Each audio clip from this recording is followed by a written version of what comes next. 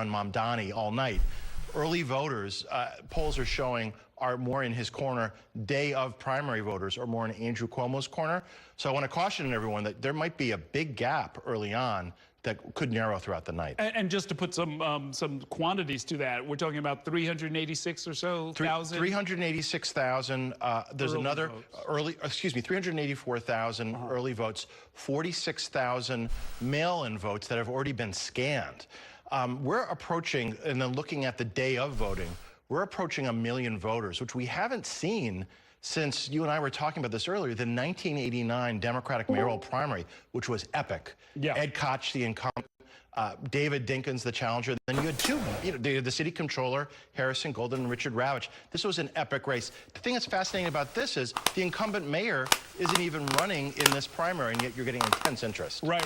So there's a lot going on, and there's, for those who always sort of scoff at the number of people who have voted compared with, 8 million people living in the city, this is about as good as it gets. This is a lot of people. Right, this is as good as it gets. In 1989, you had almost 50% turnout. We're never going to probably approach that number again.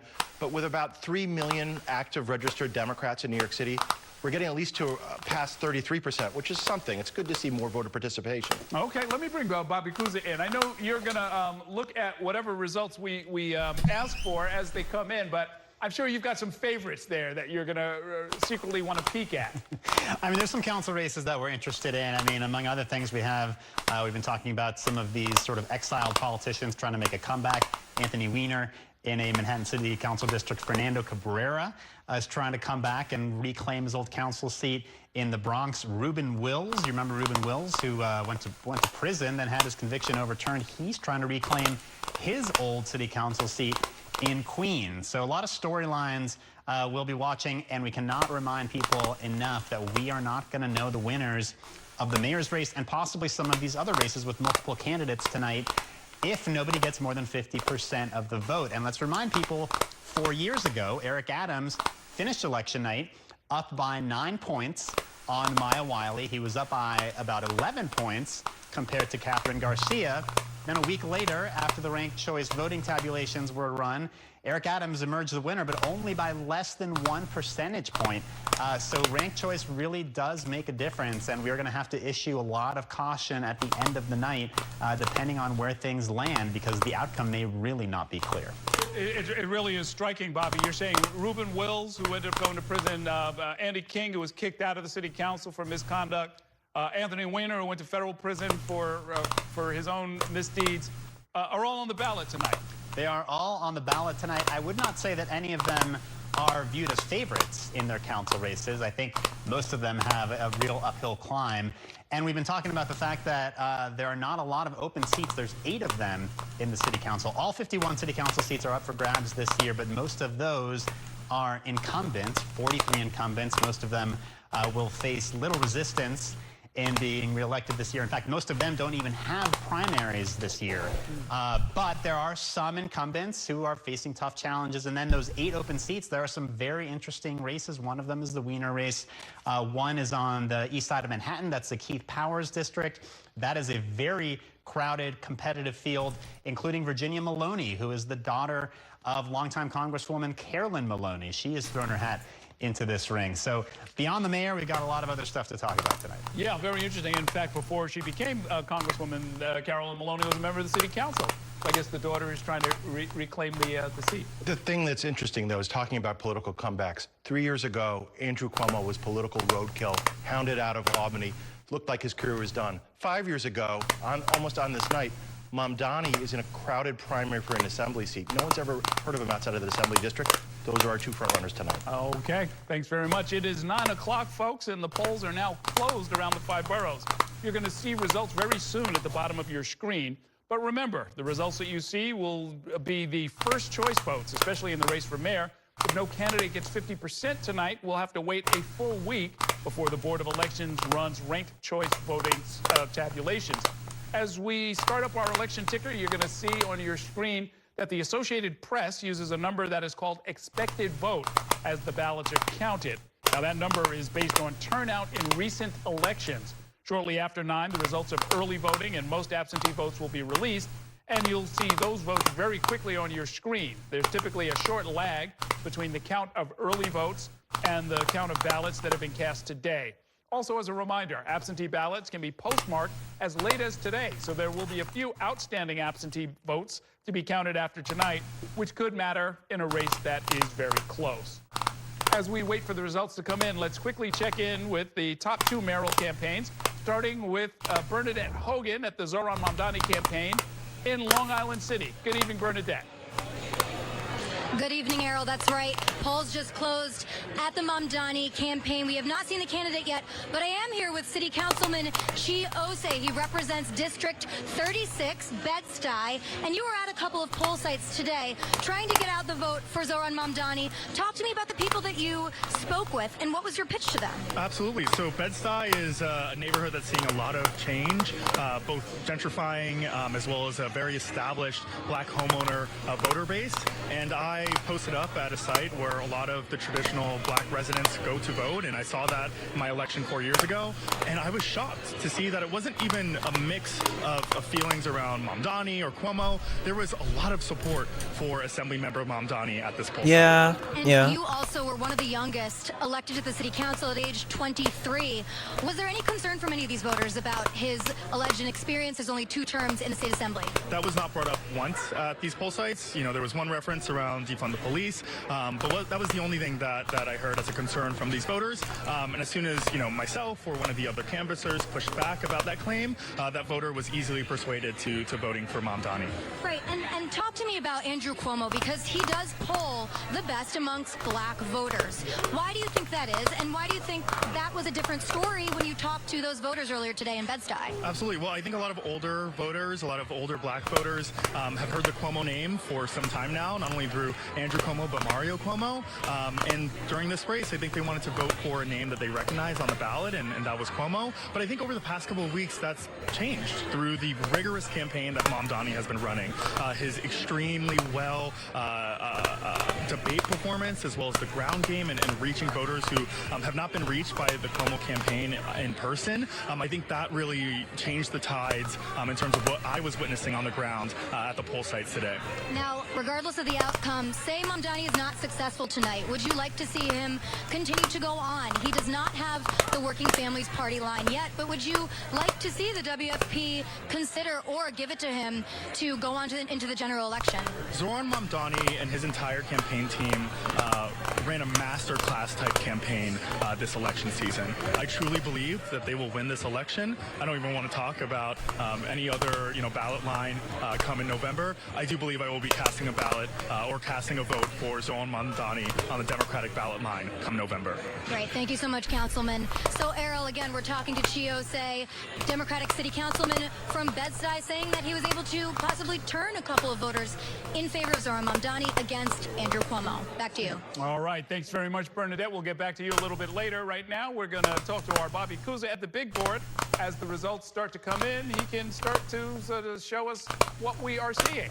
I mean, Errol, this is exactly what we talked about. We talked about this first tranche of numbers that we were going to get. It was going to be all the early vote and the mail-in votes that have been processed as of today, and we knew that those numbers were going to skew towards Zohran Mamdani. I mean, you heard our Bob say earlier that this could be the So we know that they're not going to go through the whole ranked choice thing today, but we are going to watch the first place votes. The ballots that were voted today, we're going to see those begin to roll in as well. But the initial numbers came in very strong for Zohran Mamdani, but that will probably change as the night goes on, as we've discussed. So we'll see how close the first place votes are, and if it's like really fucking close, dude, oh my god. Mamdani with 43% to Andrew Cuomo's 34% and 13% for Brad Lander in third place. I'm hoping they're going to be really close. Quickly, by the way, Adrian Adams, City Council Speaker, in fourth right now with just 4%, low single digits.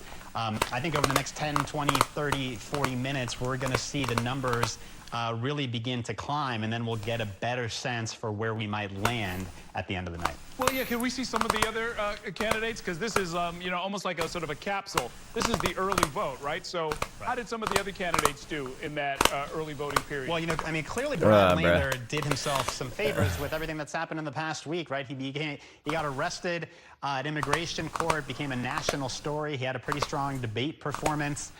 He, got the not the endorsement per se, but he got a lot of support from this New York Times opinion panel. And he's at 13%, which is a little bit higher than he had been doing in some of those recent polls. So those are clearly the top three. There's some space between Brad Lander and Adrian Adams in fourth place. Scott Stringer in fifth, just 2%, and then everybody else is down at about 1% or below. Zelnor Myrie, Whitney Tilson, Jessica Ramos, who effectively dropped her campaign, and Michael Blake with only about 1,400 votes total, looking at the raw vote total. So we talked about this being a two-man race, and that is really what it looks like it's going to come down to. Although we should point out, Brad Lander in third place. He's going to accumulate some votes, and assuming this then goes to a ranked choice tabulation a week from now, it's going to make a big difference who those Brad Lander voters ranked further down their ballot. If they had Mamdani ahead of Cuomo, those votes will then go to Mamdani once the tabulation is run. So, a lot of moving pieces here with ranked choice voting. I think the better that Brad Lander does, the better it becomes for Zohran Mamdani tonight. Okay, very interesting. I have Courtney Gross here with me in studio, and in some ways, not a surprise, right, that Mamdani would do well, but it really sort of sets a marker, right? Cannot see those numbers, now 9 to 10 points ahead. If he can maintain that throughout the rest of the count, that's the victory he's looking for. He's certainly in a good position. We know that, like Bobby Kusa was saying, in polls that his voters were much more likely to vote early. And we've seen some really interesting analysis from WNYC and Gothamist, who's really broken down where this early vote was coming from. A lot of it coming from Brownstone, Brooklyn, which is obviously kind of Mamdani territory, including some analysis that showed of the early vote that came in, which was almost 400,000, which is almost double the amount that we saw in 2021, that a quarter of those early votes, which is what we're looking at now, were new voters, people who hadn't voted within the last decade, potentially, new people who had just moved to New York City, or these young voters that we clearly saw came out who are interested in the Mamdani candidacy and are out there supporting him. It shows he's got some enthusiasm, he's got some grassroots support. I mean, we've heard the lines on the campaign trail for so long that they've knocked on 1 million doors, that they have 40,000 volunteers, and I think that this is what we're showing in these numbers. Will Cuomo be able to catch up? It's early. This is a percentage of the vote. His voters are more likely to vote today, but I think what we've seen in Ayanna Harry's reporting, who's obviously covering Andrew Cuomo throughout the day, is that there was, my interpretation is, a little bit of a sense of urgency from the Cuomo campaign saying, it's hot out, please get out to vote. He originally was going to vote early, and then he changed his whole schedule to vote on actual primary day to make sure and encourage his voters to get out there, even though it's obviously brutally hot out there. Yeah, to this moment, actually, still in the 90s. Well, we've got a race to call. Surely not, right? Yeah. New York 1 is projecting Jumaane Williams as the winner of the Democratic primary election for public advocate. In some ways, Courtney, this wasn't all that much of a surprise, but it looks like it was an overwhelming victory. In this kind of a case, there's no ranked choice tabulation if you're over 50%. Yeah, so he is obviously in the clear here. Jennifer Raj-Kumar was trying to challenge him, clearly a very close ally of Eric Adams. I would be so detailed and documented over the I was like, ain't no way, bro. Primary, how often surely not. With Eric Adams, surely fucking not. Other colleagues in the media have done the same. I wonder if some why is might dog see this life race in particular as some sort of litmus test on the Adams administration, because Jennifer Raj-Kumar is clearly so close to the mayor. This was a race that many people didn't pay that much attention to. What is this? Jumaane Williams was clearly in a strong position, wasn't necessarily at risk of losing his seat. Right. And so even with only what the Board of Elections says is about 14%, a little under 14% of the vote of the scanners having been fed in. I think it'd be really funny if I had Tristop call in, be like, votes for. All right, who the fuck? Jumaane Williams. How the fuck does it work? In the early voting period, there's no way to catch up. Let's check in with our Ayanna Harry. She's at the West Village celebration for Andrew Cuomo. He's at his campaign headquarters tonight. Ayanna, dog stealing my my views, bro. Yeah, Earl, Errol, this is not only the campaign headquarters for Andrew Cuomo, this is also the very room where Andrew Cuomo launched his campaign for mayor just about 4 months ago. Tonight is an opportunity for Andrew Cuomo to gather his supporters, the people who have endorsed him, the people who have campaigned and volunteered for him, to say thank you. And I have one of those people here tonight with us, State Senator Jessica Ramos. You were on the ballot today, the first woman in this race, but there was a point in a moment where you decided to endorse Andrew Cuomo. Walk me through what you were thinking at that point and why you felt it was so important to tell your supporters to now vote for Andrew Cuomo. Well, for me, there was a clear point in time where the race came down to 2 people. That's just a very sober view of where we've been headed. And so I wanted to make a choice and a recommendation for my neighbors, for our communities, to be able to vote for a mayor that has experience, that, you know, we can know is going to be able to put together a good team and protect us from the attacks that we've already been getting from Washington, D.C. Whether it's our immigrant population, whether it's the unlawful defunding of our education, of infrastructure projects. These are all critical things to New York's well-being and the progress that we should expect over the next 4 years. And between those 2 men, there's only one who we know can deliver on that work. I want to talk about your neighbors in Elmhurst, Corona, Jackson Heights. How did the Cuomo campaign reach them? Did they do enough to reach those folks? And what are the key issues that matter to the people in your district? You know, well, throughout this campaign, we've seen the Cuomo campaign really engage with Black and Latino voters. God damn, look at that. We want to make sure that there is ample opportunity for not only jobs, but careers. There's a reason we're at the Carpenters Union today. This has been a race always about tackling the affordability crisis, the climate crisis, the mental health crisis, with good jobs, with union jobs. And so that, to me, has really been something that resonates with voters in my neighborhoods and across the 5 boroughs. And you felt there was a visible presence from the Cuomo campaign in those neighborhoods? I absolutely believe people were engaged. I saw clergy engaged with the campaign, our district leaders who are always out there doing the good unpaid work. God damn it. Please, dude. Please, New York.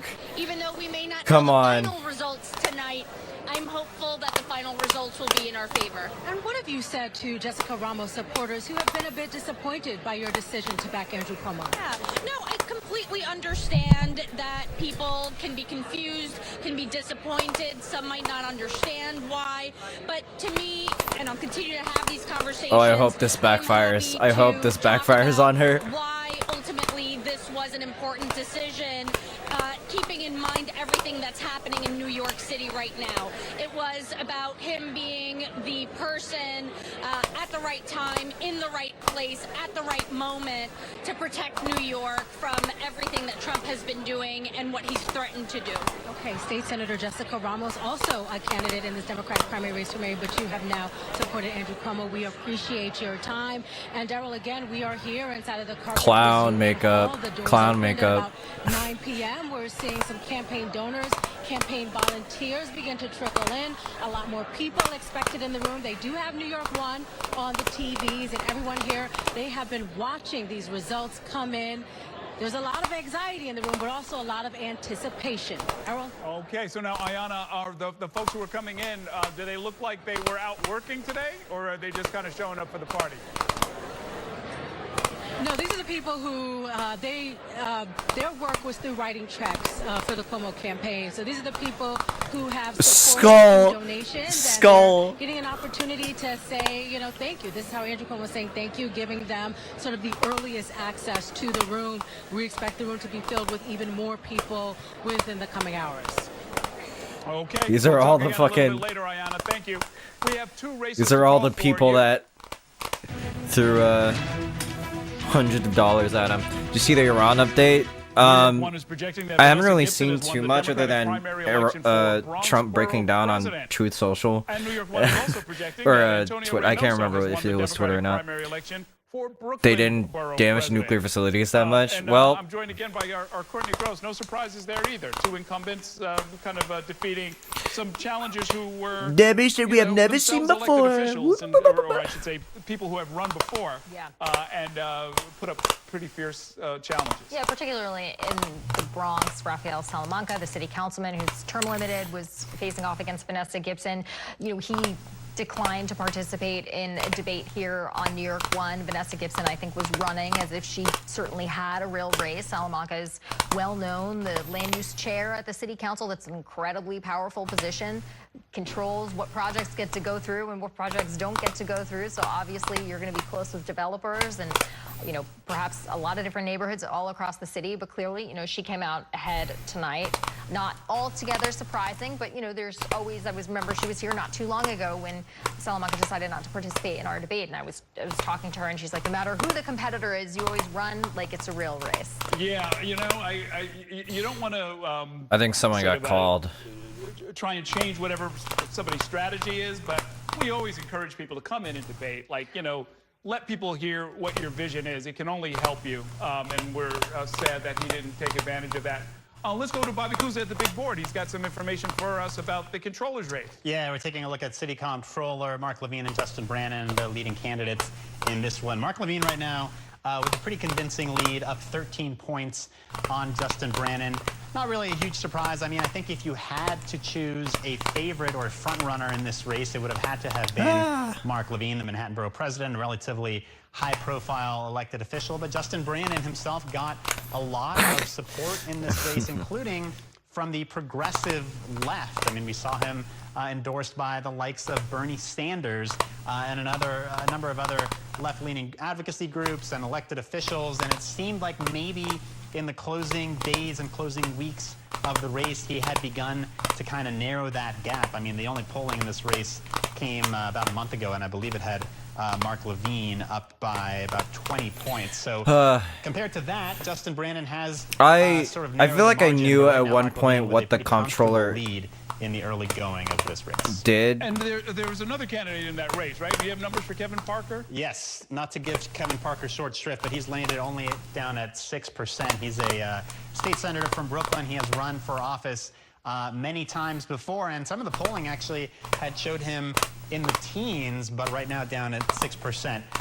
So he's in fourth place, actually, in this four-man race. Yeah, so the way people think, and I'm sure some of Brandon's supporters are thinking, it's like, well, look, if we've got some second-choice votes coming from those two other candidates, this could, in fact, be a close race by the time the numbers are all counted. Right, and this is one of those races where we're not only going to be looking at the margin, we're going to be looking at how close this number is to 50%. Because if this race was over right now, obviously Mark Levine would have, you know, a significant lead, but with less than 50%, he couldn't announce he was the victor. This would have to wait until next Tuesday in ranked choice voting.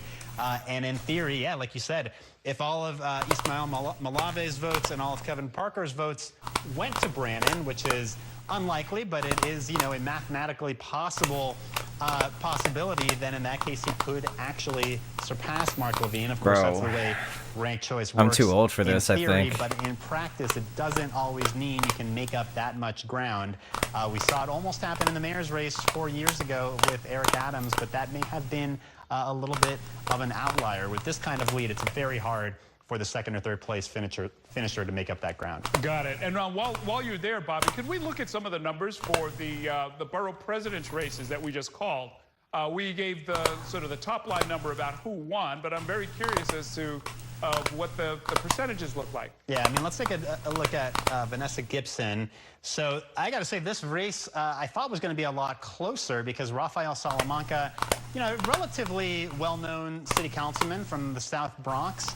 He's being term limited out of office. So, you know, gunning for Vanessa Gibson, who is a relatively popular borough president. She's been a lawmaker in the Bronx for a long time. It's not that often that you see a sitting elected official like this, who's pretty well liked, actually being primaried by another prominent elected official. But Rafael Salamanca got a lot of money in this race. He had some endorsements, but in the end, Vanessa Gibson seems to be running away with this thing, not particularly close. And then in the other one we were looking at was in Brooklyn, Antonio Reynoso.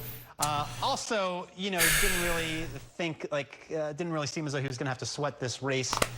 Kari Edwards had some endorsements in this race. He had run for this office before, but Antonio Reynoso, pretty well-regarded borough president, and you see here the differences. Too much about talking has so been cruising done, to re-election. but okay, thanks very much, Bobby.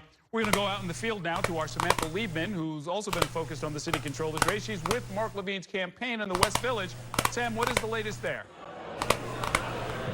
Well, the mood is upbeat right now. People are just starting to trickle in to see the results. Of course, they're very happy right now that Mark Levine does have the early lead. This has been overshadowed by the mayor's race, of course. I'm supposed to go to a friend's house today, and he ghosted me. I'm waiting for Ty to just hop in the call if he can. What is happening in Washington, and really, these two candidates, Mark Levine and Justin Brannan, have, yes, they're running against each other, but really they've been taking aim at President Trump, especially after the federal government clawed back that $80 million in reimbursements to help with the migrant crisis. So that has been a big factor in this race, but also how they are going to handle the city's pensions as well as other things, housing. They've been focusing on that as well. We spoke to Levine's campaign manager. What's this stream for? This is based on we're covering in very huge quotes the New York City mayor race. About how we were going to rise up together. And then all of those street corners that we all stood on and the subway stops that we did, it was always about people wanting to do better and accepting the best that we can be for each other. I believe to my core that public service is the most honorable profession. And when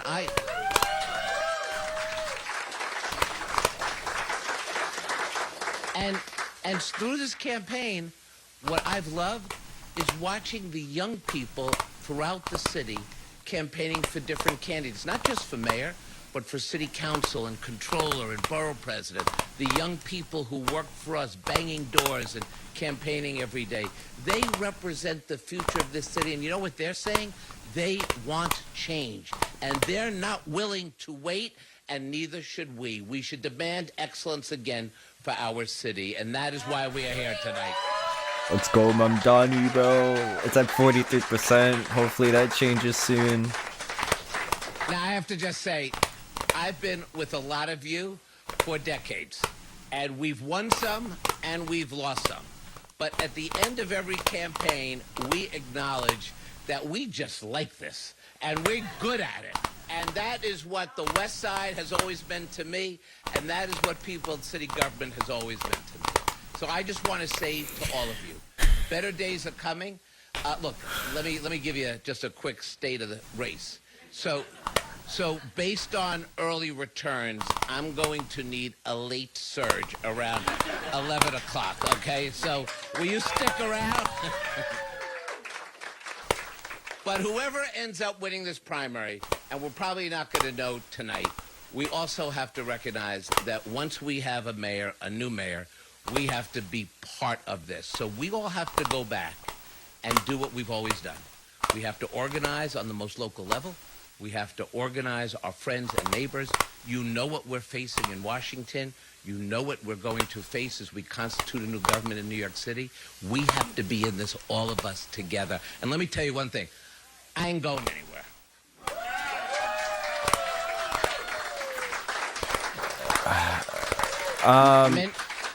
Many of you think that this probably in a couple series days that we've been on, this Netflix series, you may wonder whether we're getting canceled. But I'm telling you, watch the trailer coming soon. So I just want to say some personal things. First of all, you don't do a campaign by yourself. And while I can't acknowledge every single person in this room, many of you have been with me such a long time, you know in my heart I will over the coming weeks. But I do want to first start out recognizing my entire family. First, Max and Miles, who are not here tonight, but are watching on Miles. TV. All right. Miles said to man. me, you know, Dad, this No, is my Xbox last is campaign, fucking cooked, you know, man. and I said, then as I left the house, Like, he goes, we're not going to do this again, are we? I want to thank somebody who I just love her so much. And one of the great things we've enjoyed in this campaign is we've been traveling together on a regular basis, going to all the events, the house parties, the fundraising. Is it really that bad? I really do think the wrong person in our family runs for office. If we were smart, we would have just elected Elise and be done with it. Not too bad. But I am very, very lucky to have you, and I know that. And everyone here is thinking, yes, you're right. So, and I want to say, look, we were a small but mighty campaign staff, and I just want to thank the people on the ground who are with us every day. First and foremost, the person who inspired me to run and then literally left everything on the field, somebody who had to take her own personal attacks, sacrifice so much, somebody who I think Elise and I is right. She's just part of our family. Please acknowledge Elaine Fan for the amazing work you did.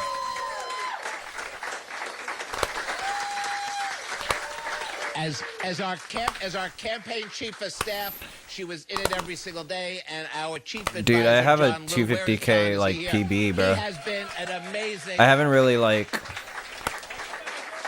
He has been amazing. I thank him. His advice has been incredible.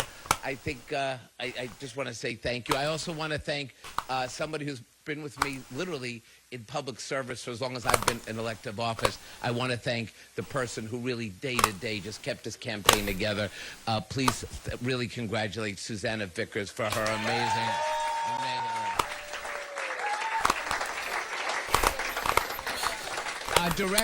Our director of field operations, Like Dan that shit. Johnson, Yeah.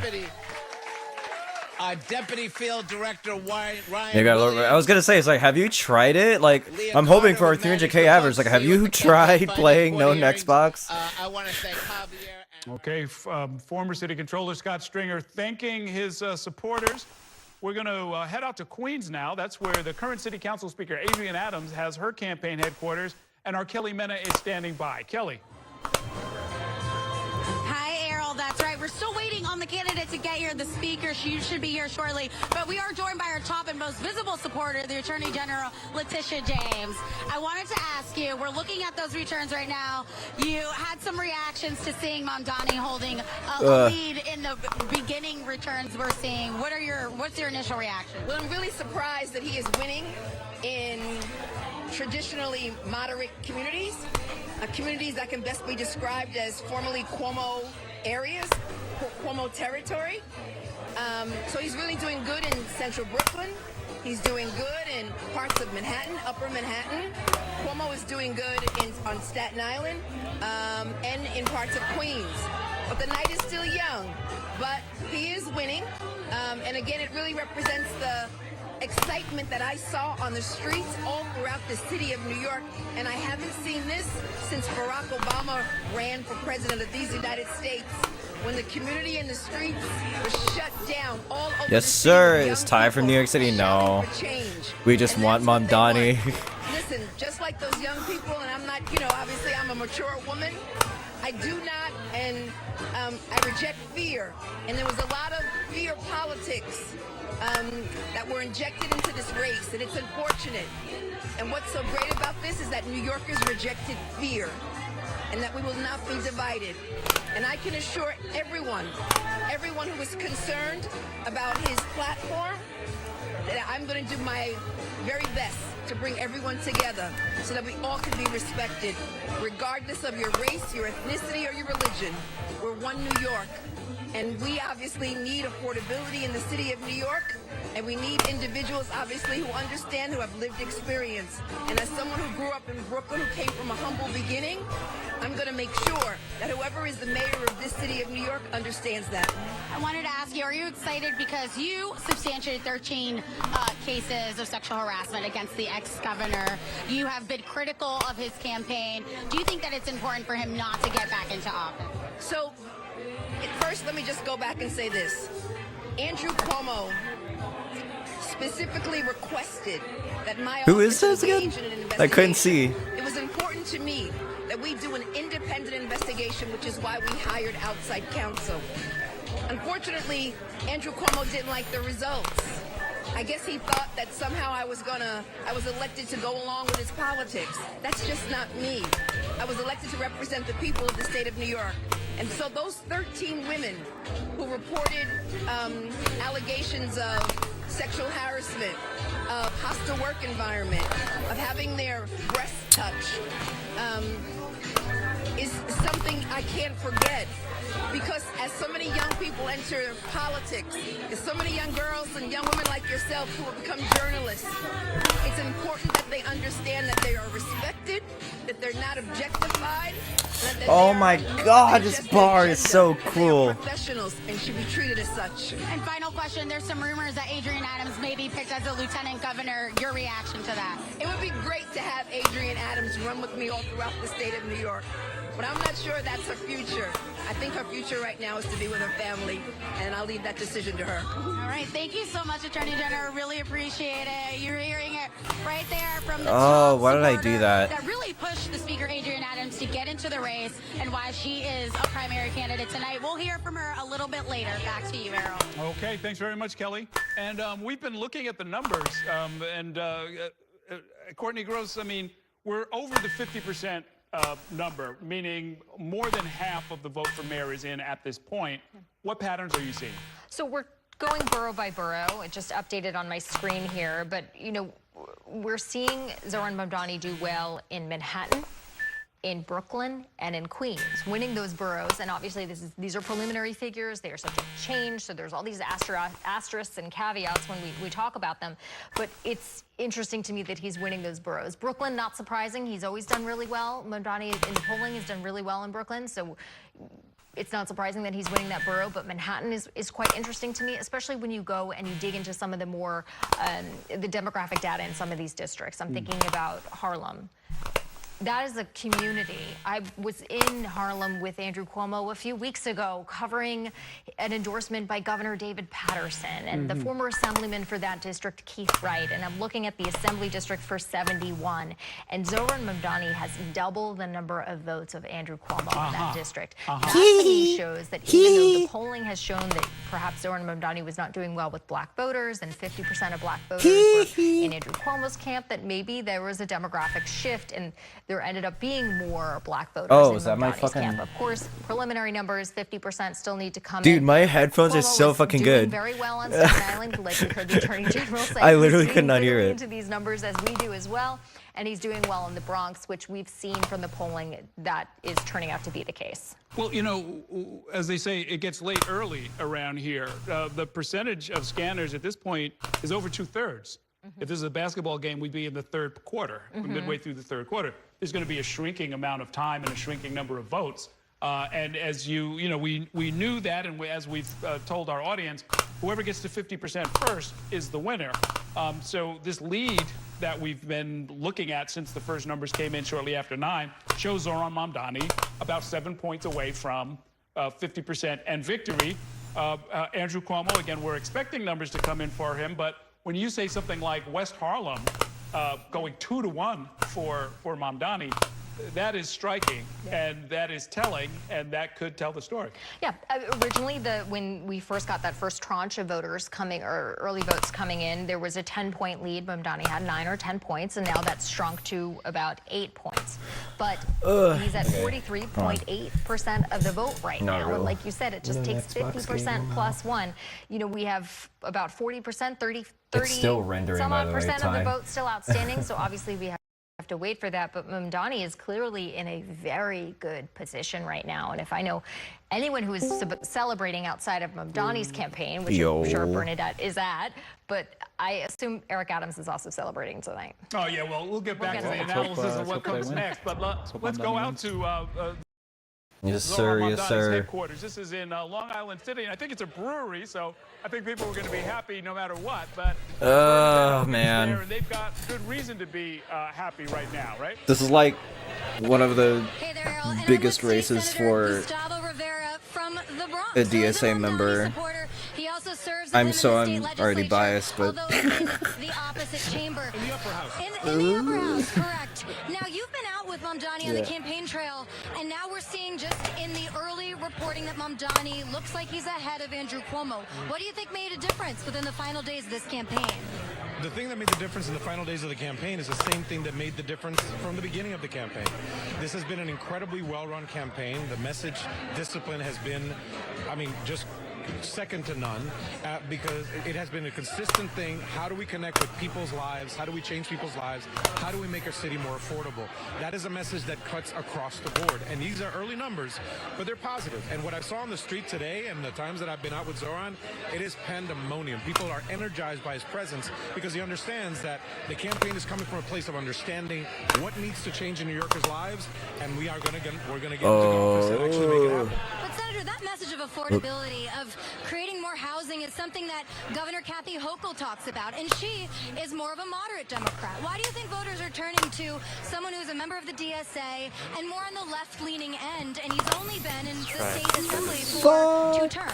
I think it's just, listen, I think that the message has a lot to do with the messenger as well. Let me also share a my lot of the reasons why the governor started talking screen. about affordability. Oh my is God, because it Zoran was talking about rendered. affordability. Okay. I mean, I think if you would have asked me at this time last year what this campaign was going to be about, the mayoral campaign, everybody would have probably said it's going to be about public safety. But the reality is that the narrative changed, but it only changed because I believe that the Zoran campaign actually connected live, with what is really not editing, but of people's everyday lives. So certainly public safety is a concern, but affordability is a longer-term concern that cuts across all boroughs, all demographics, and I think that the numbers are showing us that. And affordability, part of his fiscal policy, really would hinge on the legislature approving a tax on the wealthiest of New Yorkers, something that the governor herself had said, I'm not doing that, that's a non-starter. You are a supporter of that proposal. What do you think it will take now if Mamdani ends up winning and he's the mayor? What kind of action, what kind of course of action will he take? What do you recommend? So let's talk 2 things. Back when Cuomo was governor, we got him to do things that he didn't want to do. We changed taxes on the wealthy. We did housing policy. We actually got the excluded workers fund. All of these things that he didn't want to do, but we got him to do it because we put enough pressure. Now, fast forward, the 50,000 plus volunteers that were out there in this type of weather, knocking on doors, talking to people. Do you think they're gonna go away? No. We're gonna ask those same New Yorkers. I want you to put the pressure now on the legislature, on the governor, because these are things that we need to do to change people's lives. I sincerely believe that we're going to take the energy that made this campaign a possibility, and we're going to take it right into the governing. Because remember, Zoran was an organizer before, he's an organizer now, and I believe he will be an organizer mayor as well. And quickly, final thoughts. You were in the legislature when Andrew Cuomo was governor. Yes, I was. Talk to me. Why do you think that issues like sexual harassment and his handling of the pandemic didn't appear to hit really with voters in the early days of the campaign, but we're hearing more and more of it? We saw some of the women who had accused him of sexual harassment appear with another campaign, Brad Lander. Do you think that that message has resonated with voters? This is the thing about Cuomo. Cuomo, I'll give him his credit. From a distance, he is good at pomp and circumstance, and he's good at looking like a good leader. But all you got to do is scratch beneath the surface. And what we did, what not only myself, but thousands of volunteers did around the state, around the city for months now, is we asked people to really ask themselves what Cuomo did when he was in office. And the reality is that there's so many things that Cuomo did in office that actually created the problems that he actually is saying that he's going to resolve. And he did all these things. And then when you do them, when you do that, when you remind people, there's a Zoran canvasser that called it the flippery quotient. 98% of the people that we talked to, that you actually explain to them, do you remember what Cuomo did? They go like, you know what? I can't vote for that guy. I can't vote for that jerk. Eventually they get there. So that's what we're talking about. From a distance, he looks good. But once you look closely at him, you look closely at his record, most New Yorkers will reject him. And I believe that's what we will see tonight. All right. Well, thank you so much, Senator, for your time. That was State Senator Gustavo Rivera from the Bronx, the 33rd District, who, again, he was the State Senate Health Committee Chairman during COVID. He worked intimately with Andrew Cuomo, but he also works with Zoran Mamdani, who is in the State Assembly. Errol, back to you. All right. Thanks very much, Bernadette. Let's check in now with our Dan Rivoli. He's standing by at the campaign party in Park Slope for Brad Lander. Lander, of course, cross-endorsed with Mamdani late in the campaign, so in some ways this is good news for them as well. Good evening, Dan. Okay, good evening, Errol. The mood here is big, it's ebullient, and it's not because of the open bar. When I spoke to a Lander campaign official before the polls closed, they said they had 2 goals in this race. Win the primary and prevent Andrew Cuomo from getting the Democratic nomination. Here we go. Now, with the since they're counting the votes, they are really excited to see Mamdani Literally. continued his lead, even though their preferred candidate, Brad Lander, Yo, what's up, It's actually fucking real, dude. No, next box. Oh, I need to do that again. Endorser Brad Lander, thank you so much for being here on New York One. Yeah, find out no next box while we watch. Seeing that the While we person watch. Lander We watch cross them. endorser on Mamdani is maintaining his lead.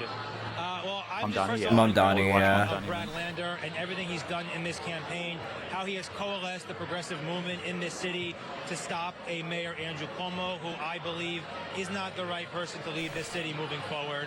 I've known Brad for many, many years. I would be here. If No, this is not no next box cool. I haven't even played it since 2020, like early 2023. Exciting to see what has been built in this city. I don't even know what my PD around is. the energy of this mayoral campaign. I have not had a chance to work as closely with Zoran directly in Albany. I know a lot of people who have or are excited about what he has to offer.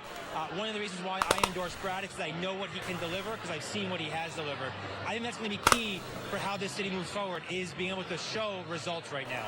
And polls were showing there were some Brad Lander voters who were going to also rank Cuomo. Then the cross endorsement came. When you were out talking to voters, what did you hear from them? Were they recognizing that cross endorsement, and do you think it shifted? I definitely felt the shift on the ground. I think a lot of people that I spoke to were diehard Brad supporters, but also recognized that they had a bigger obligation and opportunity to make sure that the future of this city is not in the hands Minus of whatever I got someone and got who's it. from the I got it in past. 2021 And qual. that they block the potential My current of one Cuomo is to become the 250. next mayor. And so I did feel that shift on the ground quite significantly. And I was all across my district today, from Bay Ridge up to Brooklyn Heights. I heard that message consistently and clearly from many types of voters. Now, of course, obviously Brad Lander in a distant third. What do you hope for him and his political career in the future going forward? Whatever Brad Lander wants to do, I will be right there beside him, because he's been beside me every step of my career. He believed in me before I was even elected and helped get me to where I am today. And so I'm excited. I'm disappointed he wasn't #1 tonight, but I'm excited to see what he wants to do next. And whatever that is, electoral politics or otherwise, I'm eager to play a part in it. And seeing the polls leading up to Election Day and now seeing the results, what do you think it says about the electorate and what Democrats here in the city want from their nominee? Democrats want leaders who are going to fix their problems. There is a huge housing crisis. There is a huge affordability crisis. There is a child care crisis. People can't afford to live in this city. People want action. They don't want solutions from people who caused these problems a decade or so more. They are demanding action. They want Congress to act. They want the federal government to act. They want our state government to act. And they certainly want our city government to act. And that's what I think we saw here tonight. And, you know, a lot of the polling had showed Mamdani's support came from white voters, high income, high educated. Do you think that is still holding, or do you think the vote is reflecting a broader support than what the polls had indicated was his core base of, you know, Brownstone, Brooklyn, Upper West Side, and places like that? I haven't had a chance to really see an update of numbers or see where things are, so I can't really speak to that. I'll just say that anyone who wants to be a successful mayor of New York has to build a coalition that covers the full spectrum of New York City. That's the recipe to success. That's what we need to see of any nominee who has a shot of winning in November and then governing for the next 4 years, particularly in this age of Trump. So that's what I think we need to see moving forward. All right, thank you, Senator Andrew Bernardes. We have Jumaane Williams, the public advocate, taking the stage behind me. Errol, I'm going to send it back to you. Okay, thanks very much, Dan. Adrienne Adams, who's a candidate running out of Queens, is addressing her supporters. Let's listen in. Into this race about 3 months ago at Rochdale Village.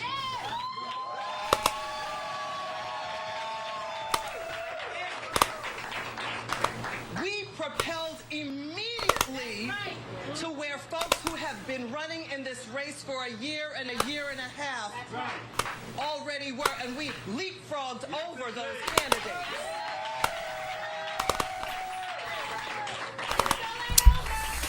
Oh no, it ain't over. Oh no, we're not going there. And then, as things began to progress, and people started talking about, we are going there. she's not gonna get matching funds. Well, y'all that were watching the matching funds came out 5 days after we got in the race. So logically, we knew that we were not going to get Literally, like 12 speeds, kind of. They scare me, but I've been practicing a little bit of that. We raised more money in 5 days, once again, as any candidate could have ever have hoped for or wished for in this race. And before I go any further, I want you all to give it up for the baddest AG that ever walked. What? Oh shit. Yes, sir, the baddest. Oh my god, Enska. I also want to thank my amazing campaign team.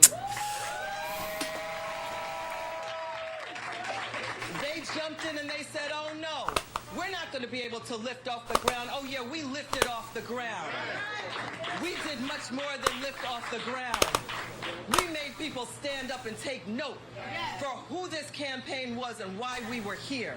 And made people realize, oh yeah, there really is somebody in this race that really does care about me. Somebody that really does want to make better for you and me. And so as we continue on, I also want to thank, oh my goodness, my colleagues that are here today too. I want to go left, but I guess I pressed it wrong. I've been grinding the new update that just dropped for my 9-to-5 simulator all day. Oh. And I couldn't be here, of course. I talk about them in any speech that I'm curious. My family.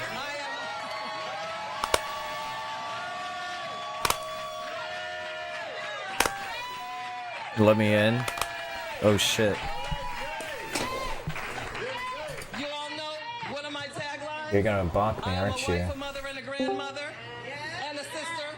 Here they are. Some of them. The wife, the mother, the grandmother. All here to support little old me. Hello?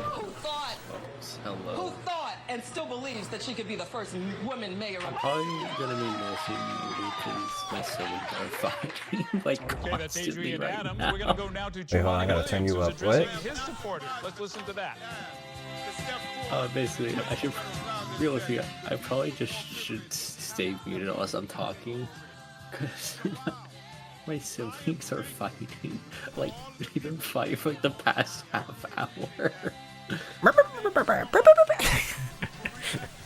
Yeah. Don't you have like Hey, a I got bunch? 1.5 today. GG's.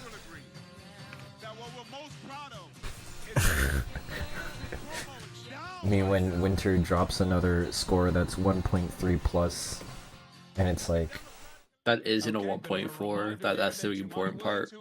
oh wow, you got more than a 1.4. In fact, get Like,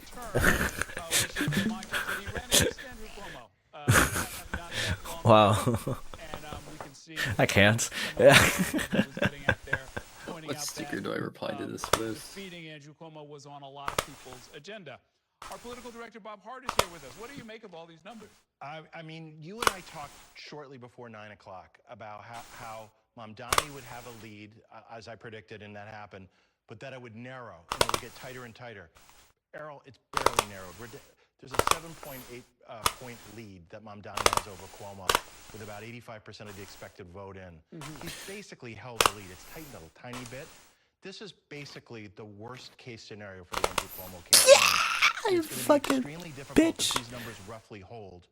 That means no one's at 50%, so we have to go to the ranked choice computer in a week.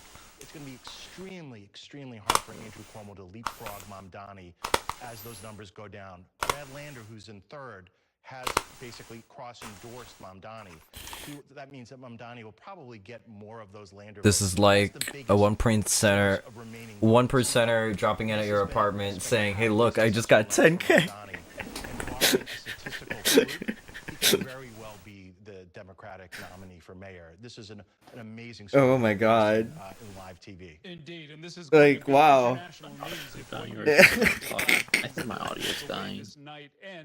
Let's go over to Ayanna Harry. She's at the Andrew Cuomo campaign headquarters Oh my god. at the Carpenters Union in the West Village. Ayanna, what is the mood like there?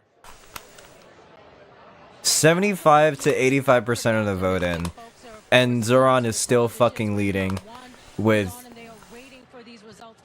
nearly... He probably didn't win the first place vote, but... Or the 50% of the vote thing. But oh my goodness. For some reason, my computer is at 0 volume. That's not good. Picked up a lot of support from younger voters, and so I did want to bring in Assemblymember Jordan Wright. You are the youngest elected official in Manhattan. What is happening? These are literally the like worst pieces I could have gone back by back. What is it about Cuomo, his message, his campaign that spoke to you? I started just not to play for known Xbox. You wanna not do it, or Huh? winter? You soft reset, does that keep an Xbox setting? No, you have to top out. Top out like that. I just realized that. So it really means a lot to me to be able to be here supporting Andrew Cuomo's run for mayor. As you walk the streets of Harlem, Oh, my select button doesn't work.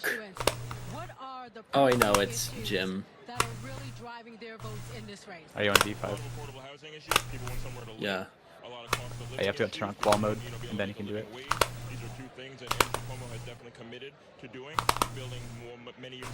Okay, my theory is not correct. Spoke about, black voters and the support traditionally for Andrew Cuomo, but we know black voters as a demographic is dramatically shifting and changing. What are you seeing in terms of changing needs and wants for black voters, and how does Andrew Cuomo also speak to that? Okay. I think Andrew Cuomo's kind of speaking, talking about what he's done. And I think, black voters, their memories are long, and they understand exactly what the deal is, and they know what Andrew Cuomo's going to bring to the table once he's elected mayor.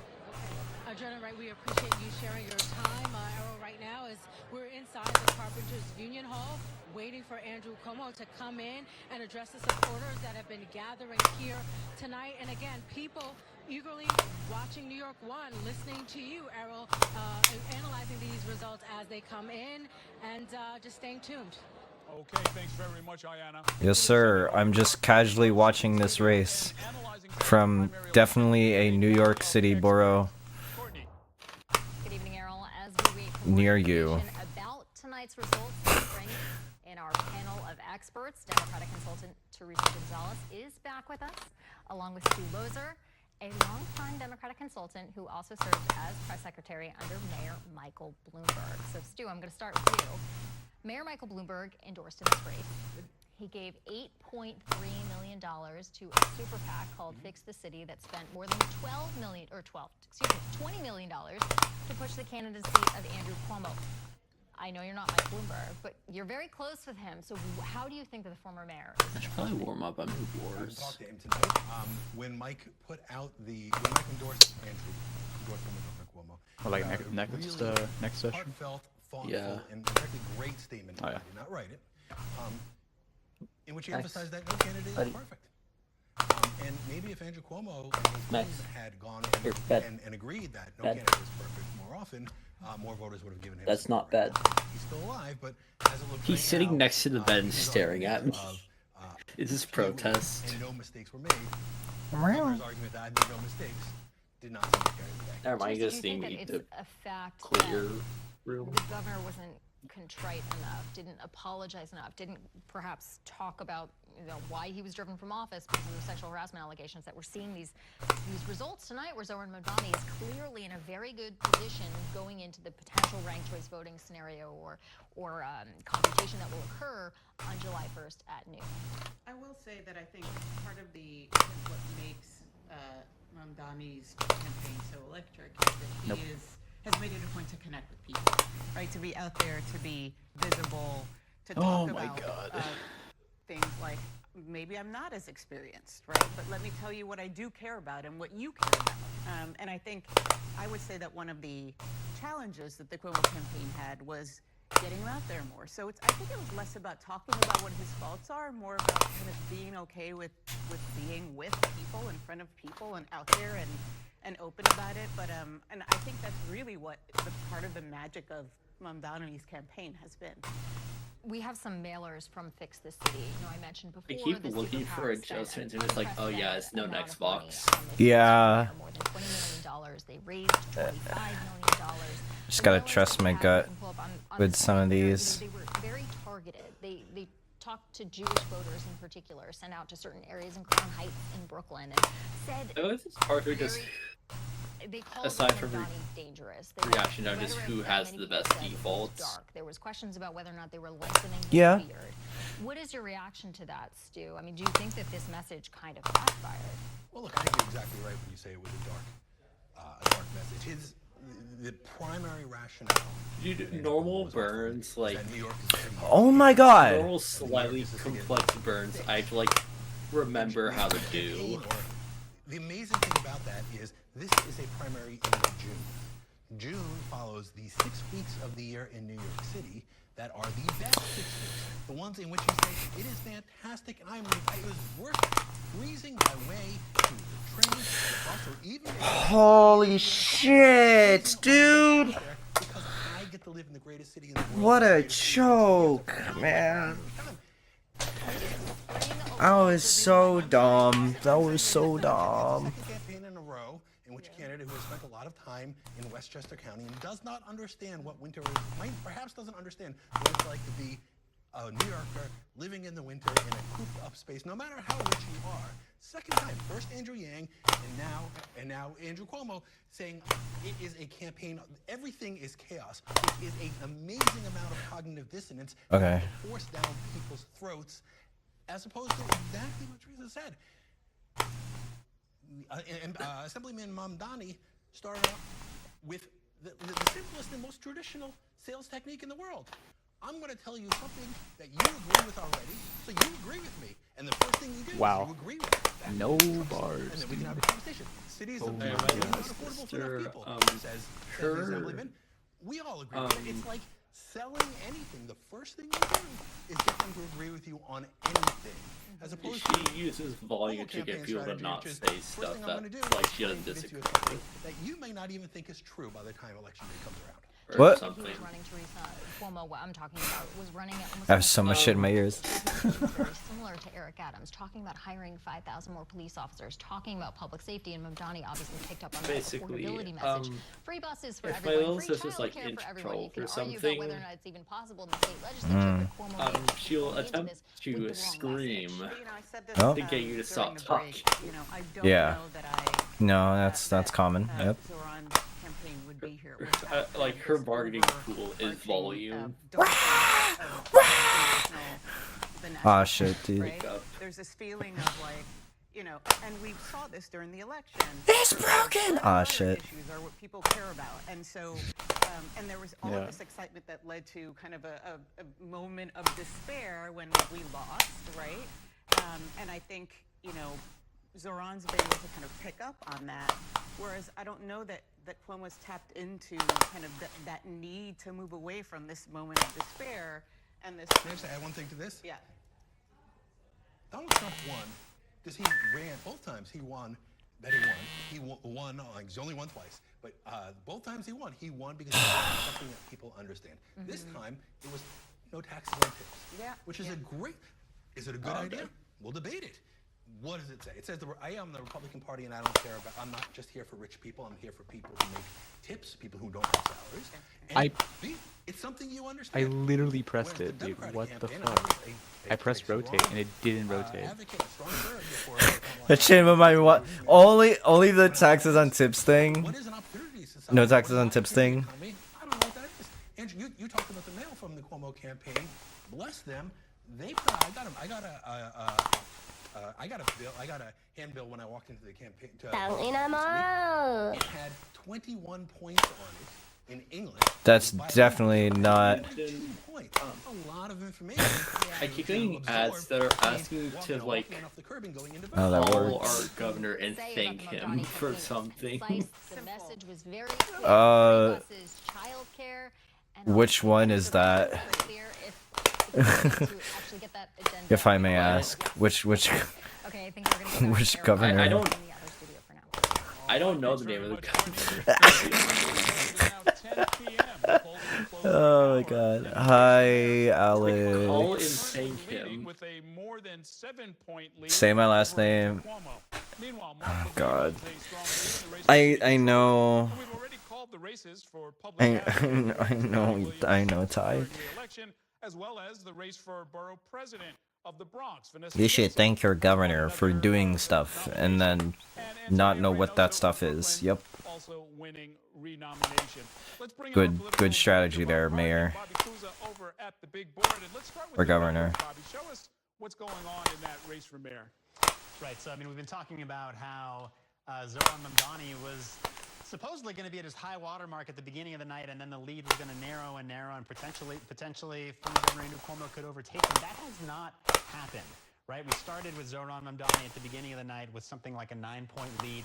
That has hardly shrunk at all. I mean, he's 7.4 percentage points right now, and we're almost out of votes. I mean, we're up at 87% of the total expected vote. Okay, Ty. I would vote for you, Ty, to be honest. Looks like nobody's going to hit 50% in this race, but it seems highly unlikely that the ranked choice votes will go to Andrew Cuomo, especially when you're talking about somebody like Brad Lander. Brad Lander's in third place with 11.4%.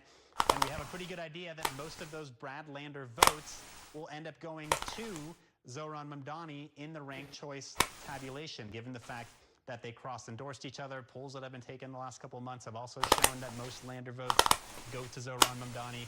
Zoran Mamdani could not be in a better place right now with 87% of the vote. I also wanted to show you a little bit of the borough-by-borough breakdown.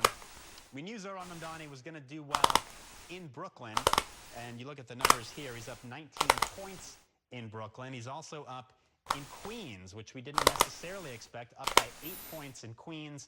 He's also ahead in Manhattan by about 6 Hope you've been well. I'm doing alright, man. So he's ahead. Have you been sending shit to my TikTok like the last couple of days? It's like the only thing I can think of right now. It's like, wait. Because I don't check that shit at all. 30 minutes. Okay. I'll just be muted. Alright, see you in a bit. Oh my god. Oops.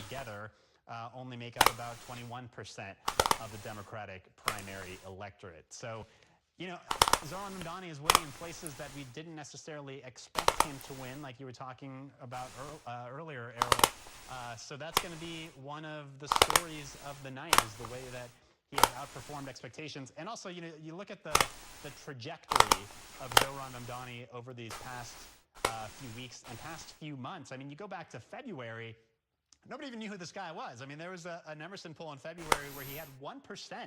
1% of the vote. He was 32 points behind Andrew Cuomo, and as recently as May, he was 12 points behind Andrew Cuomo, but he kept narrowing the gap, and now he has overtaken Andrew Cuomo, and it looks like he might end the night there. Okay, so Bob Hart, political director, what do you make of these results so far? It reminds me a lot of AOC when she beat Joe Crowley in that Democratic primary for Congress. Think about it. 5 years ago, Andrew Cuomo is governor of New York State, one of the most powerful politicians in the entire country. 5 years ago, Mamdani is running this huge crowded primary for state assembly, and yet here we are. The other thing we know, Biden's crunching those numbers. Mamdani's at about 44%. He needs 50% to win in the ranked choice. 44, dude. Back 4 years ago, Eric Adams, who eventually won, he was only at 31%. So it took him a long time to win. What I'm saying is that Mamdani is almost already at the finish line, Errol. And for Andrew Cuomo to catch him would be, like I said earlier, a statistical anomaly. This is so fucking good. I'm so fucking happy. Cuomo can catch him at this point. Right. I mean, if you convert it into raw numbers, there's something like 60 or 70,000 votes that Andrew Cuomo would have to find somewhere between now and next Tuesday. Right. And so what it would mean is that all of a real disproportionate amount of the supporters of the other candidates would be going for Cuomo. We've seen the cross endorsements. Brad Lander, who is at roughly about 10%, he has endorsed Mamdani. That means disproportionately his votes are going to go to someone who already has the lead. So it's, to me, obviously we have to count everything, but I've seen enough elections, I've followed enough, done enough math, that I think that it's going to be very, very weird math for Andrew Cuomo to somehow triumph when they turn on the computers next Tuesday. Yeah, we're going to be doing more analysis on a special podcast episode tonight, but even in advance of that, This is going to be international news tomorrow. It is, and there's already, I think, post-mortems of the Cuomo campaign that are going to be going on. What did he do? What did he not do? I think a lot of what he did not do were the candidate forums that we saw all of the other candidates go to, going around and doing the pressing the flesh, going to diners. When Hillary Clinton, who's First Lady of the United States, decided to run for the U.S. Senate, she did a listening tour and went to stores and diners and farms and acted humble. We did not really see, for the most part, that humility from the Andrew Cuomo and his campaign. Instead, they acted like they'd done this before. They knew everyone. And I think that idea that he was a quasi-incumbent didn't fly with a lot of voters, especially because he was damaged goods and left Albany.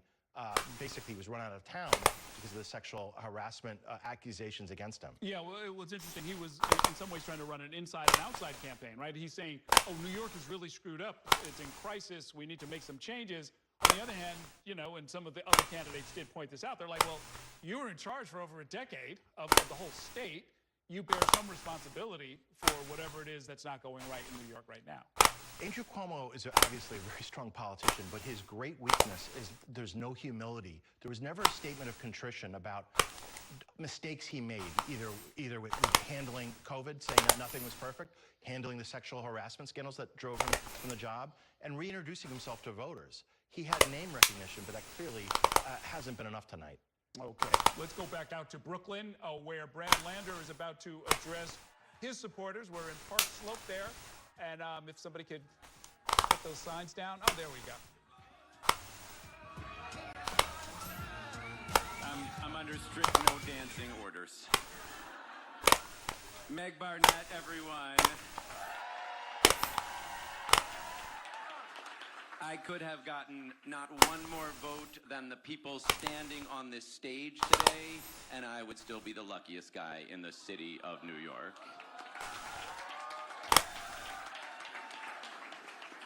Woo! Thank you all for being here tonight.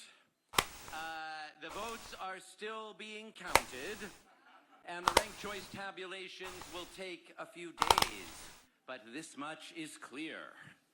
Together, we are sending Andrew Cuomo back to the suburbs.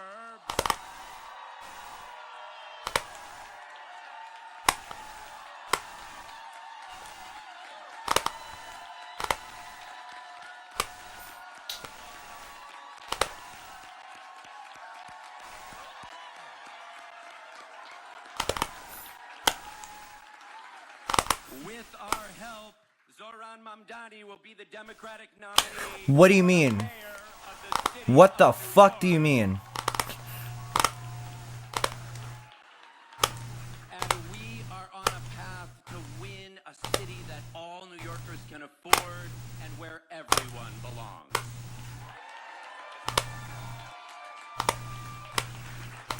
I really can't put into words what the support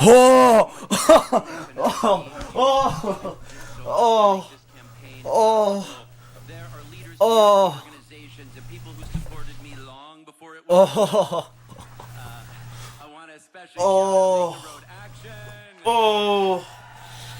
Okay.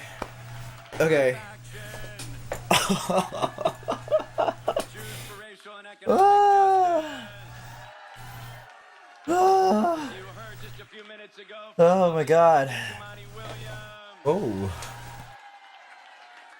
Oh my god, is that Kraken Arises? How many people voted? Let me see. And I'll mention a few more later as I see them and as they come in. But all of you, I mean, will everyone in this So 415. raise your hand? So 415. How about everyone who made a 760. 860, 868. How about everyone who stood outside 900,000-ish? Over 900,000? Maybe 910.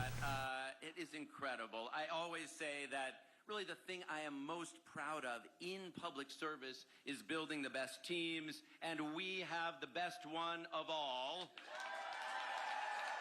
Wasn't Cuomo governor? He resigned. He resigned following like 13 sexual assault allegations. he moved people from the hospitals to nursing homes during COVID and killed, like, you know, people, which is, you know, crazy. So far is out all of them. That's so far. I think there's still what is it? Let me see. Expected vote. So expected vote that they have is about 89%. Sounds about right for mayor of New York City.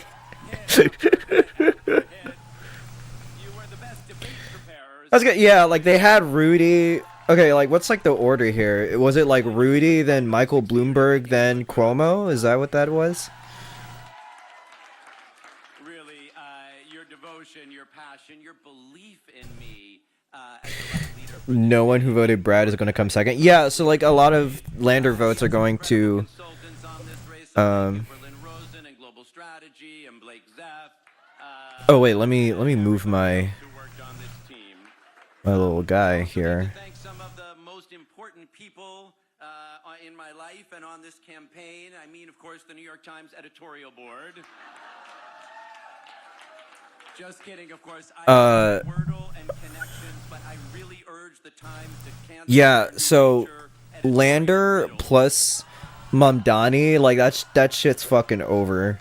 Even if like, you know, not everyone voted for Mamdani under Lander, let's say like 10%, right? That still gets Mamdani over the line. I'm sorry that Andrew Cuomo attacked St. Louis in the debate. We showed him. But really, I often say that my Like let me see. Let's de-squish here again. which I did not win. And I couldn't be prouder to be your son. Reset. There we go.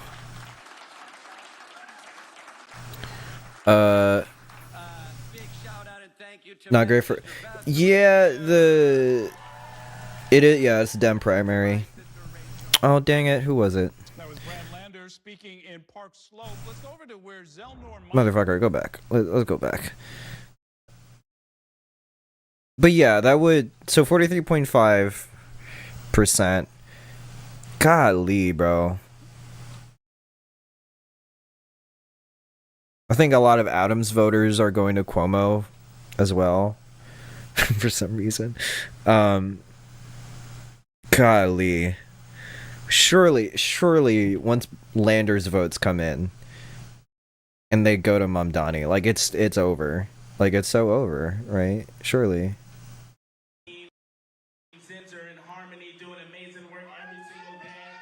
Me. And to my government team, who continue the service to this community, that helped us still deliver while running for mayor, who helped us save SUNY downstate and got $1 billion invested in, who helped us to establish an office of gun violence prevention. How behind is the stream, dude? What the hell? There we go. Where's Rudy? America's Where is Rudy, bro? Where the hell he go? Oops. And I, of course, have to thank my family. Oh, I needed to screenshot that fucking PB. Oops. My mom, who everybody knows, and everybody loves. Who is this nobody? Ah! My dad, who we brought out of retirement to come do every single thing that this campaign needed. Please give it up for my parents.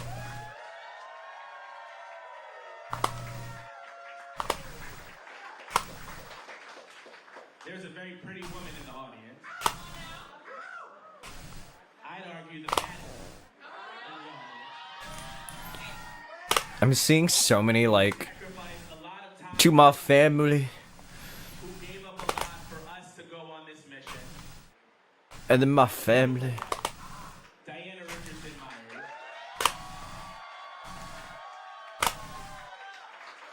Didn't Andrew Yang try to run for fucking mayor as well and also lost to Eric Adams. Fuckhead.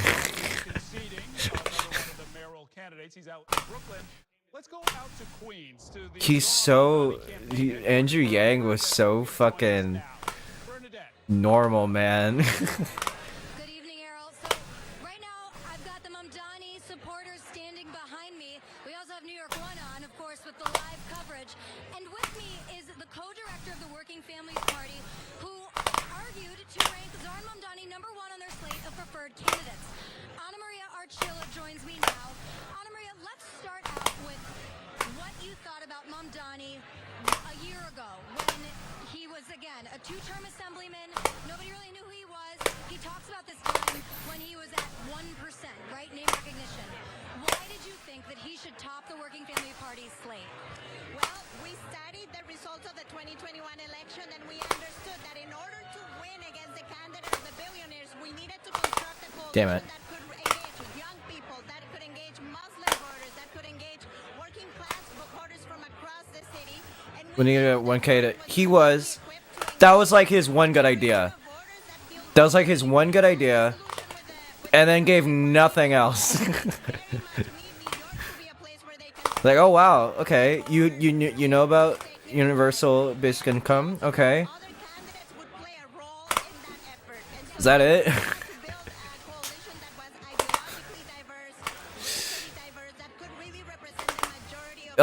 Something about like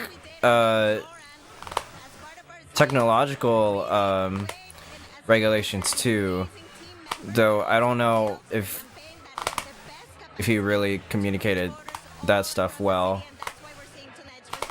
Now, when we look at past campaigns run by progressives like Mamdani, now he's a DSA member, Democratic Socialist. You also ran a statewide race for lieutenant governor. Talk to me about your race, but then also Cynthia Nixon, Zephyr Teachout, those that were able to crack. I mean, Zephyr Teachout was probably the And be surprised when leopards will in fact eat my face. A true patriot. And why are we seeing Zoran Mamdani with over 90% of election results in now, you know, within striking distance of changing those past data points? Yeah. Well, first of all, these two, both the Cynthia Nixon campaign and Zephyr Teachout were statewide campaigns. My campaign was statewide. They shared some elements. We spoke about people's economic realities, as did Zoran. Zoran took from everything and got the best. He said we have to invite people into the democracy by talking to them at the doors. He said we have to have a clear message that addresses their concerns around the cost of housing, the cost of childcare, the cost of groceries. He did that. And then I think he also understood that in a moment when the electorate was so depressed and demoralized after November, it was really important to not give up on people, to go everywhere, to talk to everyone, and to make sure that people who are always pushed to the margins feel invited to the center of our democracy and the vision for the city. So now going forward, depending on the election results tonight, which we might not know at the end of the night, we might have a couple more days until all the ballots are counted. What do you see going forward when, if it's Mamdani, what challenges do you foresee when he's going against an Eric Adams, a Republican, and maybe Andrew Cuomo if he ends up deciding to take that independent line?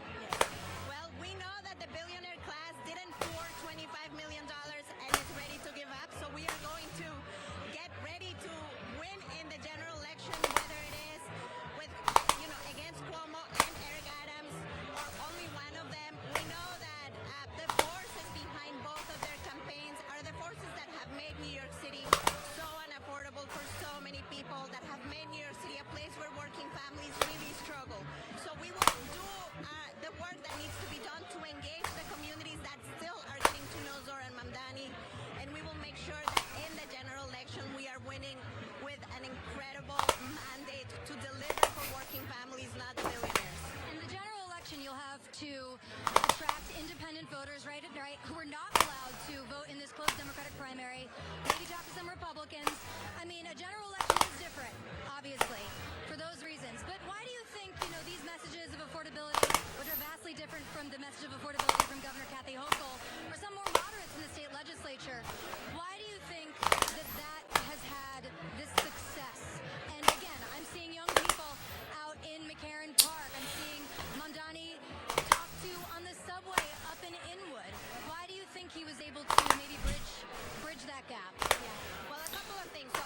God damn it. Thank you.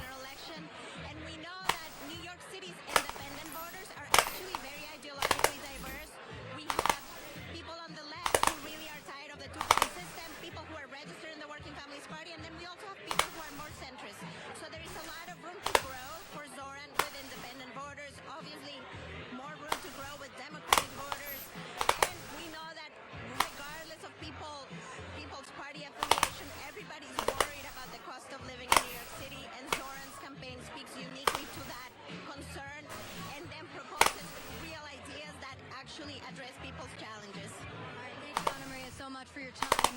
We'll leave it at that for now. So, Errol, again, very interesting. Anna Maria Achilla was not the director of the Working Family Party in 2021, and she explained that, of course, on camera. But this, of course, is a different, more strategized Working Families Party when they were coming out with their slate. And off camera, Anna Maria was telling me they decided to go with Mamdani, Brad Lander, and Adrian Adams to try to build a more diverse coalition. Back to you. Okay, thanks a whole lot. We understand Andrew Cuomo is about to address his supporters at the Carpenters Union. Let's go there now. That really put together a marvelous campaign and worked so hard. I've worked with a lot of different groups of people, and I've been through a lot of campaigns. But I have to tell you, this was a really special, talented group of people. I want to thank all the elected officials. Dude, this is actually so fucking painful.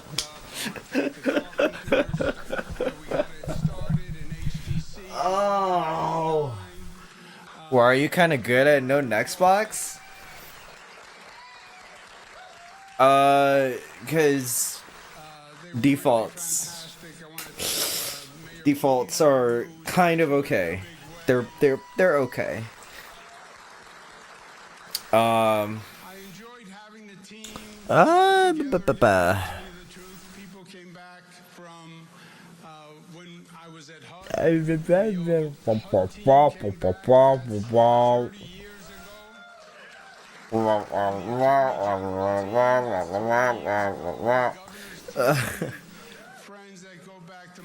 Will Omari's cheating when he wins his tournament? Exactly, and I get to have at least $500 of prize money all to myself.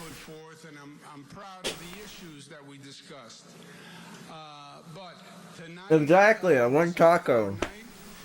Tonight was Assemblyman Mamdani's night, and he put together a great campaign, and he touched young people and inspired them and moved them and got them to come out. Let me see. And he really ran a highly impactful campaign. I called him, congratulated him. I applaud him sincerely for his effort, and let's give him a round of applause and thank him for his campaign. Wait a minute. Now, I want to look at all the numbers as they come in, and this ranked choice voting, and what the numbers actually say and do. There is no doubt that there are important issues. I was looking through the Lone Star channel and seeing what was said. That's why so many people came out to vote. You wish we had good tacos here? Depending on the tortilla, actually. I feel like the tortilla, for me, actually makes or breaks the fucking taco. Motherfucker, they changed the camera. And they deserve real consideration. And I want to give some thought about the best way to help address them. Needs to be flour. Yeah, no, literally, yeah, I'm sorry, but fucking corn tortillas are so fucking ass. I love Kazanavi, but I think he got the corn tortillas, dude. That shit was fucking raw. Not raw, but like fucking... Another word for that. Another word for ass. And he moved back over.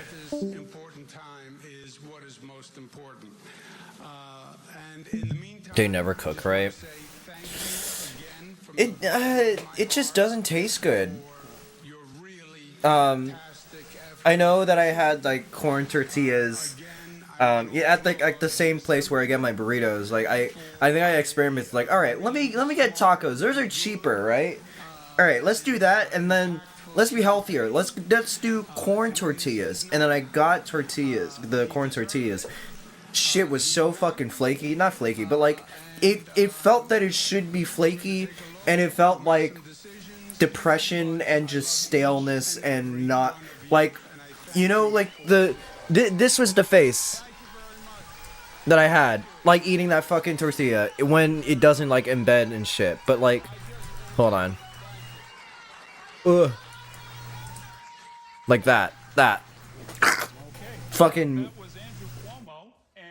Like, I wasn't, like, angry, or I wasn't sad, but I was like, man. I mean, okay, I was kind of sad, actually. I think sad was actually the closest thing I could feel when I started eating those tacos. They... He won, and he said he's going to give some thought to the issues and I guess update us in the future about hey, yo! for him. Obviously, Zoran Mamdani, according to the recent numbers that we've got. I love how we just completely talked over fucking Cuomo, dude. To talk about tacos, man. Kind of conceding the race here. We're still going to have that rank. Okay, wait. What the fuck? Did he concede? Did he fucking concede? I should hope the candidate who won will give some thought to the issues. As opposed to not, you know. Oh my god.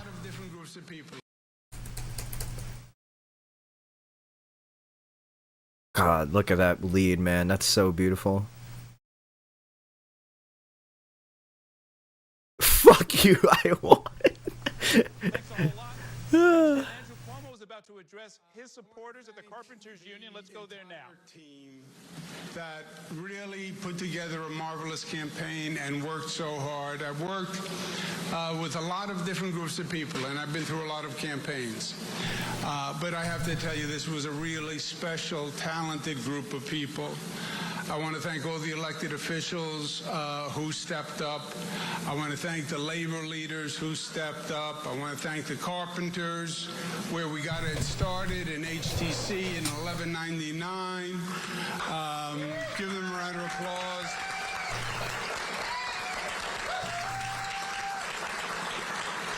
They were really fantastic. I want to thank Mayor Bloomberg, who stepped forward in a big way. Waste of money, bro. Like Bloomberg fucking cares. Back together again. I'll tell you the truth. Wife or daughter next to him? I can't tell.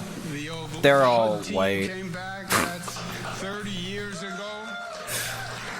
And the Attorney General team, that's 20 years ago, and the governor's team, and friends that go back to my childhood. So that was all enjoyable. And that feels so weird to talk about. That feels so weird to talk about. Oh, my friends in these high up places, and fucking meanwhile, like, I'm sitting here. If I was a New Yorker, I'd be like, dude, my rent is too damn high. Shut the fuck up. Assemblyman Mamdani's night, and he put together a great campaign, and he touched young people and inspired them and moved them and got them to come out and vote. And he really ran a highly impactful campaign. I called him, I congratulated him, I applaud him sincerely for his effort, and let's give him a round of applause and thank him for his campaign. Now, I want to look at all the numbers. Yeah, like, wait, hold on. You should not be around young people, actually. What the numbers actually say and do. There is no doubt that there are important issues that are facing this city. That's why this election is so imperative. That's why so many people came out to vote. because these are real issues, and they're not getting better, and they're getting worse, and that's why New Yorkers are as concerned as they are. So the challenges we face are real, and they deserve real consideration. And I want to give some thought about the best way to help address them, the best way to help the party, but most of all, the best way to help the city. And that's what we'll be thinking about as we go forward.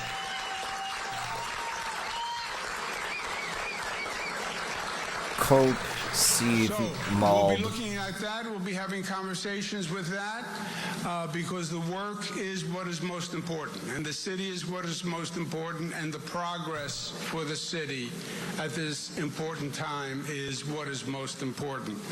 And in the meantime, I just want to say thank you again from the bottom of my heart for your really fantastic effort and friendship. Again, I want to applaud the Assemblyman for a really smart and good and impactful campaign. Tonight is his night. He deserved it. He won. And we're going to take a look. We'll make some decisions. But I love each and every one of you, and I thank you for what We're gonna look at the facts, and we're gonna fire a bunch of people, baby. Thank you very much. Oh my god, dude.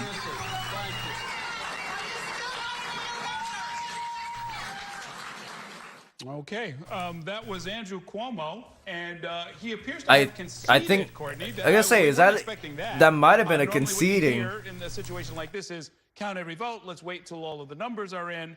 Andrew Cuomo leaving no doubt. In fact, he said he called Zohran Mamdani. He said tonight was his night, and pretty much that's good fucking shit, dude. The Assemblyman, he deserved it. He won, and he said he's going to give Oh some my thought God. to the issues and I guess update us Da-da-da. in the future about potentially what's going to happen for him. Obviously, Zohran Mamdani, according to the Good shit. So happy to be on it, and so happy to see the final next week. I think that was Adrienne. Seeing the way you finished tonight, do you still stand by that decision? And do you think it was the right decision for your campaign? Oh, absolutely, absolutely. I got into this race for an everyday New Yorker, for New Yorkers that wake up and see the same thing. I have my whole family here, wife, mother, grandmother. This is my foundation, Kelly, and I ran this race for our communities and the folks that were not being seen and heard.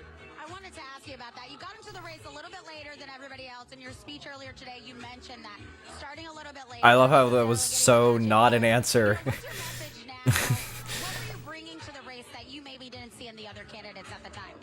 I was bringing in a voice. Number one, as being, the Speaker of the City Council, bringing in that experience.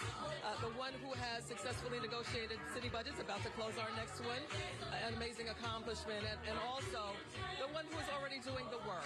And as I have continued to express that and repeat that as well, I am so joyful about this experience. Everything has been fantastic. And again, I'm still in this race. Yeah, I was going to say that the poll that came out yesterday had you a distant fifth. You're actually fourth now. Do you consider that a successful win for right now?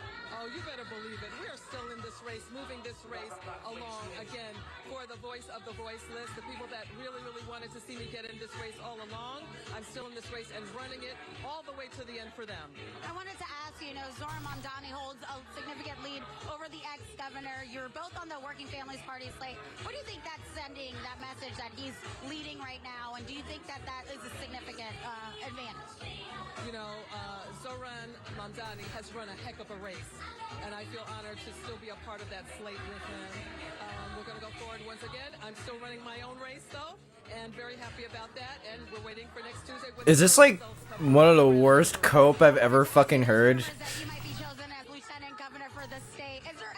Why did I go for that? I don't know anything about that. I keep hearing that rumor spiraling out, but as it stands right now, no one has. Why did I do that? I'm pretty sure there's no practical difference between fourth and last place when fourth is 4%. So the race technically is a ranked choice voting race where, like, depending on who Adams maybe endorses if she, you know, if she, I mean, when she loses, right? But her second place votes could be very important to either bringing more support to Cuomo or giving even more support to Mamdani, right? So,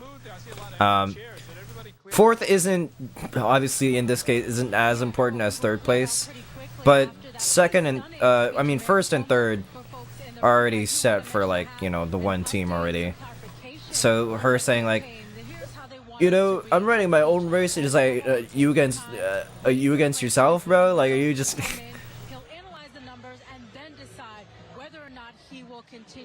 Like, what's happening, bro?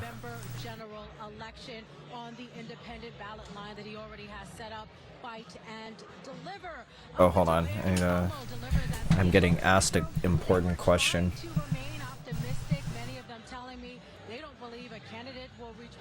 Tonight, so they were trying to say they wanted to wait until the ranked choice voting results came in, even though it became apparent that Andrew Cuomo would have a pretty difficult time catching up to Zohran Mamdani. This was supposed to be Andrew Cuomo's political after he stepped down as governor back in 2021, and he is running a race, or he ran this race because he did, of course, refer to this campaign in the past tense. He ran after President Donald Trump really set a new tone in terms of political comebacks after he won in November, just months after he was convicted in a Manhattan courtroom. But throughout my time covering this campaign, time and time again, we saw questions about the scandals that drove Andrew Cuomo from office come back over and over again.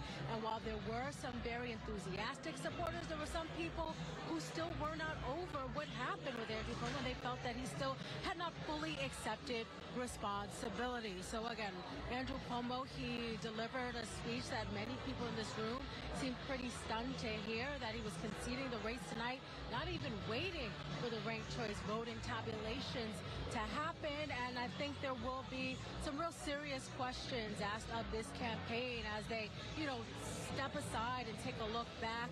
For the most part, they kept Andrew Cuomo away from the public, away from the campaign trail for months. Pretty much the only time we saw Andrew Cuomo was on Sunday mornings when he would speak to black churches. And that was pretty much it. And even as poll numbers showed Zohran Mamdani continuing to narrow the gap, Andrew Cuomo continued someone is asking me to freaking... asking me to listen to something real quick. That's why I'm taking a bit.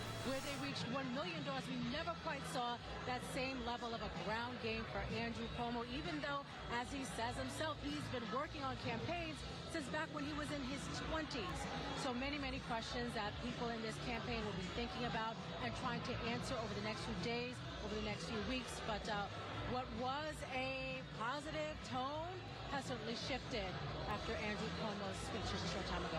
All right, there you go. I remember that the county organizations that supported him, the Queens County Organization, the Brooklyn Democratic Organization, the Manhattan Democratic Organization. Were those party bosses there, standing with him? Were they there? I am gonna be... I'm gonna go on Twitter tonight, and I'm gonna smile. Oh my god. We just keep winning, chat. We just keep... I think... Since November, I think we've gone for the candidate that has since won, that has went on to win. So I like this record, chat. Second already conceded. 4% makes no difference. Yeah. 40% versus 11%. Might as well just say 51%. Yeah, it's a very tough business. They can look at the numbers along with the rest of us. And had they gone a different way, believe me, they'd have all been there, crowded up on the stage. Thanks a lot for that, Ayanna. Let's go to Mark Levine. I believe he's addressing his supporters in Manhattan right now.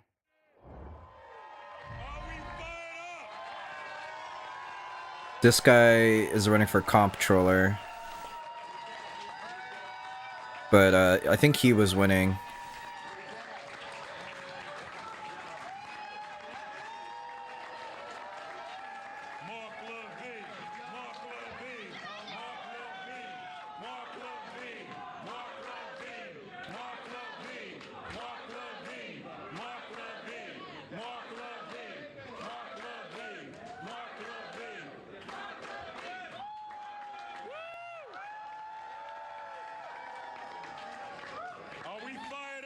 Ooh, okay. Well, I'm Queensboro President Donovan Richards, and Mark Levine clearly stamped my passport tonight to be in Manhattan. But look at this coalition. Welcome back. Coalition that Mark Levine has put together. And when you look at what's happening around this country, how our Short ads. I'm saying, dude, every time it's like, oh, what you gotta add? It's like, it's literally like the shortest one possible. It is the shortest one possible. I run a show, but I'm not TV. Welcome back. Andrew Cuomo straight up conceded. he conceded the fucking race, and I'm like, oh my god, it's over. It's actually fucking over. Let's go. Let's go. W. Let's go. We keep endorsing the candidate that wins. Yes, sir. Yes. Chat, we are winning. We always stay winning, folks. I don't know about always say winning. Remember what happened last U.S. election? That was the start, all right. We don't count that, all right. That was the start of our streak. That, like, ever since then, all right. Ever since then, we just started winning. Ever since then. And it ends off. We will have our final victory next U.S. election. How's the guy doing? Are we winning? Andrew Cuomo fucking conceded, dude. Like, it's so over. Yeah. He even predicted Premier Poll. Yeah. We're just that good. Yeah, I don't think we're gonna. No, PP. Uh-oh. I probably did. Canadian PP. Oh.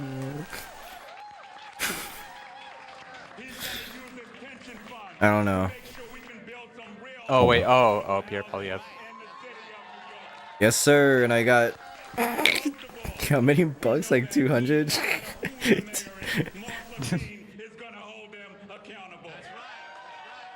Bro. Also, that friend finally texted back and said, yeah, he was just with his girlfriend the entire day. Didn't even have the goddamn.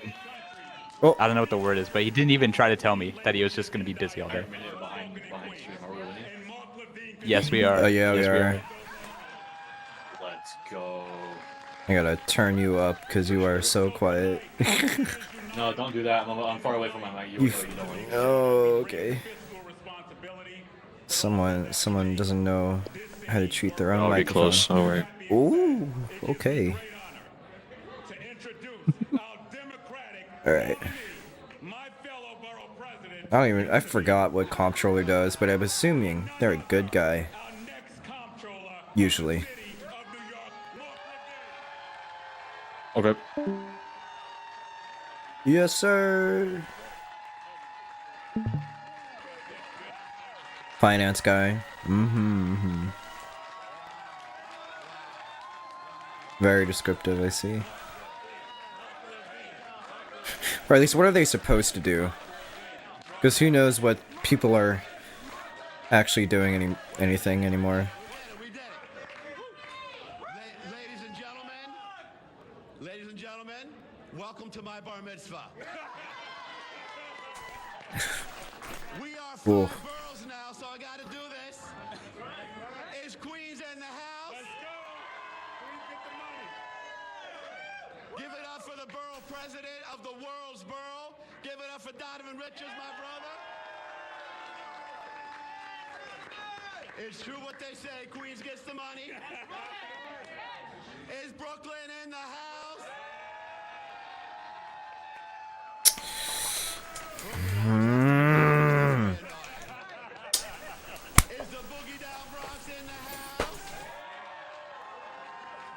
It's that, like, double, not double think, that's the wrong word. It's like that double guess.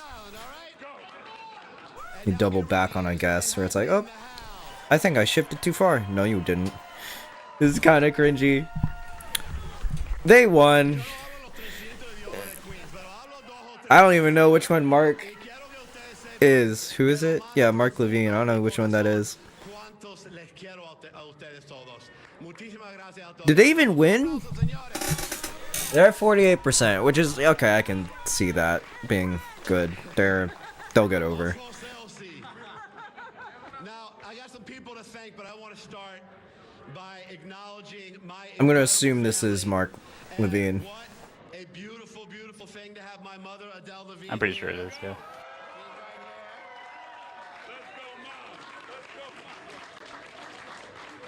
She worked the poll site today.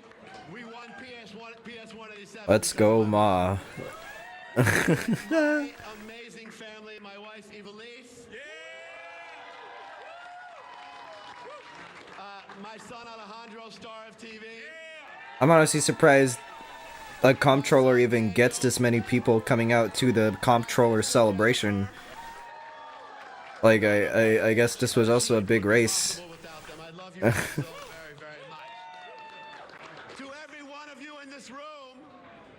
Who knocked on doors, who worked the phones, who hit the streets, who was a monster on social media. Thank you, thank you, thank you, thank you. Money talks? I assume so. That's you. You gave the voters of this city hope that we can build affordable housing, that we can fix the broken mental health system, Mom Daddy! that we can fight back against. Yes, sir. Yes, sir. Easy, easy money. Easy. That was you. You did this. I want to acknowledge this amazing coalition of elected officials out here with me tonight. Give it up for Shaker Krishna and council member from Queens.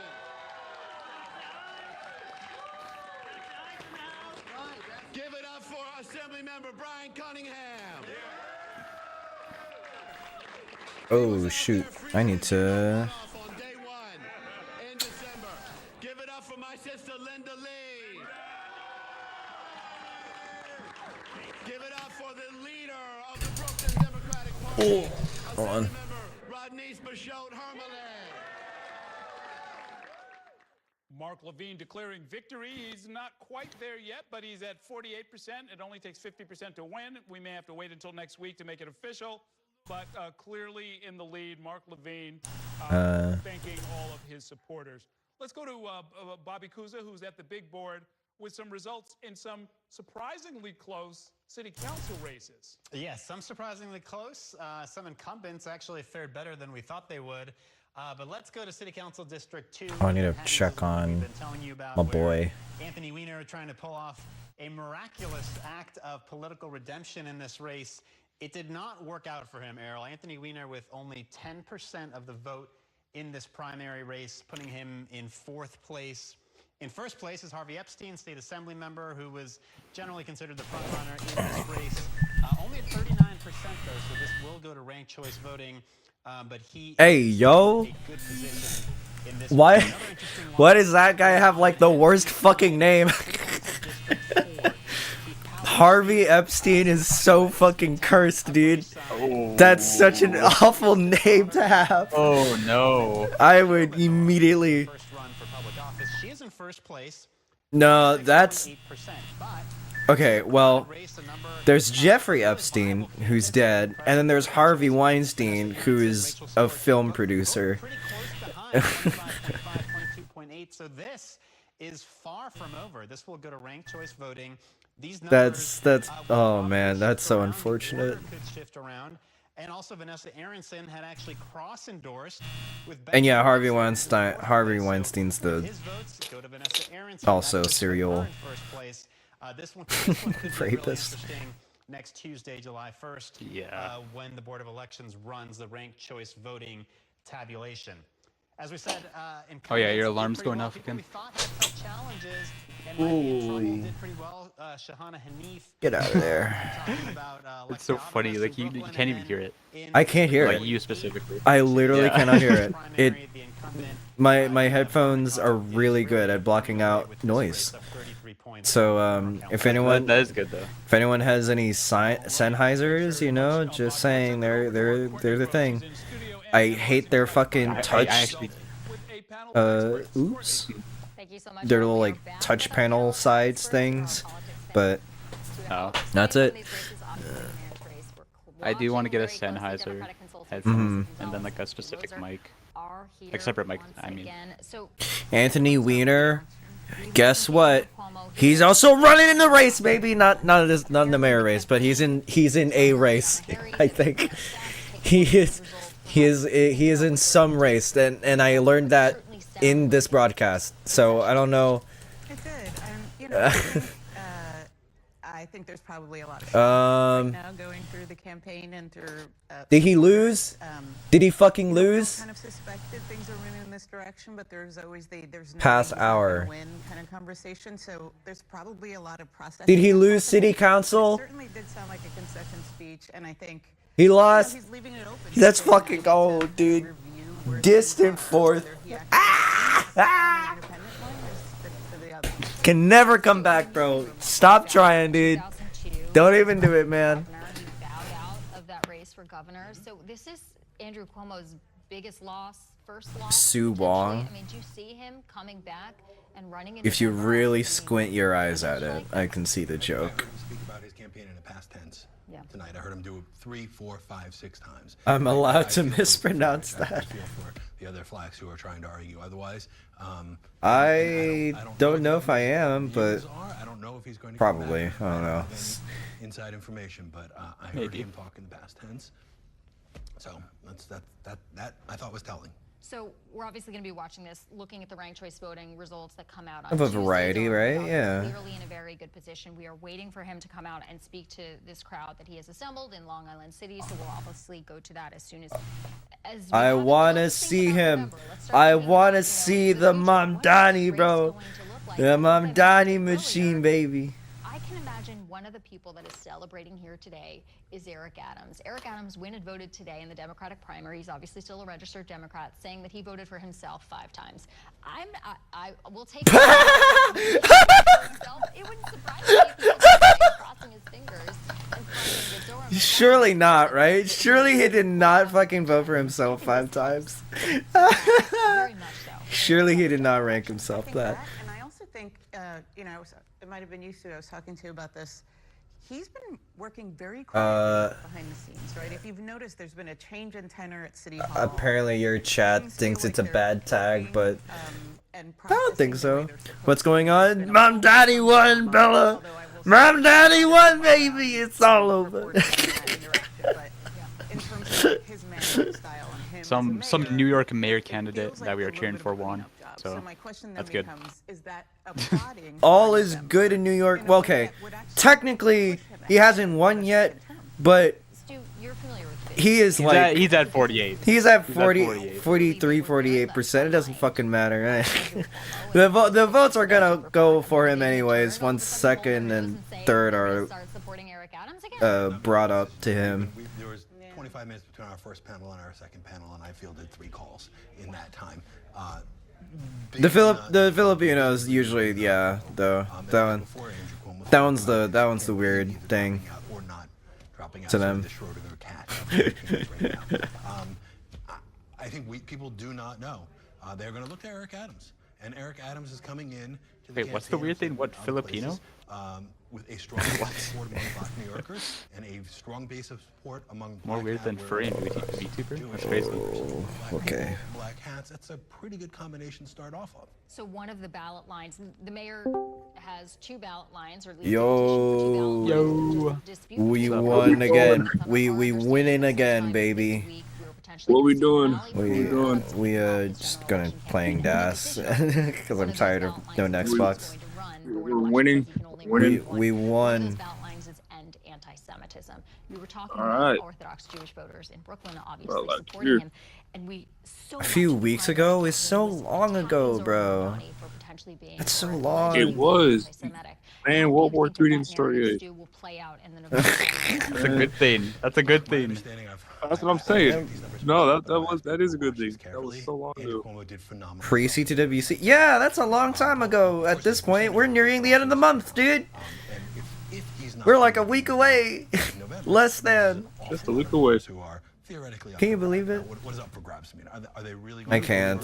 All we're just July. a week away from I would think not, but July 4th of July. We'll see. We'll see. Oh my God. Do you think that Mamdani needs to do some rehabbing of his image with Jewish voters. Every week melts together for me. That thinks it's a bad tag. Cuomo really hit him on Imagine the being back with Filipino. True. language and globalize the intifada. I'm saying though, right? Mamdani's Couldn't be me. response to that is, I'm not going to be the language police. I don't want to get into Trump territory where I'm, messing with the First Amendment and telling people what they can and cannot say. But obviously, to a lot of Jewish New Yorkers, they think that that phrase is condemning violence, and not condemning the phrase is hurtful to them. Do you think that Every week melts together? Yeah, it tends to do that. With Jewish voters in particular? When I'm just like working. This idea that he is The weeks all just blend together. he is in big trouble and needs to do that is a bit overblown. I think that a lot of it was campaign rhetoric. And before I know it, like 2 months have has a passed. lot of support with Jewish voters. Now, what? Yes, fuck the damn distractions, dude. Jesus. This kind of idea that has so much work to do with the Jewish community because he has zero support there, and everybody thinks he's an anti-Semite. Yeah, it's completely overblown. The rhetoric has actually worked to make all of us believe that. I think I agree and I disagree. Look, if you look at the neighborhoods that the assemblyman did really well. So when y'all calling for like SGM and all that, probably on like the 30th or 29th. I can't do it tomorrow because I'll be busy. Working families and the progressive movement. Ooh, setting up. I can't tomorrow either. Members. So it's oh. a duality here. There are yeah, I can't do it either because I got it. If I do much. We can see the vote now. There's Oh, yeah. 427,000. I can't do it till the weekend, so somewhere after the 27th or the 27th until after. That didn't go yeah, it'll be like probably Saturday. That's it. Yeah. New Yorkers Jewish New Yorkers feel anti-Semitism in a Yeah, like if I am just busy on Saturday, then I guess I'm probably gonna call with Murray on Sunday or Monday. And so far, he hasn't I delivered. don't have an exact date set out yet, but yeah, probably sometime during the weekend. Also, I swear, I'm 99% sure now that like Mari is gonna outcall me in this, because like I tried to today to like no Netflix for the first time in 2 years. My highest score in like 40 minutes was like 70K. That's the first time you've done it though. Wait, what level are you starting on? 12. Oh, do do 8 or 9. I actually, so, I think one of my basis for knowing what to do for a known Xbox was actually during, like, the little stupid Tetris monthly sessions in Lone Star. I don't think I ever actually, like, done it up until before then. Yeah. But I think, yeah, I started level 9 there, and I beat Cobra, and that's how I won my fucking giant CTM poster in my room. Other people under Rudy Yeah. Giuliani. The way I like We've never had an election that say wasn't like a no binary Xbox choice is between like two people since they 1977. pick the That was same so start long. you How would long ago was that? That was in so like long ago that Pinterest. Andrew Cuomo was a Pick the same 19-year-old start. Nepo baby, too young to drink. So, like running his anybody. father's campaign. That's how I we just saw would Biden have. not have conceded that I, he Yeah, you would have. I would have. But I think I'm so washed in Pinterest that, like, even 9 starts kind of wash me sometimes. and and a Republican nominee. And I'm Adams, probably gonna do at least, plus, 8 or 9 because I'm playing Josh. independent, Jim Walden. Yeah. So it's at least a 4-way race. I've been doing 30% of the vote. 30% of the vote. 12 starts only just to get familiar with whenever like I transition from 9. But knowing that like, oh, I can actually probably get a bit up there on 12. Like if I kind of get, if I don't really like mess up pretty bad, I can get maybe like 200K in there easy. Yeah. People in the race, potentially Andrew Cuomo. I feel like We'll see if 300K is a bit much of an ask right now. in this race, it's obviously going to complicate But Just get a 300 on like a 12 start, so like it should be way easier on a 9. yeah, it's way easier. It might be easier on a 9 start, but still, if my fucking mechanics know how to behave, it might happen. Yeah, I got a general idea of what I'm gonna be doing for Andrew Cuomo no said next earlier books. in a speech to his supporters that he called General Mamdani idea. to congratulate him on his victory. Zoran Mamdani is ahead by a little more than 7 All right, I'm gonna try at least for 100K, and then we're good. Yep, gotta go for 200K. that may not become. And you're rolling, bro. And I'm you're saying, rolling. and he's man. rolling, dude. Wait, hold on. Come on, man. I Like, can't get be this- that I can get through cooked with like Come on, man. my stacking, I right? get if you're playing like Death, man. But come on, man. You got like you got plenty of time, and then you got So much unlimited. time. It's not even like because I'm. I think I'm trying to go too aggressive. Like I'm stacking too high. It's even worse with Dust because like you can't really keep Dust. You have to keep constantly losing it. Yeah, literally. Unless you just want to guess a piece for some reason. Sometimes, maybe like on like 19, someone's gonna do that.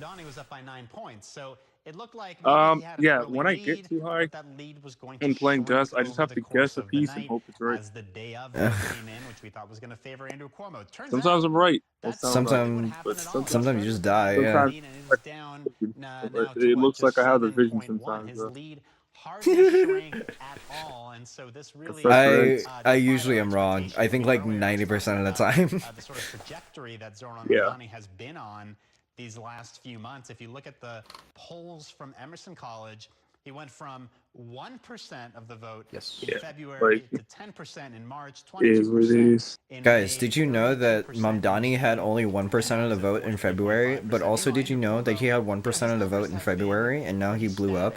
But also, did you know that he had 1%? I get it, No, I guys. didn't know that. I get They it. actually kind of say it like 3 times. He didn't say like Well, 3 they times, have but to. they no, but like just every time I hear that part, it's like, yeah, god damn, remember like this guy, you know, blew up from 1%. And it's like, I get it, I know. Oh my god. Within the same broadcast, dude, I keep hearing this shit. This guy within like was sort of up for grabs, and it just seemed like Zoran Mamdani was Hey guys, did you guys hear Mari won tier 3 in as people got to know him. But did you also know that I won tier 3 like years ago, and that I won tier 3 again? I actually don't know if I won again. I forget. I probably would. You probably did again, but I forget. At this point, even though rank choice will Did you know that Mario's a You know that Mario's at 1.18? And just 2 years ago, he only had 1 tier 3. On primary night itself, which is where we thought things were going to go. We thought we were going to And 1 tier 3. the air at the end of the night tonight, and you know, in a state of suspended animation, waiting to see. Did you know he's a VTuber and that he won tier 3? That's crazy. Very God damn. unexpected turn of events. I love 1 tier 3. What? Yeah, no, it's crazy. He went against like And a Filipino. I am the Longbar, and I am the sole existence of Longbar. Come on, RNG. So he's seen enough that he doesn't think that gap is going to get closed. Right. I mean, we're not calling the race. We're not saying it's over. But Andrew Cuomo got up on stage and basically conceded it. Actually, I'm gonna check. Who did you beat that much? That's always weird. No. That's always weird, bro. No. It could be some like the worst pieces. Like crazy ass name like Cole or something. All right, let's see what I can do on a 9 start here. Oh, dude. I got the worst pieces possible. Damn it. There was no way to burn out of that unless I had an Xbox. Dude, gotta stop playing like 18 high, bro. You gotta play like gas limit. Literally. Actually, Nextbox is so fucking real. Okay, wait. I'm gonna think about it as like 19 start gas limits. So like 7 high start to be like, okay, start to burn down. Or 8 high even. A pretty jubilant scene when we head out to Long Island. Unless you're gonna do though, new people. Unless you're gonna do Column 3. Column 3. Yeah, if you're gonna do Column 3, you can start way higher.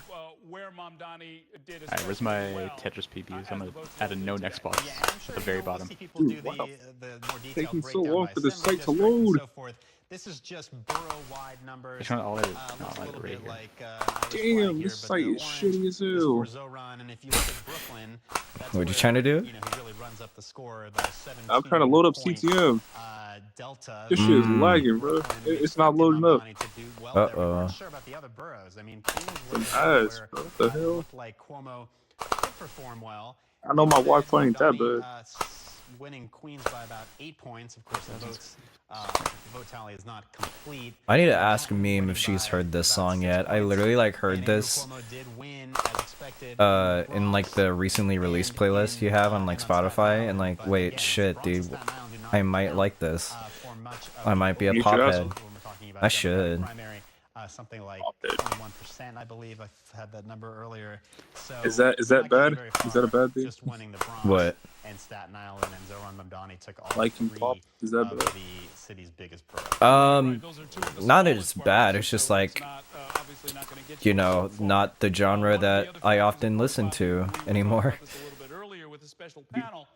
Is that there are groups, and South Asian New Yorkers in particular, that are becoming politically active. I think what is like, what makes me happy about pop is that like, I can listen to this and not feel like, okay, well, only with certain pop songs, but like, I can listen to this shit and not throw a fit about how everything is soulless now, kind of thing. It's like I think at one point I was like, yeah, but then I got over it and I was like, I don't fucking care anymore.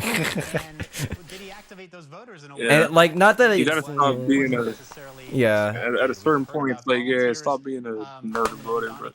Listen. Or at least know what you want to get out of that music, and you know, not care after that. It's like, because just kind of enjoy it for what it is, or instead of like what it should be. Oh my god, because I don't know. I mean, I've complained about this already with like Longboy and like our server, but like whenever like I was like I think Rick Beato fucking made a video about this song. What is this stacking? You really gotta hold 60 seconds to decide where to drop. Okay, all right. I have a little proposition for you, Bajabbers. What if there was no next box? What if you couldn't see the next piece you got?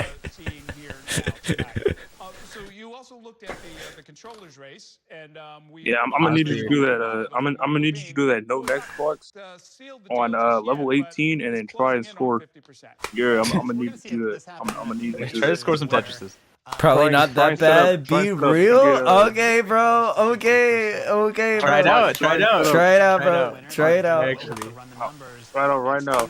I need you to turn on your laptop, turn on your little Meson or whatever. Yeah, start on 18. I'm gonna need you to get 3 Tetris right now. 100% Tetris rate too. No burning. Nope. Manhattan Borough President. I haven't looked at this one in a while. I don't know whether Brad Holman Siegel is at 50%. 48. I don't make adjustments anyways. No, I think you. No, I think you certainly do. You just don't notice it. You don't notice it until you don't have it. Nonetheless, yep. We'll have to wait until next Tuesday when they run the numbers. Like even before even before the peace wins. If he can get 400k, I'll give you your $12 back from eating Jollibee. Tonight, if you get 400k, I will give you your $12 back. Not a good choice or a bad That's choice. actually good. They were saying an unthinkable choice, right? The New York Times editorial board said he does not deserve a place on your ballot at all. It's not the it's not that really for Maury, it's not so much that he has so much time, to me at least, because the dude's rolling, bro. Again, these two players are rolling, bro. Not even playing dust. Bro said hand painting to management. Well, no, $12 for you, buddy. Damn, bro. You might as well. You better start playing dust then. telling you, just a couple of weeks ago when you see Yes, last I sir. checked, I haven't heard anyone like, get an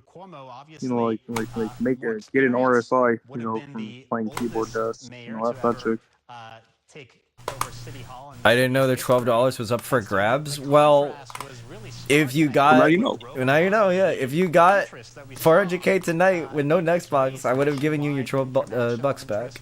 And I think the interest Damn. is only going to grow now that people Spoiled, have seen spoiled the back. direction that voters want to go in the city. Could have got you another Jollibee Thanks a lot for that, Bobby. Well, let's go out to for the night. campaign in Long Island. And now you can't. Where Bernadette Hogan is at. Basically the happiest party in New York City tonight. How's it looking there, Bernadette? Speaking with that, I don't Oh, think shit. they're open still. I think they're closed over here.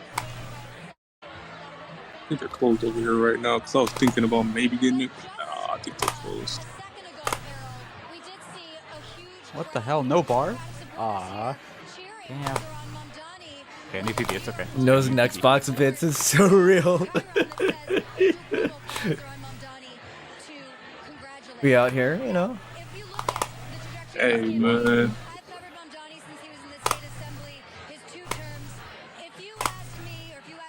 Xbox fits is crazy.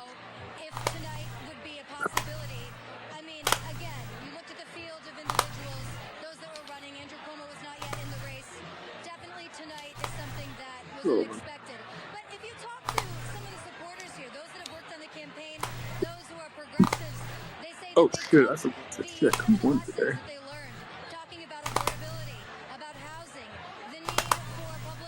It was... Okay, that's what I thought. Yep.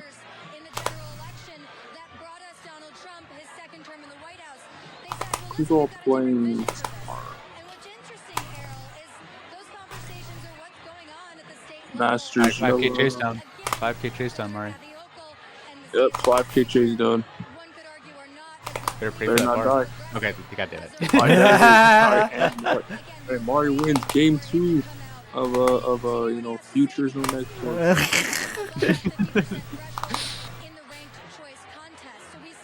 Let's see. And then with no next box, I honestly don't know like who's gonna be in last season. Bro. Yeah, like you just literally don't know. Like it could be anybody, bro. Surely I get in.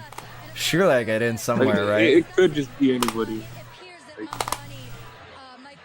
I might actually have to start practicing this like every day now to get like at least 200 or 250. bro, you're gonna get 200. We mean, man. Come on, like, I hope so. I hope so. Bro, anybody can get 200, or anybody who's like a max player can get like 200. Uh-oh, Bella's screaming. Oh, Bella? Oh, even then. Even then, bro. I think like lower school players can as well.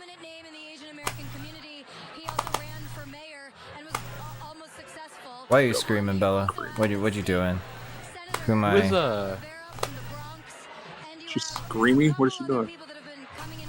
Was Nerd the Box really good at no next box?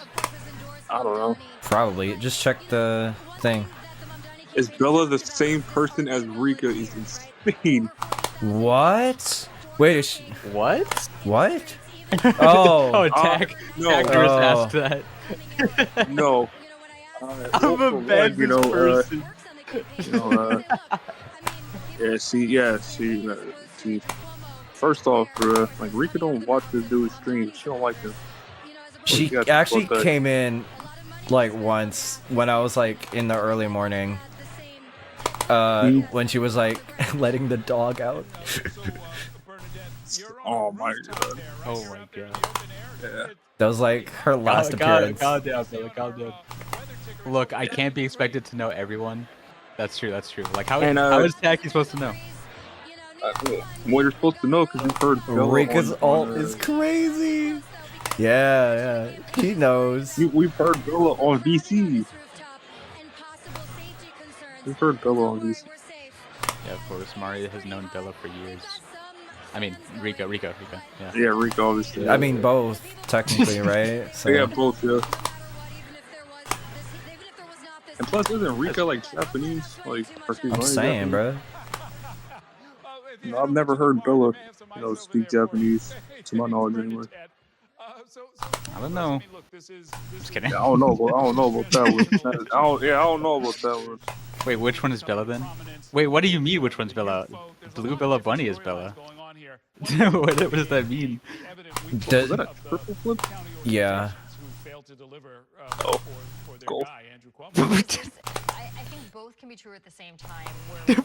Fuck you, I'm who was done. driven from office Oh because of sexual harassment allegations? Is it the end of a political dynasty? Is this a victory for the Me Too Damn it. movement? I mean, there's so many different ways to look at this race, but you also What have you to mean give timed a lot of out? credit Nah, to bro. Zoran Mamdani. Did they? Wait, Bella, did you no. actually time out? She actually timed him out, bro. Oh no. Nah, Here we you go. good with jabbers, bro? Nah, she timed you out. I got you. In Queens and Manhattan. Don't worry about I mean, we went Can't over do the nothing. borough Can't do numbers before. And Don't worry take about a it. look closer at them to see if those trends are. Oh You got my the god. And this is a very you got the CTWC protection, bro. talking Don't in worry the about it. control room just a short time ago. CTWC Can you protection. recall a bigger Yeah. upset? I was like, oh, what about Scott Stringer? Actually, where was Bella at CTWC? Yeah. But that was different. We're talking Because about she didn't want to go to Disney, remember? up until a week ago was inevitably going to be the next mayor of New York City and had tons of money. She just like, specifically did not want to come through The WC. business community from Trump supporters. You know, that's fine. Michael It's fine. I Bloomberg, understand. You who know, were supporting Andrew Cuomo through a massive super PAC that had you historic know, maybe if amounts we of didn't money, go, she would have won. But unprecedented like, amounts of money being poured into this campaign, not only to promote Andrew Cuomo, but to tear down Zoran Mamdani. We talked about those advertisements extensively on Inside City Hall and on New York One, and potentially, you know, whether they were Islamophobic, whether they darkened his I think beard. if it was like That a regular, didn't just matter. like a There meetup. were Like a really clearly big meetup hundreds thing. of thousands of I New think they would Yorkers put a in thing. Brooklyn and elsewhere who are so jazzed and excited about this particular candidate who really they think are offering concrete solutions to the No problems neck facing New Yorkers. It is clear that this campaign was not a dark message of I'm gonna have to. Cuomo I'm gonna have about to like crime center and low scary things for like happening in these New York levels City, but it with was about us. affordability and how New Yorkers want to see the direction of their city moving forward. I think back to the New York Times endorsement. It wasn't an endorsement, it was a tearing down of Zoran Mamdani, and I think Oh, I keep doing it. I keep doing it. I keep fucking was portraying was something that may All right, well, see, that's pretty good. Yeah, pretty good, right? crime numbers. There are serious Oh. 323. There's a Yeah. mental health crisis. There's Oh a fuck. serious issue of homeless people. How am I They're gonna beat experiencing that? on the subway. You just beat it, dude. Yeah, Okay. don't you have like superior rolling, right? Honestly, just like the different type of vision Well, that Zoran Mamdani Okay, the 14 kill screen is real, guys. I'm not gonna lie. The 14 kill screen might be real. Ain't no way, bro. If it was 18 star, it'd been 600k transition. I don't know. I think I burned a lot, actually. Alright. No, that was a. Because that was a non-start. No, that would have been like maybe 500, 400k, 450, 500. I could see it being like a mid-4. See. This right here, what I'm talking about, man. He needs 700 transitions, man. Okay, I definitely burned it more than that for that. Oh, bro, this dude out here just, he's just saying stuff. I'm saying. We're just talking at this point, bro. Bro, just saying anything. Okay, I'm gonna try for 200k, 200k right now. All right, let's see it. Let's see it. I don't have my glove on. Oh fuck. Just roll raw. I couldn't. I actually could not do that. As much as I shit on you, but I could not do that. Yeah, my hands are, my fingers are too dry, basically. Oh. Like they I feel like Texas, it's like moist as hell there. You should be sweating. You should be sweating like crazy there. Ain't it like it's like 80% humidity there? Sweat isn't good for rolling either. I think. Or like I don't know. You should have like clammy hands, like slightly a little bit. No, I don't really have clammy hands. That's not what happens. It's just shaky. That's kind of what the nerves happen for me is. Dude, I can't put on my gloves. I keep missing my fingers, dude. Fuck. Oh my god. I'm like slowly taking my time, dude. This while tapping. Take your time, bro. There's no race. Not a race. Okay, wait. It kind of is. There you go. Is it though?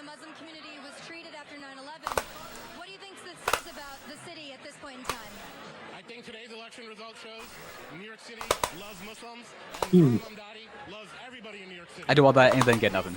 I do all that and then get nothing. Hello, Chin. Gotta burn lines. Fuck. I gotta restart. What did you win? What? Probably talking to Mari. We won tier 3. Yeah. I thought we went over this, you know? Did you not hear the news? Mari won tier 3. Yeah. Big news. Bigly. Big news. He won tier 3. It's amazing. Yeah. Starting tomorrow, we're going to reach out to every significant member of the Jewish community, every rabbi, everybody. He is going to be the mayor for all New Yorkers, including Jewish New Yorkers. What's the plan now? Like you just said, starting tomorrow, because we don't have the election results in yet. What the? Yeah, I'm just gonna leave this alone. Is that a good decision? You know, despite us like starting like mid-month, this month has been like matches wise, I've been flying by. Like we already got like 3 semifinalists, and it's only been like 10 days. For Masters. Okay, I was like, I think really, like, actually, yeah. 3 semifinalists. Keep flying. Hey, at least they're getting.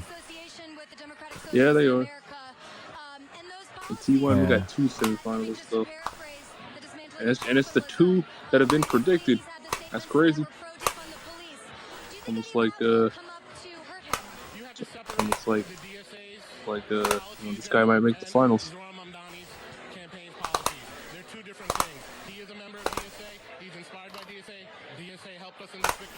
Can you win tier 1? That's not a good fucking thing to do. Don't say Wait, what? These are weird fucking big questions. These are big questions, like about the defunding the police thing. It's like you. It's like you gotta separate the DSA talking points, and it's like, hey, no. He knows what he wants to do with that. Like, you can just say what he wants to do with that. You don't have to say it like that. Yeah. Oh yeah, where's your popcorn at though? Like where is that? Did you already? I already ate it. Off? Yeah. What brand you have?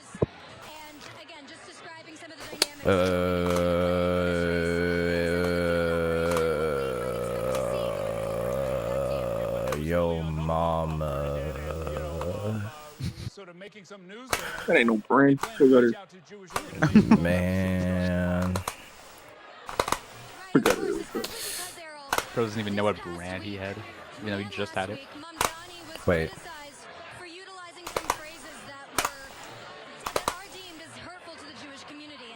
Let's see. Is he? Is he?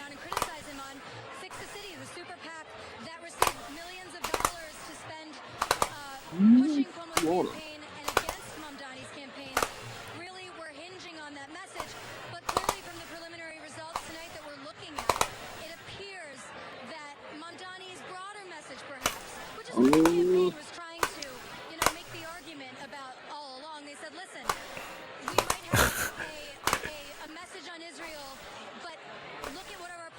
Please don't. Please don't. Please don't give me the fear that I had when. Oh, you Jacksonville. Damn. What got you? No. When if CTW raids me of all things, and like I have this on, like, oh my goodness. Oh, you boy. I mean, happened before, right? It's happened before, but Like Fractal was being funny, I think. Like maybe it should happen again, you know? Earl, that is a great question. Oh my god, bro. I feel like CTW's raided you before. I have not had a CTW raid in like months, if not years now. At times could be described as combative. Andrew Cuomo took a Oh, we need to. Did I upload the? I need to upload the short. speech tonight, and he, No, literally, it's like fucking like. You keep saying like those were a bad thing, but clearly it's not. It's not working. Tonight was Assemblyman Mondani's night. I can't tell the difference from strictly neutral perspective. Like, oh god. Because when did he say the, like what I meant earlier? Wait. Yeah. Oh, they're not even on game 8 yet. Come on, you gotta walk. Oh no, then I got time then. Yeah, they still got like 40 minutes or something. You got time. Why are they doing war so late? What is this? Omen War. I think he started at like 2 UTC. Oh, I think I saw the. Yeah. Maybe I saw the ping, but I didn't really read it. Aren't you known as the Hassan of the? That's what I'm talking about. I don't think I am. I don't do as much as he does. Not that I need to, but like I don't think I steer what I do towards what he's doing. You just have an interest in this sort of thing. I think if anything, it's like I think the closest I got was like during the actual election where he did pull up like the New York Times graphics and like multiple websites. But that was just funny. But that was like that's like the biggest thing to happen every 4 years, right? So it's like, well, I think I gotta. But like for this, it's like, okay, it's technically not my city, but it'd be really cool if he won, and then he won. And like the same with like the other elections, right? It's like I don't know jack shit about the Canada or Australian elections, but I know people from there. A lot of my close friends are from either country, so might as well. Yeah. Like it's not like completely empty, right? So you gotta watch out for them, considering that they're gonna become our 51st state. Yeah, no, that's important. You gotta keep tabs on them. Fuck that. Yeah, I don't know what to tell you, man. I don't know what to tell you. We're out here just annexing countries now. I don't know what to tell you. It just happens, first bro. Iran, and then next it's gonna be you next. Yeah, Iran. Yep. Oh my god. Let me just wait till like 2026. Let me check on my short that I swear wanted to God, to upload by earlier. next CTWC, if it's in progress, bro. In progress. Wait, are you gonna it's in progress while you're at CTWC, bro. Like, nah, dude. I might not even go to CTWC. Like they're just walking over the border, and they're like nearing your house and shit, bro. Dude, no, my house is far from the border. They're not near my house. I'm like 600 kilometers away from the border. That's really far. Damn. Oh, shit, never mind. Damn, that's how far though. That's like what, 400 miles? Something like that. No, it's like. Okay, thanks very much, Ayana. Great reporting tonight. It's like 250 miles or so. We see on the split screen there.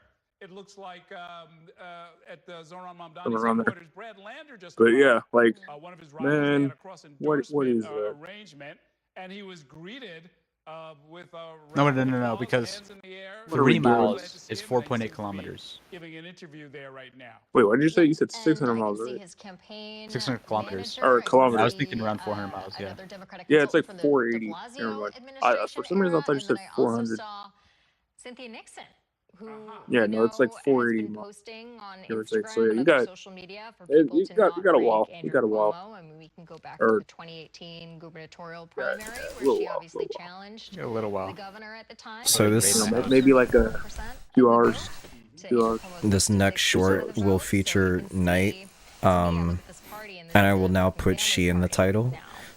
It's a working Are you gonna family's put party party, are you gonna put actually. you should And put you know, she in all clearly they're question celebrating. We marks? were talking Yeah, Dude. years ago. That's crazy coming from you, bro. Oh my god. That's actually crazy. Like crazy. she really? Oh no, guys. Oh, I'm about to get like 20 she comments instantly once this goes up. Yeah, you're about to get like 48 million views, bro. Oh my Mhm. Hell, There's the only thing different about this short is I uploaded at like 10:30 at night versus like 4 or 5. Yeah. Oh, you already uploaded it? I'm about to. Well, no, wait till the other time. Wait till like the 5 p.m. No, because like that's how you get the 48 million. a lot of my bigger shorts was actually uploading them at like 8 o'clock, like 8 p.m., like morning, evening versus. Oh, really? Yeah, Well, I think like late I guess that makes afternoon. A sense. lot of times the shorts kind of die, and then there's that, and like maybe like the like late morning, early afternoon, ish period. I think what Wiley said like might be, I don't know, but it's true, but like those are definitely like hotter spots than normal. At least for my because like for my personal use, I use shorts like or I watch shorts like kind of like in the morning, like as I'm waking up, and then like right after work for like a little bit. So like which is that time. which clearly helped her in 2021 not to overtake Oh my god, this video is gonna take a bit. Hell yeah, bro. From him. And 60 million views. Can't we haven't wait. seen the ranked choice voters And there's gonna be yet, like but I think in the final weeks of the gonna be campaign, like we clearly saw the like left 800 coalesce comments to on a delete, bro. cohesive It's message. gonna be crazy. Gonna be yeah. We need somebody to just be like to like pin a message like immediately be like behave yourselves or these comments is gone. Sort of coalescing When it happens, right? So you know.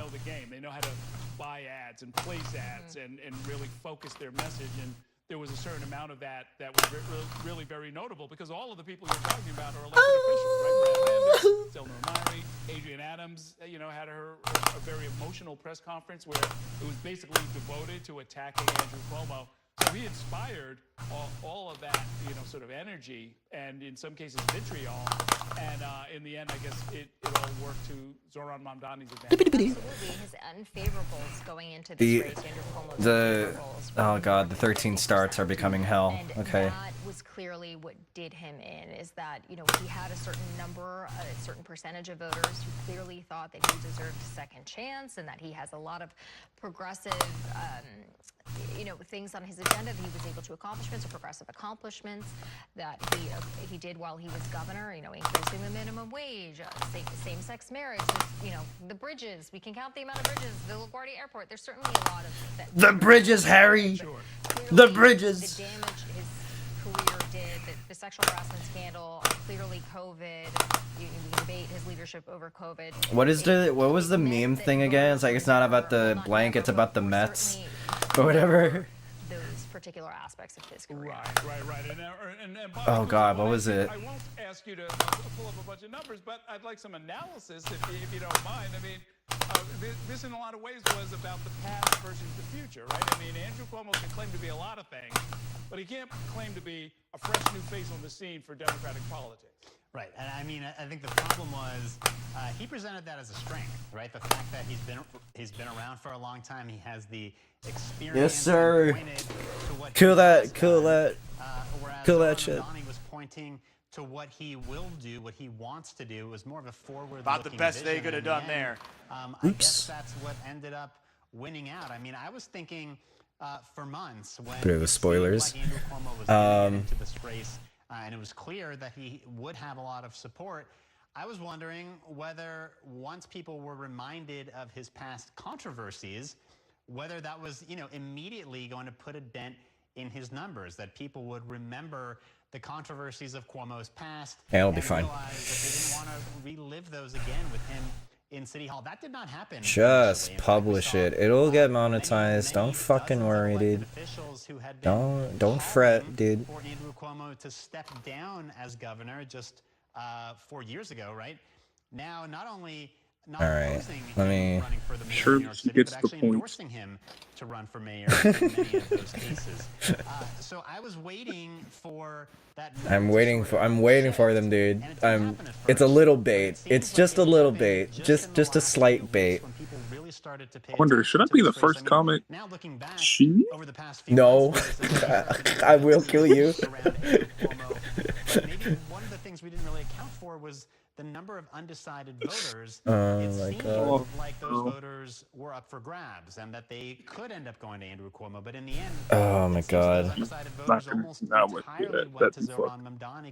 Pretty crazy skills, that's for sure. The movie on how Tetris came to be was pretty crazy as well. Worth to watch. On the Alice short, bro. What the fuck? Yeah. Yeah, this is advertised. These are parts. Yeah, these are... I mean, thank you, I guess, but also, okay. Oh, these are bots promoting the Tetris movie. I'm saying, dude. Did internet theory coming to us? JD showed up today in case y'all miss it. Where? We saw, we were all waiting to see on election day whether the turnout was going to be driven by young people, by new voters. Oh, CTM chat. Were either newly registered or Is he like slowly making his way back? Like, what is this? Who is? JD. Oh, No, right? He had his shit like put up though.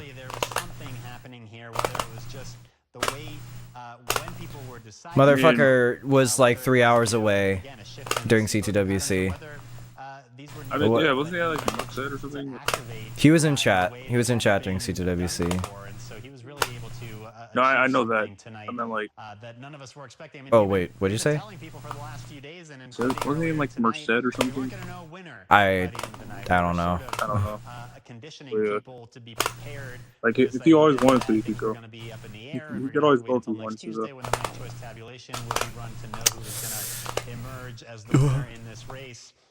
Percent mentioned. Yeah. 6.5 points short of 50%. At this point, Merced mentioned, yeah. denying the fact. I swear I heard that though. For viewers who may be joining us for the first time, we are going to hear from Zoran some Mamdani other in just a few minutes, and of course sources. we'll bring that to you live. Right now, I'm talking with. But yeah, it's like with Courtney Gross about what is what it's all just of like this means as we try I don't know. to piece this together and looking on social Maybe he's just media, checking up on the community because like finished college now or whatever. Godly, I wish that was me. What else is he gonna be doing, right? Be in his fucking band is what he's doing. Yeah. whether or not young people need more of a prominent voice, whether or not the old guard needs to step out the way. So did he watch Given It All by any chance? Obviously saw that with the campaign just last year with Joe Biden. There was I'm not just saying. That's all I'm saying. around the candidacy of Joe Biden, and there is a reason why Donald Trump is You're asking Firedox right? because the Democratic Party continues to go kind of with the old guard. I mean, we saw that Bernie Sanders was obviously incredibly popular with so many people in previous primaries, but never was Wait, able what's to happening? I was like, so JD watched Given, right? Because you mentioned him being in a band. Oh my god, dude. Bro. Oh yeah, that's all I'm saying. Oh my god. That's all I'm saying. Peak show. Still peak show though. Yeah, peak show. Peak show. Still peak show. Give it a chance. Even if it is big. thousands of people to watch. No, it's not. Not bait. It's not bait if it gives you it. Yeah, I mean, It's not bait if it gives That's you true. it. That is true. It's not bait. Not bait. It's not bait, buddy. Well, I will win in life. I'm your cheerleader. Thank you. I don't know how, in what way I will win life, but I'm pretty sure I'll win life. Who focuses on the Orthodox community says that Zoran Mamdani did very, Yeah, very well but in yeah, I don't. Midwood, down there in an Orthodox Maybe community. he'll And come back so, we don't know what we're going to see, but for like a month or young something. people, students, college graduation. It's gonna be like last day, like 11:59, and people are like, "Oh no, who's all gonna call left? Is anybody left?" And then he's just gonna come back.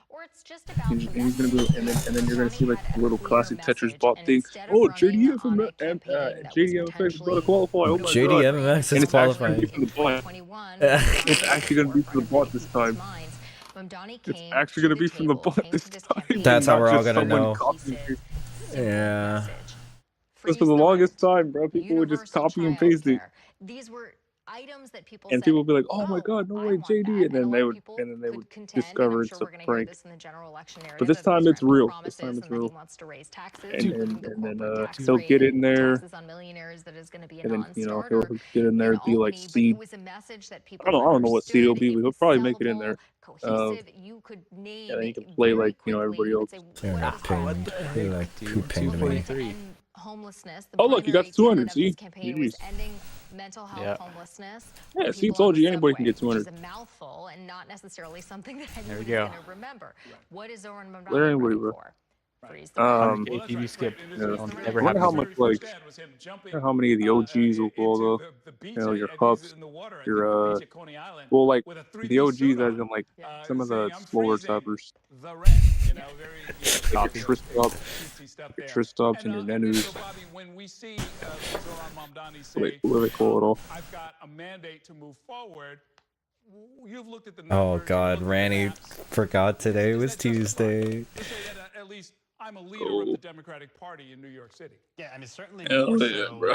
than if Hold we on. had seen the kind of scenario play out tonight that I what think are we maybe a lot of doing us were here? expecting to play out, which is that like we would see a very close race, 8:42. right? And maybe we would see Andrew Cuomo with Enough stats to do it all today. 4-point lead, but it would be up in the air which way it was going to go, and then maybe a week from now, maybe Yep, I need to do 3 or 2. I need to do 2 matches. Cuomo once all the ranked choice votes are redistributed. Oh shit! That would have been a very different conversation. He would not have been able to claim some sort of mandate in the way that I think he can plausibly claim now with a 7-point lead. Oh yeah, I didn't he was never mark supposed to win or the ultimately be fucking close to winning thing. What? I thought I did. in the first place. You know, we looked at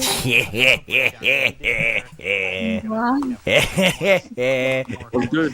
What's going on? What's going on, Bro, come on. You can't be blundering that like that. Dude, that's so funny. What you mean blundering, bro? We're chilling. She thought tomorrow was Tuesday. No. No, not quite. Not quite. Not quite. Tomorrow is Somewhere in the world, right? Yeah, I guess. Like No. No, it's not. west of me, yeah, It's sure. not. Oh my God. But Are there any like poll results? Mamdani is fucking. Well, technically it's not over, but it's 43 to 36 Mamdani, bro. He's favored right now. Very much favored, and Lander has 11%, so it's basically just. And Cuomo conceded. Cuomo conceded.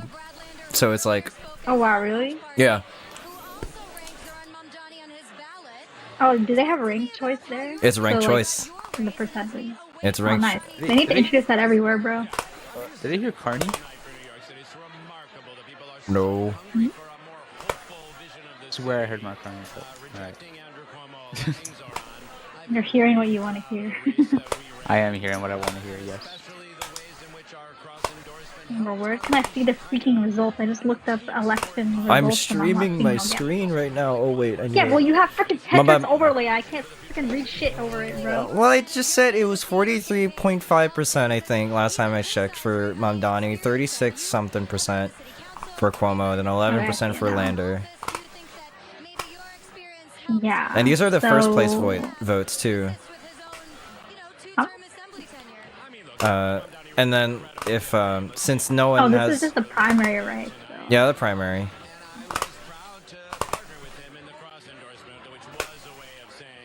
So obviously this is the primary. When's like their election? I think May or November or June. I can't remember. we are in June, so I would imagine November. Wait, November. I thought it was March, dude. Because a lot of shit happens in March. See, I was wrong by a day, but you're off by months, bro. For, you know, the election that isn't happening, you know, yet, you know? Like, I can be wrong about things that aren't in the immediate future. Oh, come on, sorry. I think I can have that allotted to me.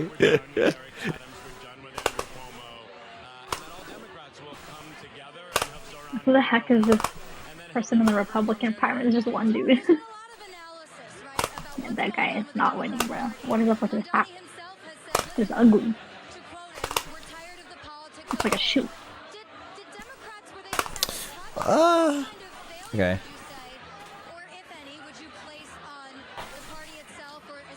Wait, so if he already conceded, then why are they even giving a shit about the votes? Well, they still gotta count all the shit. Like, I don't think it's 100% in still. It's like 88%. It was 92 on this one. Or, I guess in certain boroughs, it's like 94, and then others is 88 still. I see.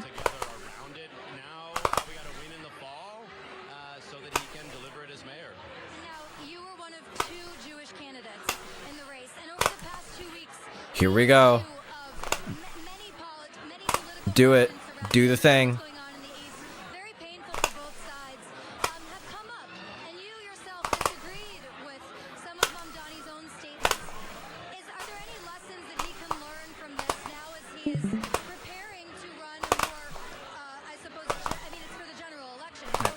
I'm gonna go. Alright, you have a good one. See ya, dude. See ya. Come on. It's important for a mayor to bring New Yorkers together across lines of difference. We're New Yorkers, we don't agree on a lot of different things, and boy, since October 7th and right now in general, these are tough issues, and I do feel them. Oh my god. Why is everything... You know what? Never mind. Is it about the question? You know what? Never mind. You could just say it. You can just say it, bro. I trust you. I trust you on this. It's fun. I fear that American politics has been taken over by questions regarding other countries, which is Yeah. sometimes a little questionable. You have no idea how many times this reporter, I don't know about this Line of reporter, questioning. at least within this broadcast, they have said, like, you know, Zoran has said, like, the global intifada thing, you know, that's very harmful to Jewish people. Do you know that? And I was like, yeah, probably. I get it. But it's If like, I hear one more question about October 7th, I'm gonna crash out. oh, you're gonna crash out in like 10 minutes. I'm telling you right now. It's like, why is every other question about October freaking 7th? Has no other event happened? I don't understand. Like, No, it's just October 7th. it's like no other day matters. History started on October 7th, and everything revolved around yes, sir. That day. I feel like actually something did happen there. I just can't remember. Not like for that, but like something that happened to like either me or like something in the community. I know Rebirth happened in October, but I think that was like late October, right? It was late. It was like October like 30th. Mm-hmm. It was late.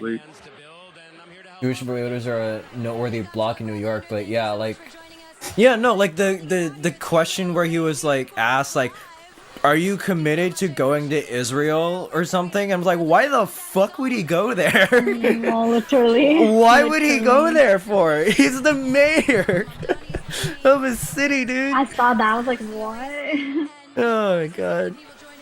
New York opinion is irrelevant to me as the member. Yeah, like, yeah, New York mayor is not involved in that shit. Burn and Courtney, the transition period. You know, I mean, I guess it's not too early. This feels like in politics right now, it's just always about freaking October 7th and not about what's going on in this country. Like, yeah, obviously bad shit happens, but like, we live in the United States of America. Our politics need to kind of, you know, address the questions and problems that are going on here as well, and primarily. So. But certainly, showing how much grassroots support and what kind of movement and organization they had throughout. And we all know, you know, what Israel's actually doing. So don't like pretend everyone that's Jewish supports what they're doing. Which I think like that's also another thing where it's like, oh, it's very harmful to Israel because there's something global intifada. Like not every Jewish person thinks the same about Israel, and they should have the right to address that, you know? Yeah, honestly, you know what, never mind. I don't think I'll get canceled for that, actually. I think moderates will that I may cancel you for. moderates will get scared of me, as they should. Or have they seen you, bro? Or have they seen you, bro? They might have a heart attack. I'm saying. What? I don't think you're like insanely like to the left or anything. I feel like generally like we're like moderate left. I would say at least that's how I would hear myself. It's not that he's an insane lefty, but like just look at him. I mean, he is a furry playing Tetris. That's fair. That's what I'm saying. Valid. Just look at him. That's all you gotta do. Just look at him is crazy. Valid. Bro's pronouns are he, they, bro. Like, your opinion is already irrelevant to the moderates and conservatives. I am the spooky, yeah. He's already the problem, bro. I'm the problem that, like, you know how, like, the fake fucking furry outrage where it's like they're pissing in litter boxes? Yeah. No, yeah, that was a... classrooms and shit. Yeah, that was a thing that Republicans also latched onto. Like one person. Because maybe one person probably did that, but also like, dude, come on, man. Be for real, dude. Yeah. It's like those it's like those scares that you see on the news where it's like, oh, new TikTok trend, kids are putting like pennies in like outlets, and it was like two kids. It was like two kids in like fucking Detroit or something, like walking around. Pouring money into these ads just over the past couple of weeks, you know, basically assaulting Zoran Mamdani. And in the end, I don't know what that money bought. Are we having local elections here? It certainly didn't seem to help Andrew Cuomo much, considering the fact that he. I'm so like disillusioned with my city's politics. So, I mean, oh no, you're cooked, bro. You're Alan, you live in Texas. You're cooked. Yeah. Well, in addition to just Texas in general, I feel like Houston is so like mid in its politics, man. Like Greg Casar's in Austin, man. Give me that guy. Someone run like that, dude. Just move there, bro. I got. Oh, do you, Hannah? Did you see a representative like stand up during? I think. I forget if it was like the State of the Union or something like that. I think it was like the State of the Union where he like stood up and like started yelling at him. Oh yeah. And it was like this kind of like old representative in the House. Yeah, that's mine. That's my rep right there. I love him, but also he's like, I think one of the votes that he did, he was like coming from the fucking hospital, like to like vote to not allow like a certain spending bill or something. And I'm sitting here like, bro, I love you, man. Like, you're technically part of the Progressive Caucus, but I don't know if you're even gonna live until like I'm 40, dude. Literally, like, I follow him on Twitter, and like 90% of his tweets is countdown to Slavery Remembrance Day, which, sure, that's a good thing, but that can't be the only thing you're gonna do, right? Like, surely. Incumbent council members who were unseated or at least knocked off in the primary, which we do see occasionally. I mean, it's not typical to see a lot of incumbent council members or incumbent lawmakers on any level of government, quite frankly. I love Al Green singing another random hymn to say Trump bad. More left-leaning progressive council makers affiliated with the DSA. Did he inspire the countdown TWC countdown series? I don't know, probably in some aspect. Might have, bro. I don't know. In City Council District 1, which I don't think Ow. we've really taken a look at tonight. I'm not gonna roll like that. Who had a few challengers in his race. We thought this could I can't roll on like my right thigh. I have to do it on my left thigh. 25 points in this race. This will still Yeah. Else it hurts. clearly Man, my rolling tool is fast right now, bro. And you know, thinking of a couple other races earlier, we mentioned Shahana Hanif in Brooklyn in District 39, this is Brownstone, Brooklyn. I might honestly exploit Dust and Windsor Terrace. nah, I didn't fall that way. From a woman I named didn't Maya fall that way. Kornberg. It seemed like it was going to be an issue in this I'll race. just that play Shahana hybrid. Hanif had these Doesn't really very I was gonna say I didn't qual the with Das for my open, and look what I'm doing right now, man. Yeah. Yeah, no, I'll just play. I don't really care. As a city lawmaker. Not like I intentionally sandbag, but it's like, hey, bro, like, hold on.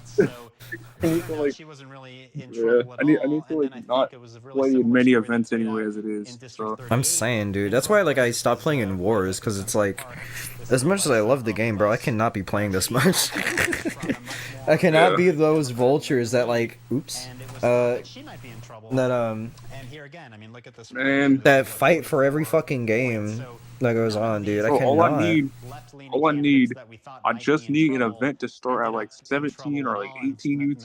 Like, let me get an 18 UTC start, bro, on like a Wednesday Surely. or Surely. let me get like bro. an 18 UTC start, and then like on like and then like on like Friday or something maybe.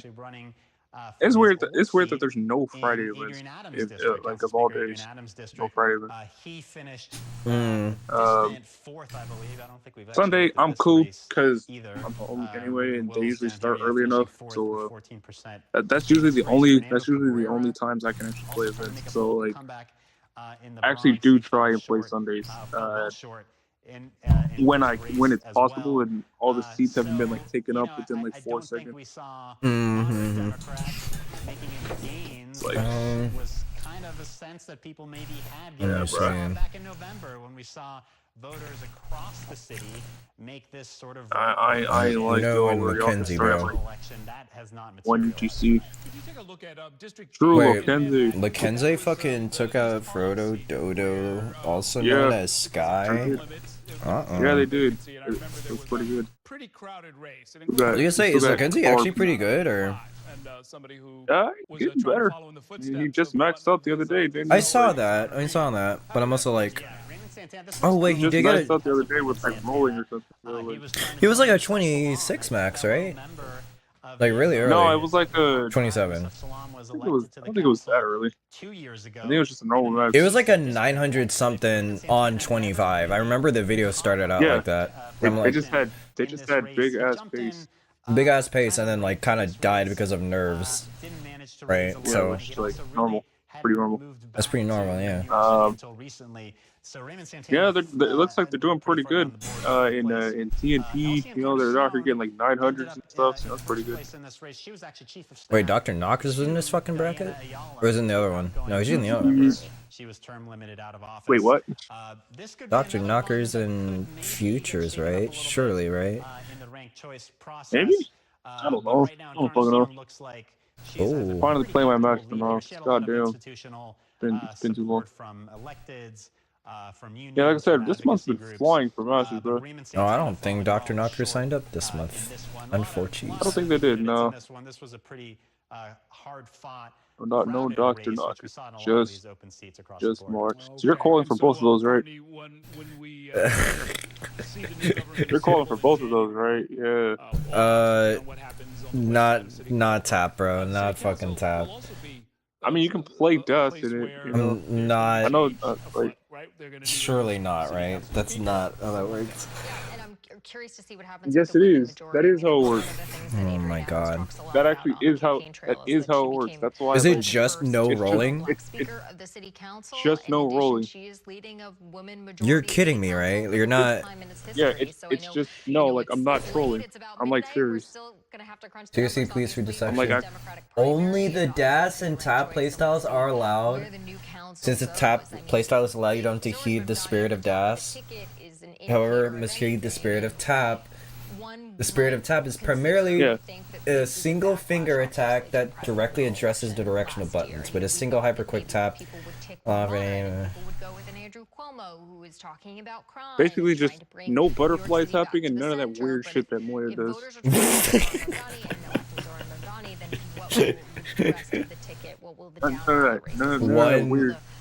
Yeah, single finger attack that directly addresses the direction of button.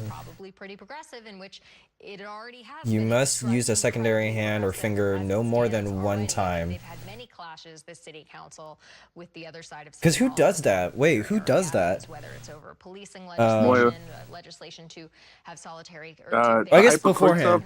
I guess beforehand it used to be like he did do like one finger from like the other hand, but now he does like the raking thing. Yeah, he does the raking thing and all that other stuff. Yeah, so none of that. The only thing he can do is and he can't even really do like his original method because he would tap twice with his other finger. So he can't even do that. He can only do one. He can only do one. Excuse me. So basically, it's just the hyper quick tap thing, which is what JD did, I believe. That's it. Is 1 or 0? Okay. The decision sure. receiver to oversee New York City jails. It's You can play DOS if you about a want. dozen other times in this country, and we're really in, you can't say entirely uncharted territory because it's happened in other areas like California. Where is Zoran, bro? I'm waiting for his fucking address, dude. Come on, man. Oh, you're not seeing anything, bro. That's the It's one over. fucking thing. I'm waiting for his dude. It's over, dude. You're not seeing any of it. Not only will that person have Why would he not do that though? obviously a plan on the table. Rikers Island is supposed to Rage close in quitter. August of 2027, and even in our debate, that was hosted on a couple of weeks ago, all of the candidates acknowledged on that stage that deadline is not going to be Quick, Rainey's on TikTok, bully her. have to deal with the receiver. I'm on TikTok, you're so right. Yep. Like a moth to a flame, bro. God damn. Honestly, She was dude, doing my- that last night. I can't even really think of it. I'd be like that. I'll be on like Instagram, bro. If it's a really slow day, then yeah, I'll get on like YouTube Shorts.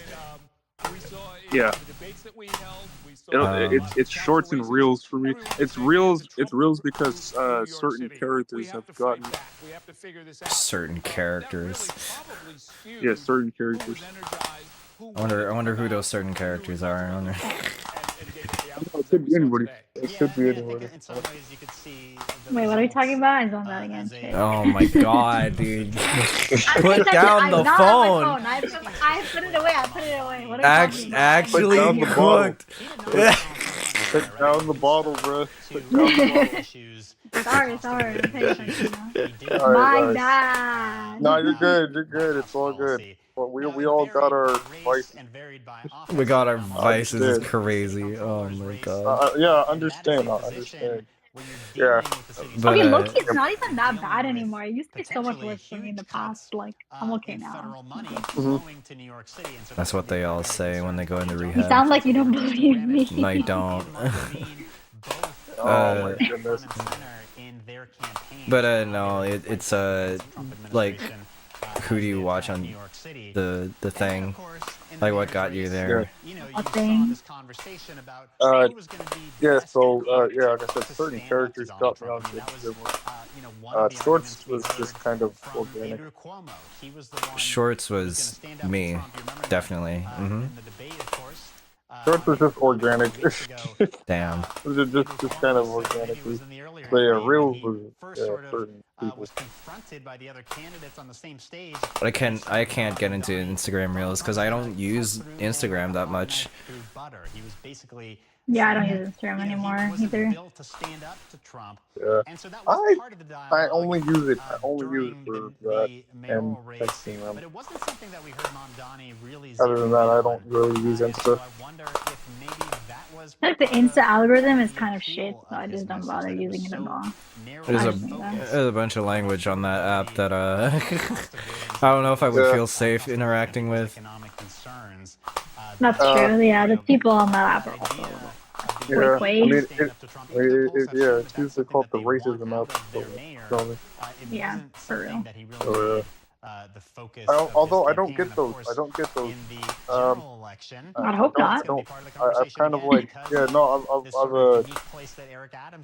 only shit I get on there is like cars and stuff like that, and just random shit like that. And then certain characters change my algorithm.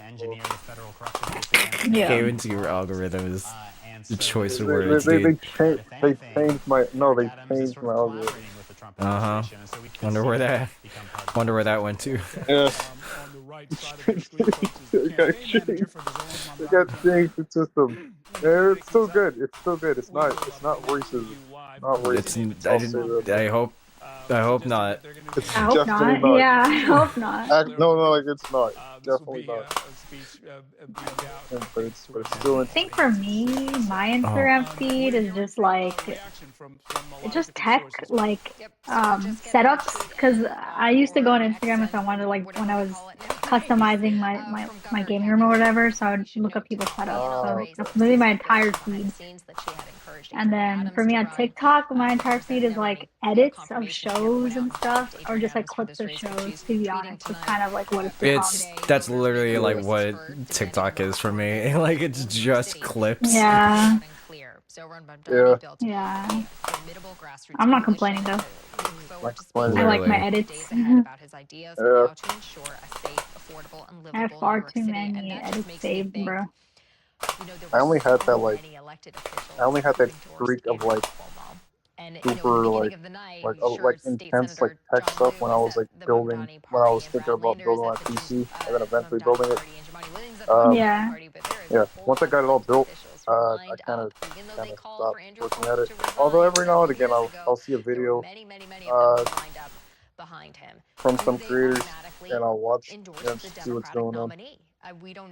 No, literally, whenever I buy like a tech product, I always look up like a TikTok review of it or like several because like you can't be trusting these websites, bro. And I feel like if I see several TikToks being like, okay, this product was good or whatever, like I feel better buying it. You gotta justify your purchase.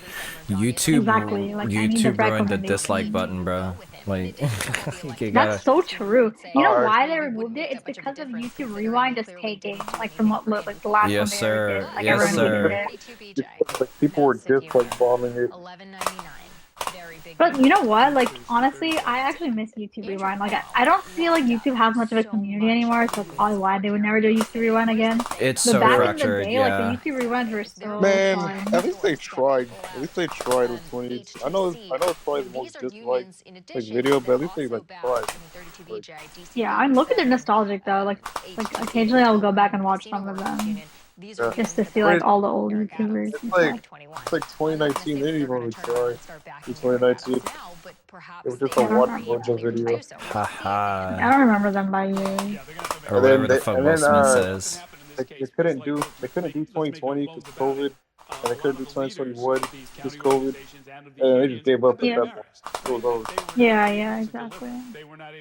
But now it'd just also be way too hard because, like Mark says, like there's like hella YouTubers and stuff too saturated now. Yeah, there's too many. There's way too many. Yeah, like back then there wasn't really that many, and there was also very iconic people that like most people, if not everyone, knew. Whereas nowadays, like everyone has their own niche categories in YouTube they watch, so it's not like people are gonna know everyone. Where was Boom Tetris for Jeff on YouTube Rewind, dude? Where the fuck were we, dude? We weren't there yet. We could have. We fucking could have. Could have, but oh, no. Bro, we could have had our podcast. We didn't get bought out by like Blizzard or anything. Oh my god. Yeah, ESPN on that shit, dude. Surely we could have had a shot.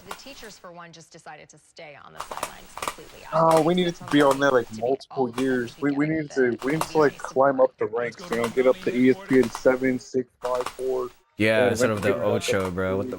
I didn't even know the Ocho existed until like, yeah, the classic Tetris was on the Ocho. Like, I know what the fuck that is. Yeah. No, I've heard of it. I've seen the channel, but I was like, what the hell? I've never like clicked on this channel before. I remember seeing like 2020 on there. I was like, damn, bro, that shit is, damn, bro, that's tough. Please, even now, like, going back to 2020, bro, everybody looks so tiny, bro.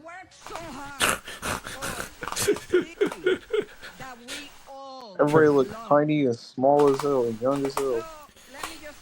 Yeah. Now everyone's like adults. Everyone's like, yeah, bro. Even dogs almost adult.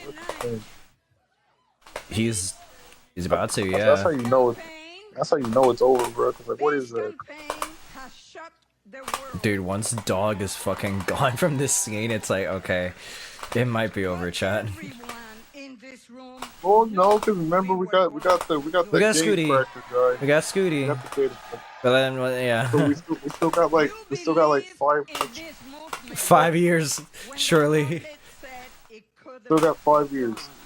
You know, after like 2030, yeah, that's when it's over. It's over, bro. And at that point, maybe that's a good thing, cause like most of us are start being like 30 at that point. Most of us are just going to be Jonas, bro. Yeah. Yeah, most of us are gonna be bartenders. It's gonna be amazing. Hell no. I would never. Oh, I mean, hey, that's free drinks, right? Hey, it's not too bad. I mean, that's not too bad. That's not too bad. It's not a bad perk. If the drink tastes good, man, I'll take a free drink. Okay, it is. He spoke to the struggles we all see: rising rents, crumbling public services, working families barely hanging on, and he gave us something real to believe in. Time to retire the CTW sticker controller. Ew.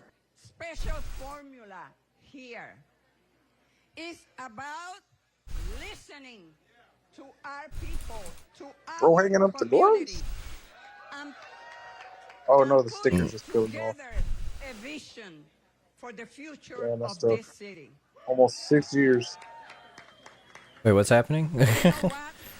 Broden's like CTWC sticker controller from like 2019. Oh no. It's starting to rip off. Yeah, it's starting to rip off. No. Yeah, bro. He said it's time for it to come off. Because they know that this campaign He was just talking about old ass like players, and then he just types. Crazy. So tonight we celebrate, but tomorrow we got back to work. Yeah.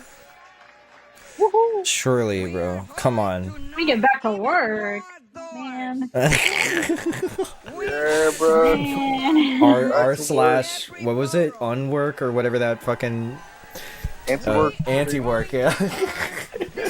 That fucking something in it. That one was funny. Bro. Get back to work, bro. Get back on that grind.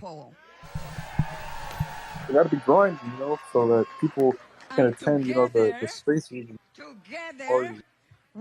Yeah, honestly, I need money so I can go places. Kind of walking. You're going to that, right? Yeah, you're going to that, right? Yeah, definitely. To what? You know, the Mari regional. Yeah, you're going to that, right? Right, I'm sorry, I did not give a shit about Tetris, man. Hey, sorry. It's not for Tetris. Not just for Tetris. Okay, what is it I'll give for? you like a burrito that like costs just the right amount. Just the right amount for that. Bro, I don't want that. God damn it. Trying to convince you that it's like God's gift.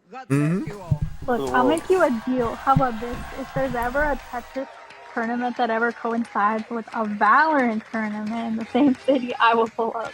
I mean, shit.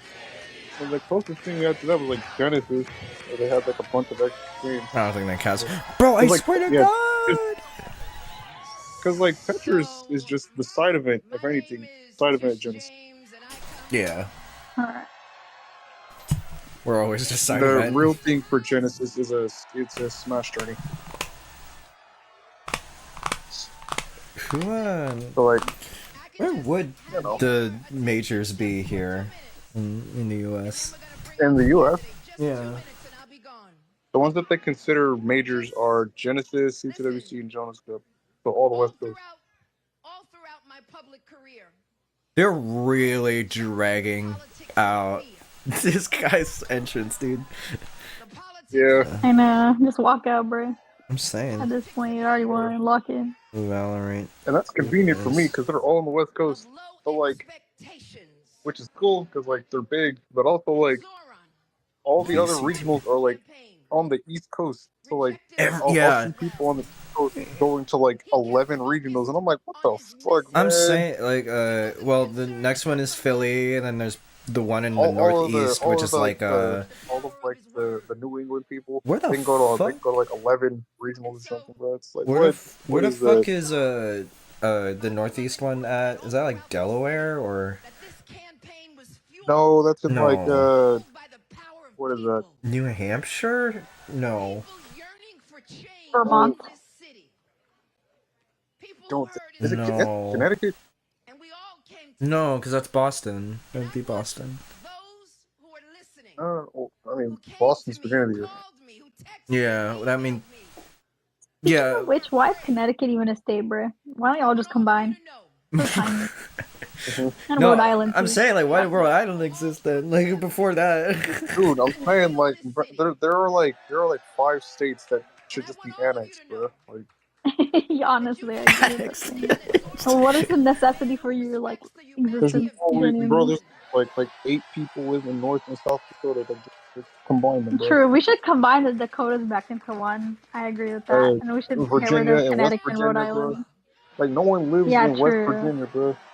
Ain't nobody live there. I do like the shape of West Virginia, though. It's kind of like a comet in the sky. At least that's how I It think is of it. cool. It I is like the cool. shape. Good shape. New York and New Jersey. We're just annexed New Jersey, bro. Yeah, they should be one. I don't know why they're even separate to begin with, bro. Like, it's so tiny, low key. Vermont, New Hampshire, and like Maine should all be like a state because they're all like the same area. All those. Yeah, honestly, Vermont and New Hampshire should just be one for sure. Like, they're literally like split in two for no reason. And then like what's another one? I guess Alabama and Mississippi. They're both just sundown states, bro. Like get No one cares about them. I'm sorry. You can do whatever you want with those regions. Yeah, they're not sundown towns. They're sundown states, bro. No. Real. The wiki for Valorant champions for this year isn't even up yet, and it's like, wouldn't it be like 2 months away? Oh, they just had. That's because it just happened in Toronto. Like yesterday was the finals. Oh, it happened? Oh shit. Okay. Yeah, they had the Masters tournament. Why is it in June? The fuck? They have like. I guess you could have like Montreal there. Or at least it used. We're talking about the champions, like whole thing, right? And not like. There's like. I'm talking about the one that happens in August, like the biggest one. Cause like it was like last year was Seoul. That's why. Yeah. Like. Is he there? Apparently Jesus it's happening in Paris. Thank God, dude. There he is. Fucking God, dude. It's like nearly 12. It's past midnight over there. What are they doing? They're celebrating, bro. And people in New York don't sleep. I already know that. I literally went there and there was people out at 2 a.m. I'm like, okay. I mean, it is literally called the city that never sleeps, right? So. Yeah, and they close really late, which I kind of like. Everything closes out there so early. partying and drinking. If I had money, I would. If I ever had like money, I still wouldn't live out there because that's just insane. No, if you have money, New York's a fun place to visit, but I would never stay there personally either. Yeah. Vehicle traffic is AIDS. I'll be on like Albany or something, like away from that. Bro, he gets his eyebrows threaded. You gotta get them done. Look at them lines, bro. Bro looks good. Yeah, I can see the thread marks. Right? Wait, let me.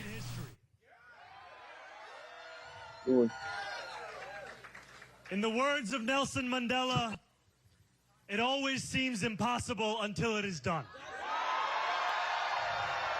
Period, King. Say it, King, bro. But he's smiling so. We have done. He should have said, "Ladies and gentlemen, we got him." Your Democratic nominee yes, for sir. the mayor of New York City.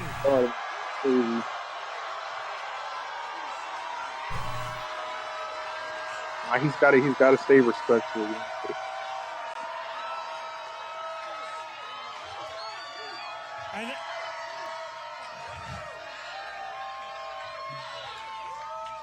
An hour ago, I'm not going to that. What the hell? I spoke with Andrew Cuomo about the need to shit. bring this city,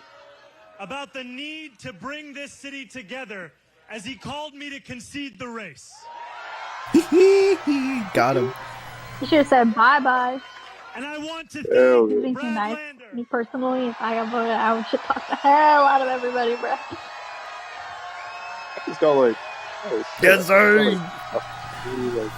There's a camera in his face. Can we see him down? Put the No. camera down, ho. Oh. Brad. Who did exactly that? Together we have shown. Oh, that was the other dude, right? The guy Yeah, the other endorsing. Yeah. This is a very good thing.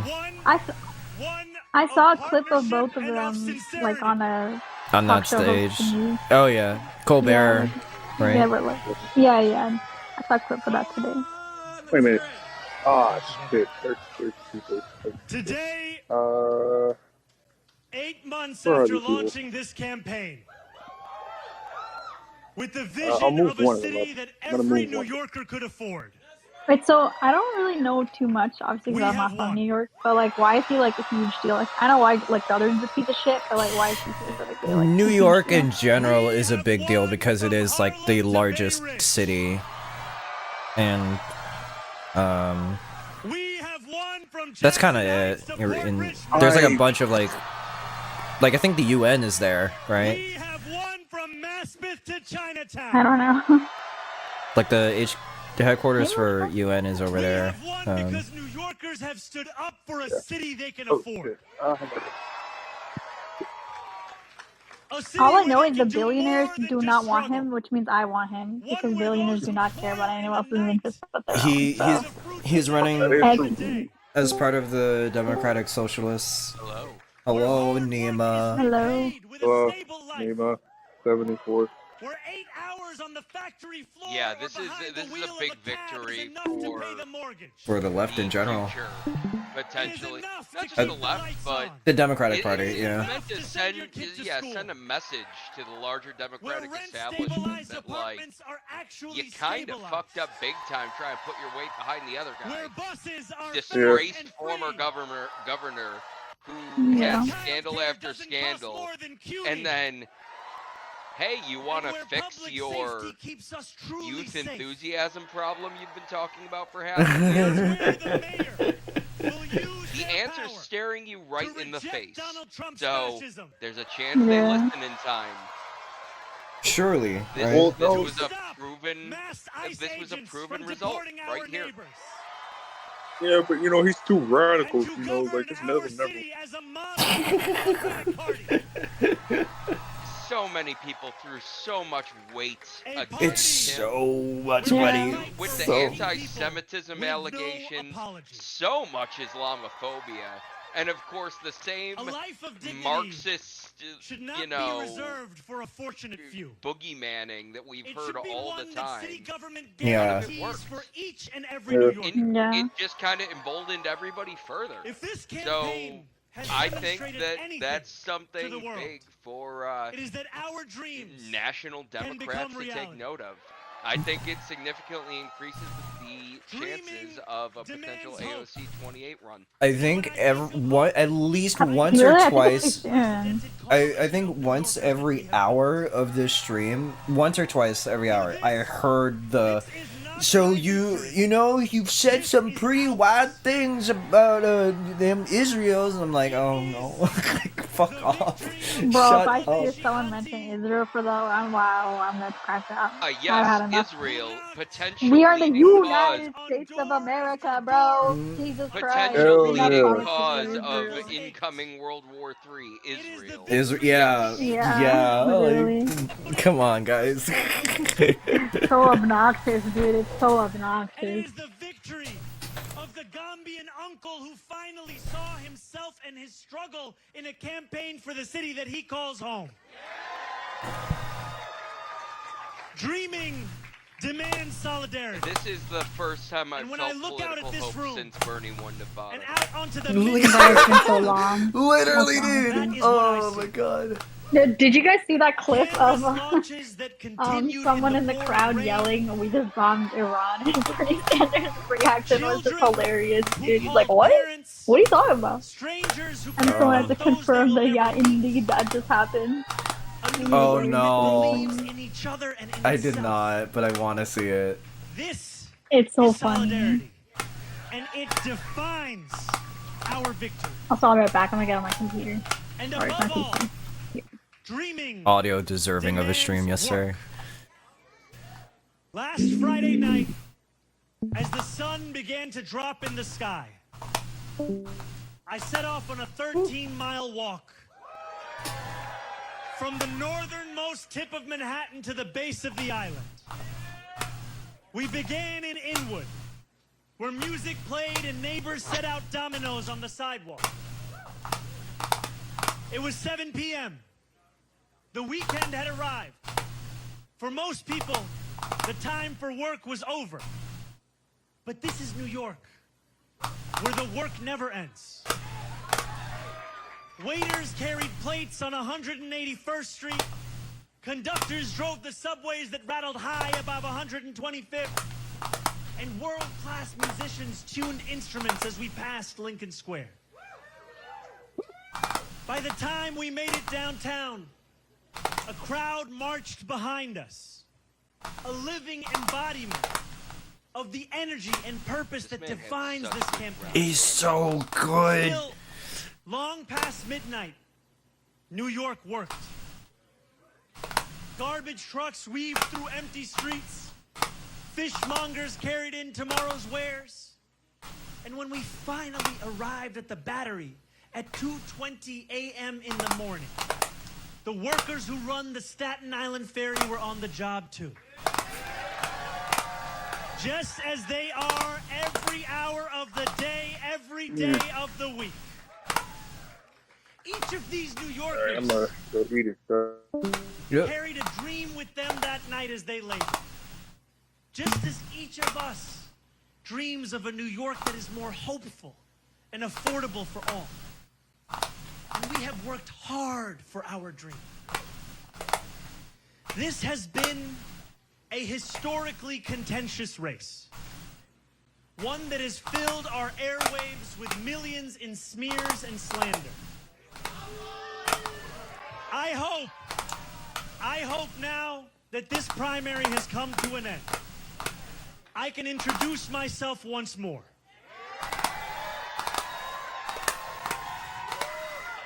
Not as you've seen me in a 30-second ad or in a mailer in your mailbox, but as how I will lead as your mayor.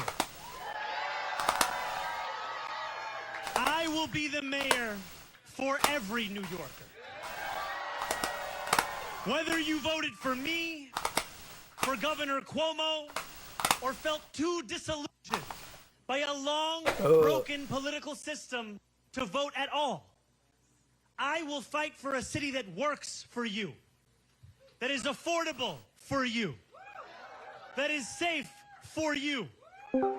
I will work to be a mayor you will be proud to call your own. I cannot promise that you will always agree with me, but I will never hide from you. If you are hurting, I will try to heal. If you feel misunderstood, I will strive to understand. Your concerns will always be mine, and I will put your hopes before my own. And I know that those hopes extend beyond our 5 boroughs. There are millions of New Yorkers who have strong feelings about what happens overseas. I am one of them.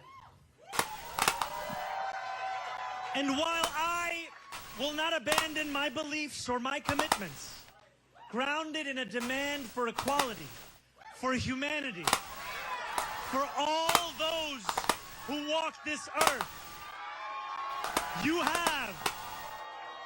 have my word to reach further, to understand the perspectives of those with whom I disagree, and to wrestle deeply with those disagreements.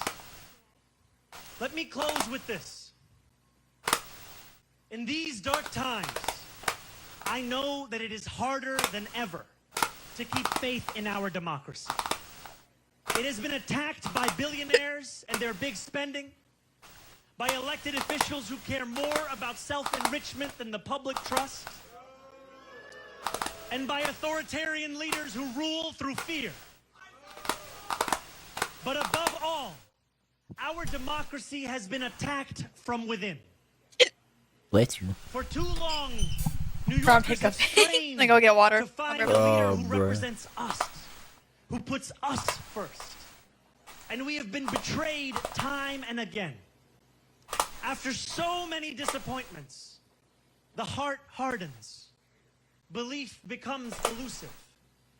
And when we no longer believe in our democracy, it only becomes easier for people like Donald Trump to convince us of his worth. For billionaires to convince us that they must always lead. As FDR said, democracy has disappeared in several other great nations.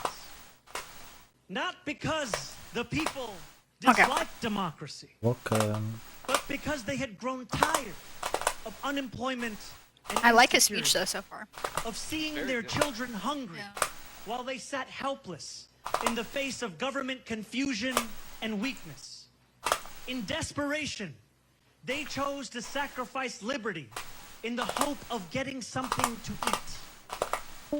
New York, if we have made one thing clear over these past months, it is that we need not choose between the two. We can be free and we can be fed. We can demand what we deserve. And together we have built a movement where everyday New Yorkers recognize themselves in our vision of democracy. Every new voter registered, that is faith renewed. Every voter who traveled through withering heat to the polls, that is faith renewed. And every New Yorker who sees solutions to the daily challenges they face in this campaign, that is faith renewed. Together, New York, we have renewed our democracy. We have given our city permission to believe again. And I pledge to you that we will remake this great city, not in my image, but in the image of every New Yorker who has only known struggle. In our New York, the power belongs to the people.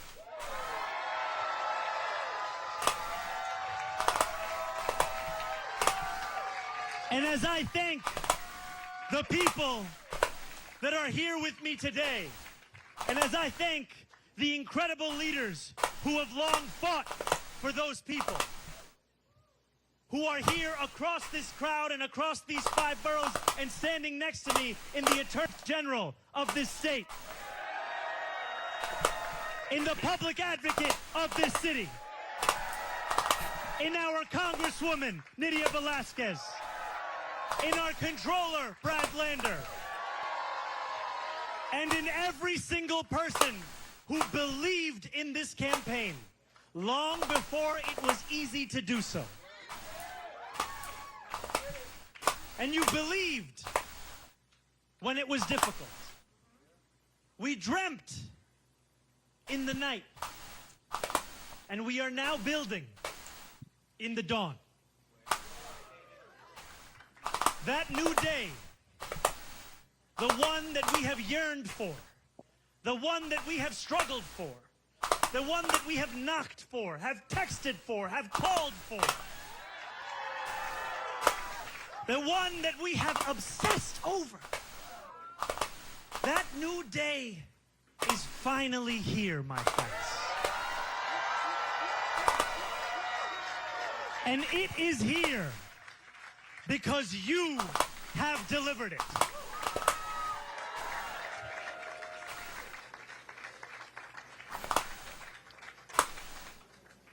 Thank you.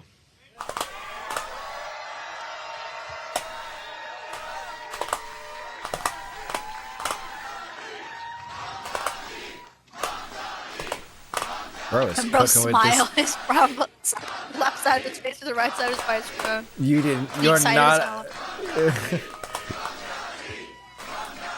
I'm just saying he's really excited. Okay. But I'm not saying anything. I'm just saying he's excited.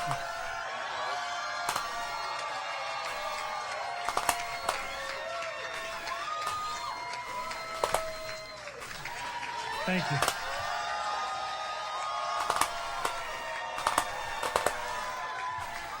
And as I thank you, I must thank those who brought me into this world.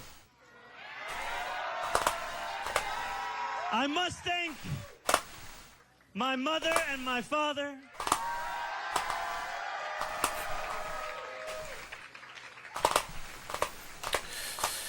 Mira and Mahmoud.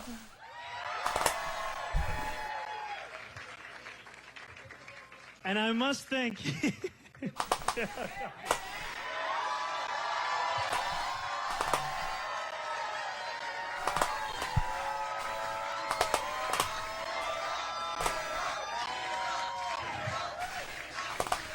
Everyone's and I must thank my incredible wife.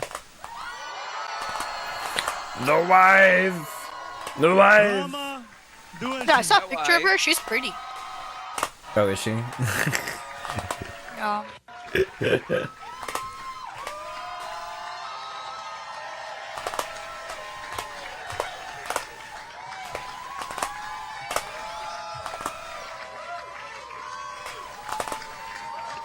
Thank you.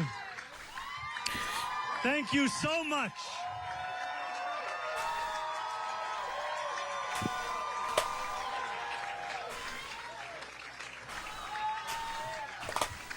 Now let us lead this city into one that is affordable for each and every New Yorker.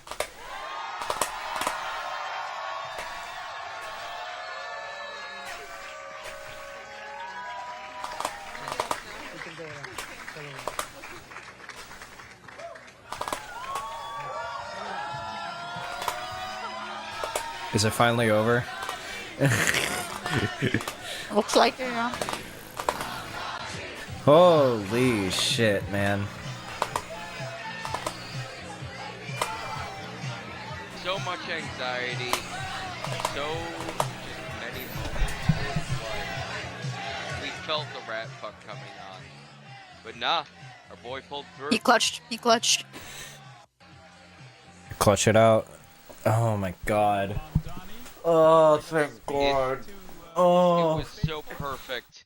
It was so perfect how many fucking Republican voices came in being like, look, I know I can't in good conscience say, you know, say it, but we really need to hope that Cuomo wins this. Despite everything he did as New York governor, we cannot allow New York to become London with a jihadi Marxist mayor. Jesus Christ. Which is crazy. Oh my god. The delusion is wild, bro.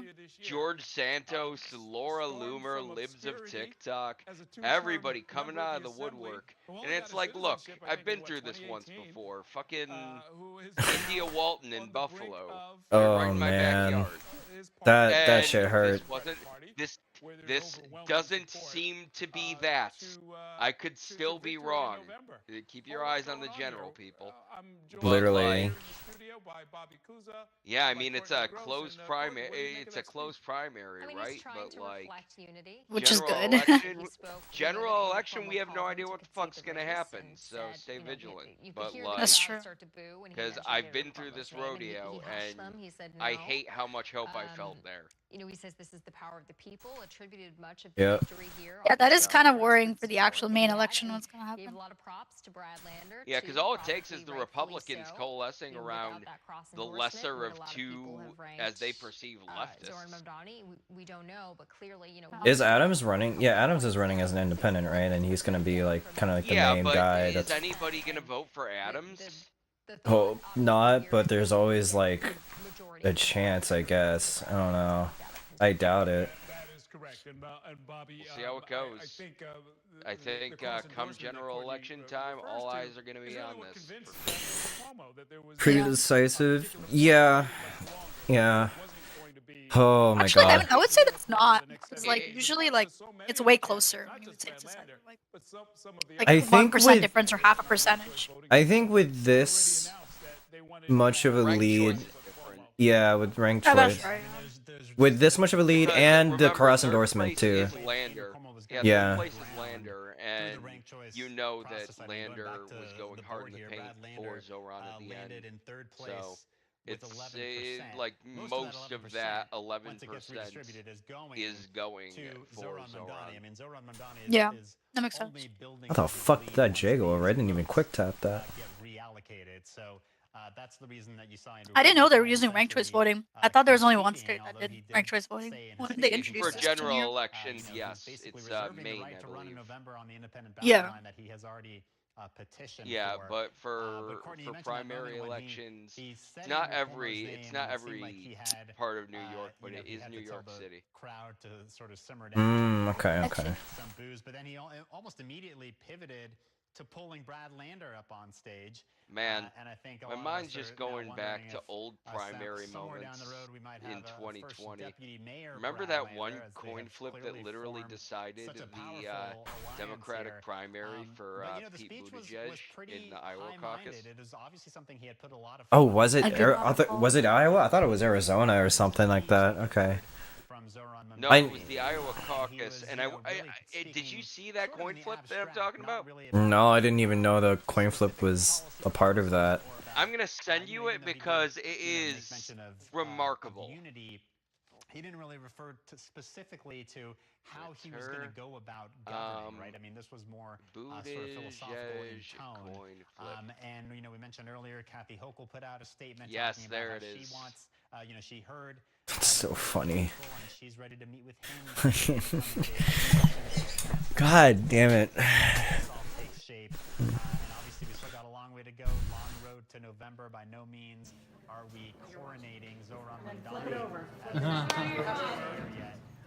But we're gonna have to see how he, you know, sort of molds the campaign.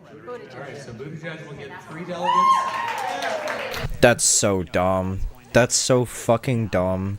And that is why Pete Buttigieg won the Iowa caucus. That's what I was wondering. So how did Pete Buttigieg win that shit? What the fuck? Come on, man. Because of that scuffed ass coin flip. No other reason. Democracy. I love it. I love this chaotic mess that we live in, that we call a country. Real. It will be not at this particular moment, but in a couple of weeks from now. Oh my god. Surely 2028 will be a little better. Well, again, Shit, I hope so. It depends if the right people learn their lesson from last time. Will they? Well, In I mean, this is so much. Do they want to win, or do they want to hold on to the money? Yeah, I actually don't know how much of a possibility AOC is. Not like in terms of electability, but just in terms of how much she wants it. But she's doing a lot of work for someone that isn't running for president. I'll say that. Presumably. Again, just wait and see. And so almost everything becomes a secondary consideration. What you might think about the program, or whether he can get the votes in Albany, or whether the governor's going to go along with it. As long as you have the people, you know, you win the election, you win the right to start implementing policy, and you win the right to have a conversation. And of course, that is a big part of what we. Sorry, it's late and I'm forgetting exactly what I did not say. Did I mention that I watched a lot of the Bernie on Rogan tonight? No. So. Did he even? I watched. Is it Veronica on that? Bernie was just on Rogan yesterday. Oh. And that's cool. I watched like an hour and 35 minutes of the hour and 51 minutes of it. Just I didn't stop for any particular reason other than I had other shit to get to. Fine conversation overall, but in the first third, Bernie needs to explain to fucking Rogan, and he's too polite, what marginal taxes are and what 15-minute cities are. Oh, he doesn't know what those are? Because Joe Rogan, despite talking to many powerful people, still does not know that marginal tax rates are not effective tax rates. As native New Yorkers, yeah. That a 90% marginal top tax rate is not the same as being taxed 90% on all your money.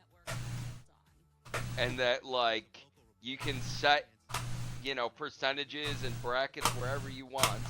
Despite, like, does this guy not talk with his tax guys? I was gonna say, it's like, it just comes off as like, you just don't know how to do your taxes. Like, hold on. You know, I can say, okay, I can get how someone like him would know how to do his taxes. Yeah, because, someone like him. Yeah, that's the problem. To do that. Well, he doesn't know math. You can pay someone to do that shit, sure. But to not even talk to them about what anything implies? Do you just not care? Yeah. And then 15-minute cities, he's like, and no one's allowed to leave, you know.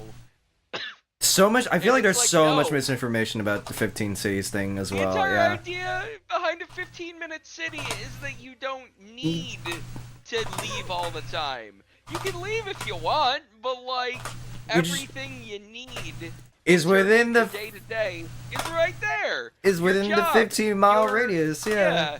Your groceries, your hangout spots. Like, you don't need to drive a car.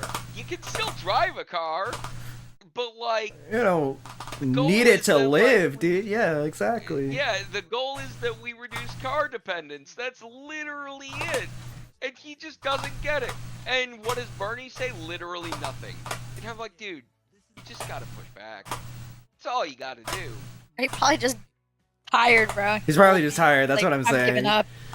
Oh, no. Yeah, but he did the same shit with Biden, and he didn't push back as hard as he needed to. He's always been too nice. There's been that little segment of Bernie that's like that. And I don't know if it's, I think it's more like his pragmatic side coming through, basically, when it's doing that. He's just a nice guy. He's just he's too nice of a guy. Yeah. He tries to make inroads with everybody because he feels like he's always been playing off the back foot. But it's like, dude, you're one of the most respected voices in the country. Even if there will be some people you can never get, you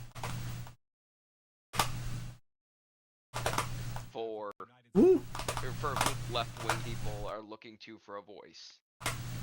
No one else is fucking speaking for us. The country's just very divided right now, unfortunately. Well, I mean, it's divided literally against us. You know, I mean, I agree. Yeah. It's pretty united in terms of bad things at the moment. Yeah. I'd like to think that we agree on what the bad things are, but also, I don't know about that. Probably. I mean, look at the Democratic Party postmortems over the course of, you know, December to like May. You know, we've been too forgiving to immigrants. You know, defund the police, cratered everybody's careers.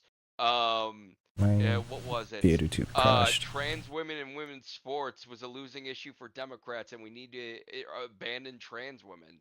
Like, all of a sudden you're seeing these takes, and it's like you're just trying to become diet Republicans when they will never trust you. Yeah, it's pandering, pretty much. Yes, yeah, because they don't believe a damn thing they say. They just want the votes. You know, yeah. I mean, No, yeah, that's precisely why I really don't like the Republican. I mean, honestly, I just don't like either parties. But I'm like generally left leaning, so I always end up voting Democrat anyway. But I just the goal ends up needing to be to hijack the Democratic Party, and you know, I mean, the Tea Party did that to the Republican Party, so you know, here's hoping. But like, it's a long shot. Of course it is. Yeah. I think for me, one of the bigger disappointments is like growing up, I always thought like Gen Z would be like really, really progressive. And I feel like that really isn't the case. You can thank Silicon Valley for that one. Bro, I live there and people here are not even that bad as compared to like some of the other places. Oh, no, it's not. No, like their influence on the social media sphere is what I think you mean. Yes, my brother works for Google, yeah. and like, you know, I love him, but like, people's brains are getting broken, and they're like, look, we can define the world via algorithms, and it's not breaking everybody's brains. Don't worry about it. We'll have computers do all the thinking for us. And well, I mean, I feel like the issue is also with like some of the content that's on these platforms, like Andrew Tate and all those stuff. Like alt-right pipelines are like kind of look. Well, that it's kind not of just alt-right pipelines. It's left-wing pipelines too. And the reason for that is that very inflammatory or making an enemy or anything like that. anything that sparks a reaction will always. Yeah, it's sensationalist rhetoric, which Yeah. you know, extremist political factions will always have the high ground on. They will get the most clicks. They will get the most influence peddled into them. And, you know, that ad revenue is very juicy for most people. So that's how these pipelines get born. Now, of course, I've always had a very egalitarian sense of politics, so of course I find myself in the left wing. But I can notice, like, you know, what gets the most clicks, no matter what, you're just, you know, you make an enemy and you make your stand against them.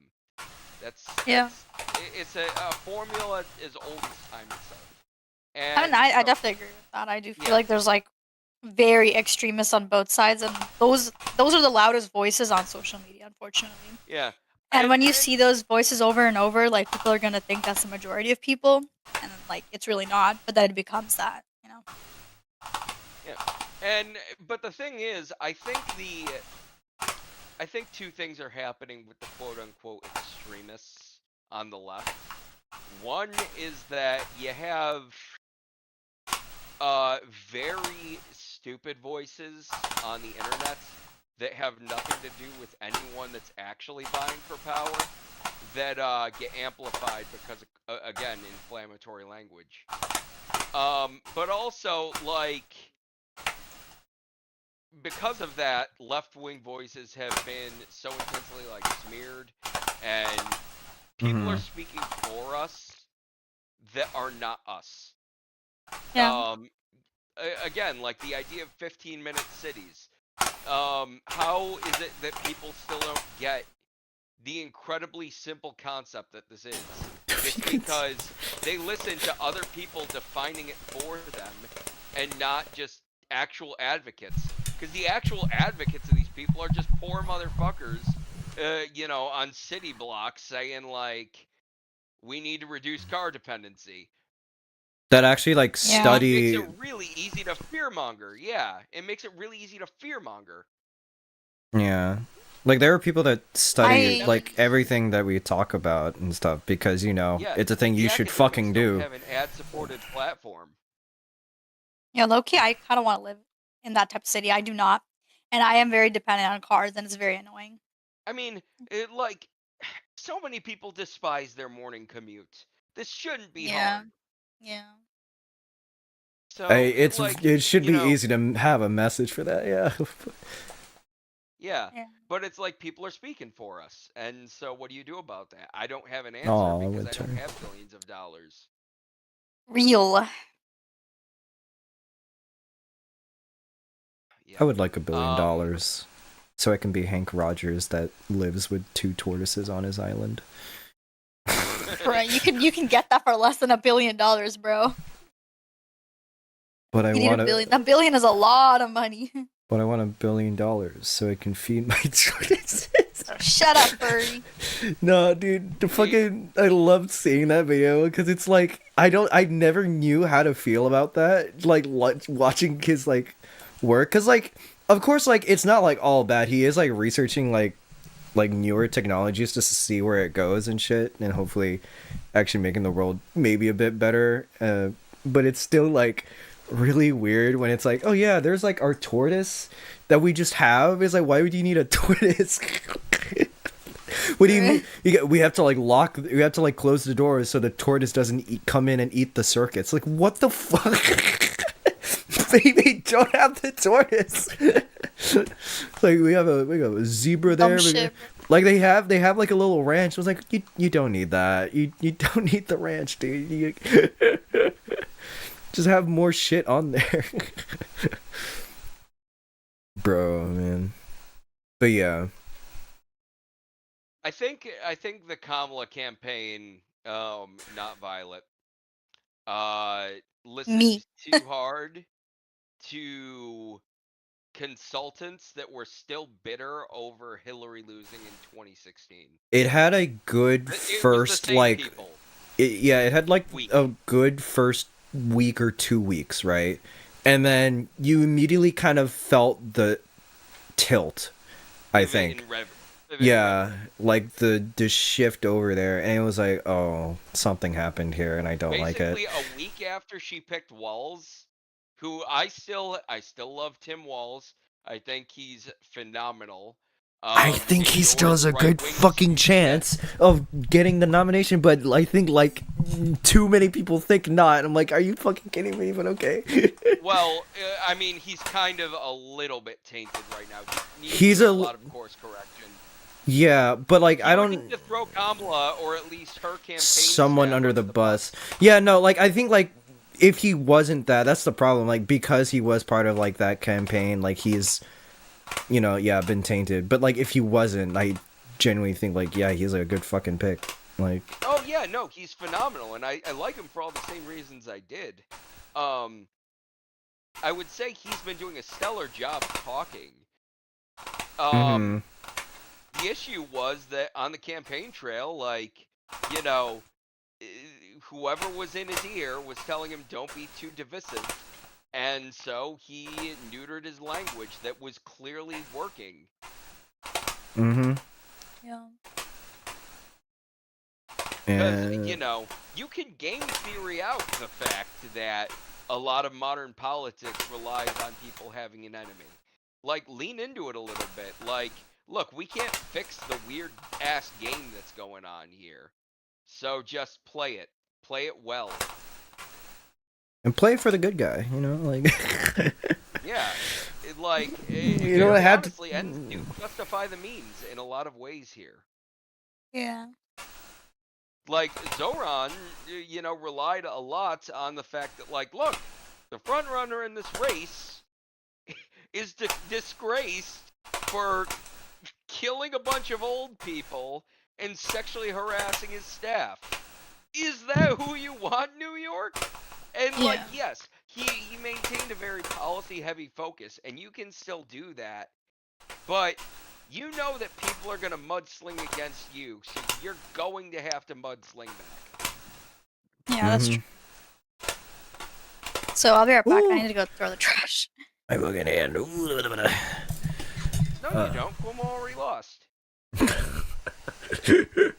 Bro already conceded. It's fine. God damn. I don't know. Like, as much as I'm hopeful about this, it's right. I mean, yeah, like, how would the main Democratic Party take this? You know? One of a couple ways. Right. They could see the writing on the wall, like, look, And actually do it. An Right. issue with we have a young voter issue. We saw much less turnout. Young for voter us issue and is crazy. a lot more against us in the general in 2024, and yet several months later, boom, Mamdani has a ton of enthusiasm and wins a ranked choice vote on the first night. Well, no, not on the first night, but is ready Rearing too, yeah. Yeah. And so they better. There's that. And they could see that, you know, the Republicans that were going to vote Cuomo in, like, they were just doing the same lesser of two evils shtick, and they were going to immediately turn on him and call him all the dirty names in the book, and they'll forget about Zoran in 3 days if Cuomo had won. That's like the first major option. The second option is the more cynical one that I find still probably incredibly likely. And that is they ignore a lot of the Zoran moments. They essentially just try and sweep it under the rug, let him lose to an independent run from another mayoral candidate. And then, you know, they continue with their, you know, this person is too far left to ever win calculus that they've been going off for the last 8 years, and just lose in 2028 again. Mm-hmm. Because and your electability, bro.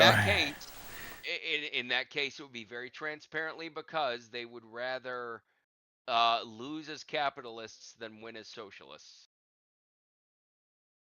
You gotta change because the to them whole. It doesn't matter if they're called socialists or communists. It matters that they have the gravy train of corporate donors, which if they were actually socialist or communist, they would never have. They would never have it, yeah. And they don't want to lose that.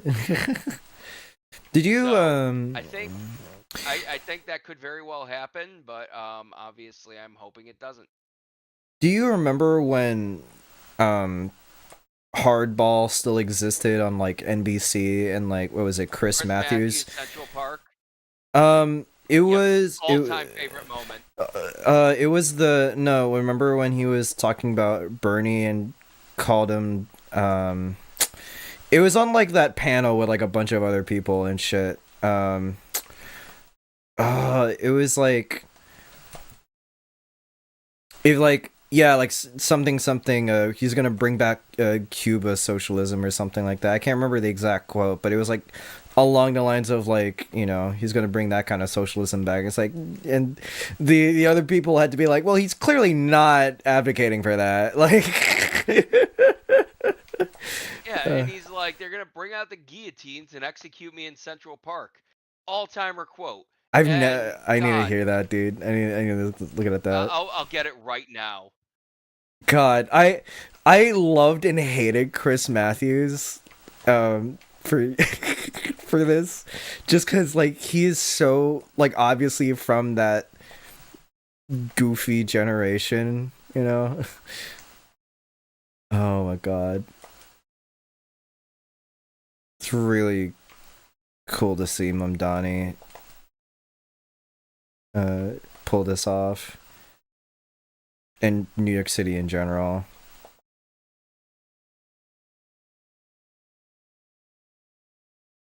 Ooh. This is what you're talking about. Hold on. Let me get out of this. Thank you. I need a bar. I don't have a bar.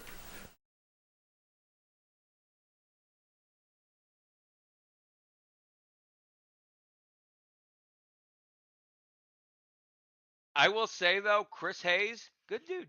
I like him. Yeah, he's one of my favorite reporters to watch whenever I can.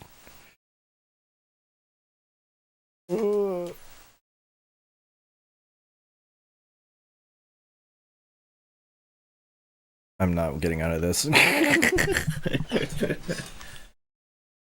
Let me see. I have my own views of the word socialist, and I'll be glad to share them with you in private. And they go back to the early 1950s. I have an attitude about them. Why are you looking so uncomfortable? Towards Castro. I believe if Castro and the Reds had won the Cold War, there would have been executions in Central Park, and I might have been one of the ones getting executed. And certain other people would be there cheering, okay? So I have a problem with people who took the other side. I don't know who Bernie supports over these years. I don't know what he means by social. 1 week it's Denmark. We're going to be like Denmark. Okay, that's harmless. That's basically a capitalist country with a lot of... I think it was this, right? Denmark is harmless. Pretty clearly in the Denmark category. Yeah, he was in... Did he tell you that? Well, I mean, that's what he says, and that's what his agenda calls for, right? Yeah. He's not calling for any... Let's see. Let's figure that one out. But we haven't seen... Can't figure that one out.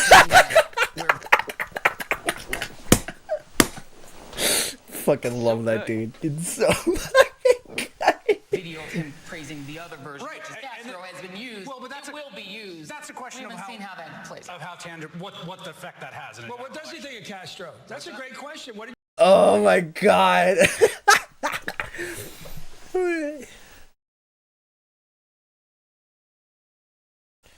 Oh my god. Text someone important. Oops. But no, like, it was always really funny when he came on and he would have like some scared take like that, and I would like hee-haw to myself. Oh my god. I'm back. Welcome back. I think there's a small slate of people who what is it?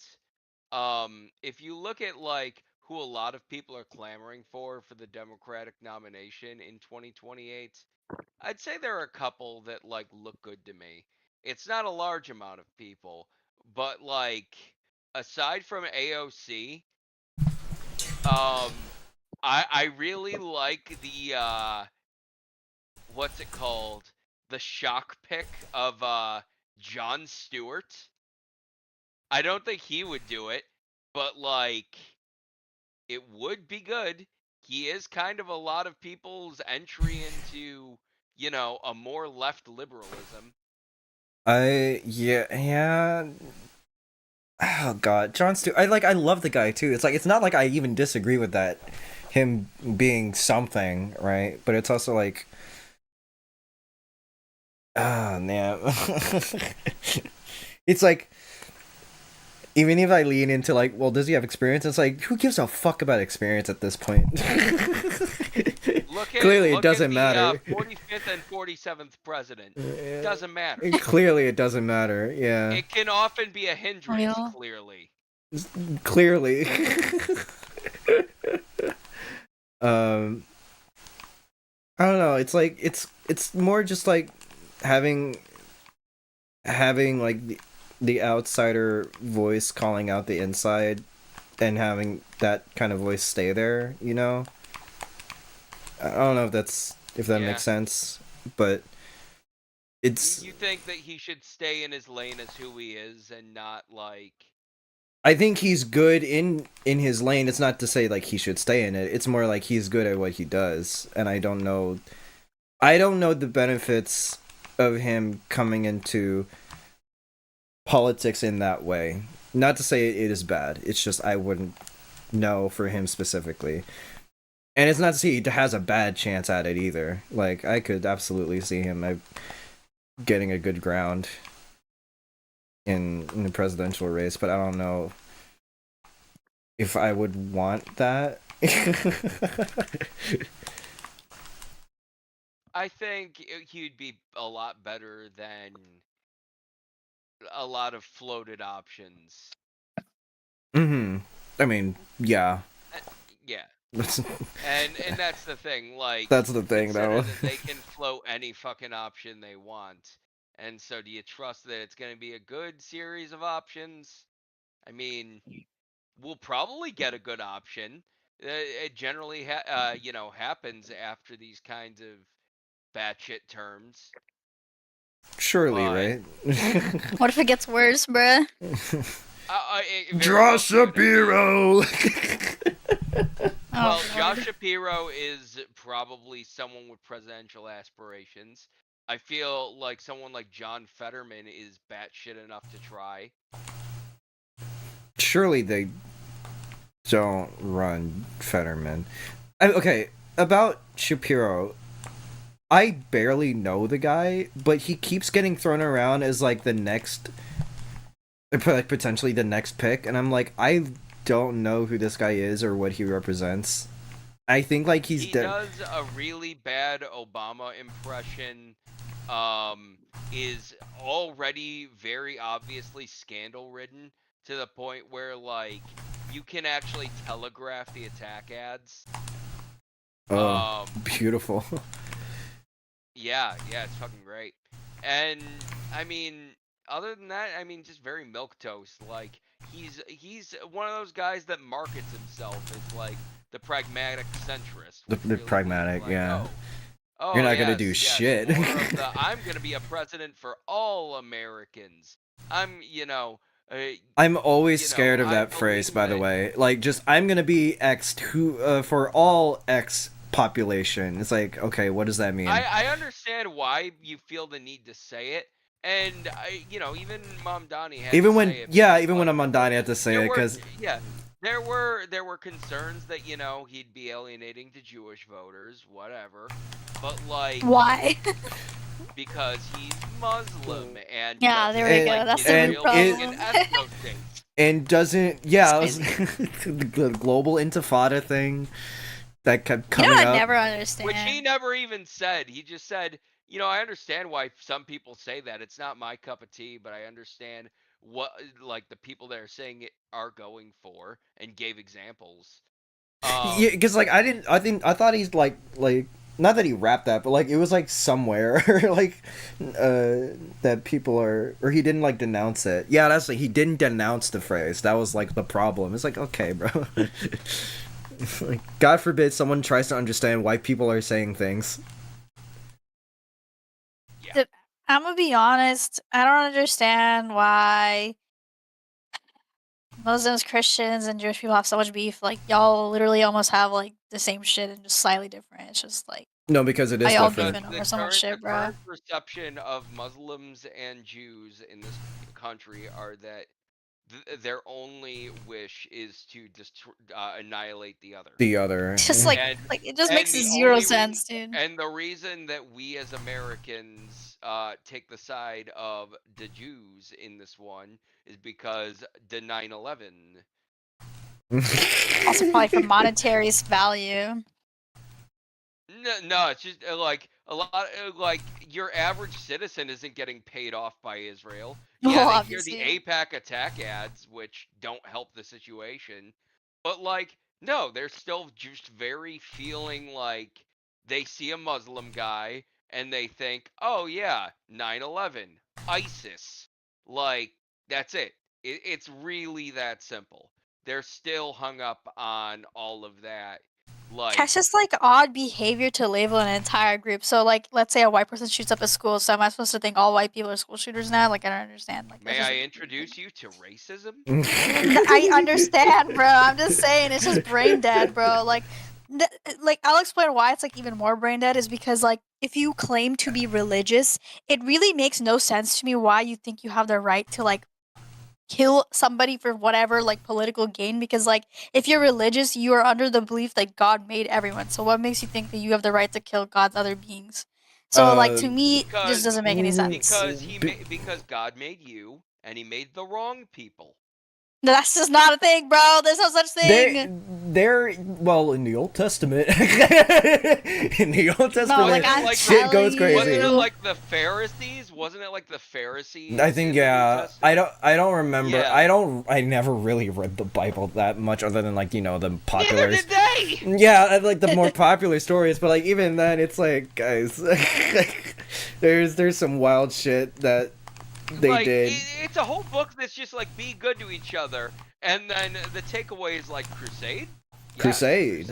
It's so odd. It's just so odd. Like I just don't get it. It's odd because here's the thing, like because God told them they're the right one.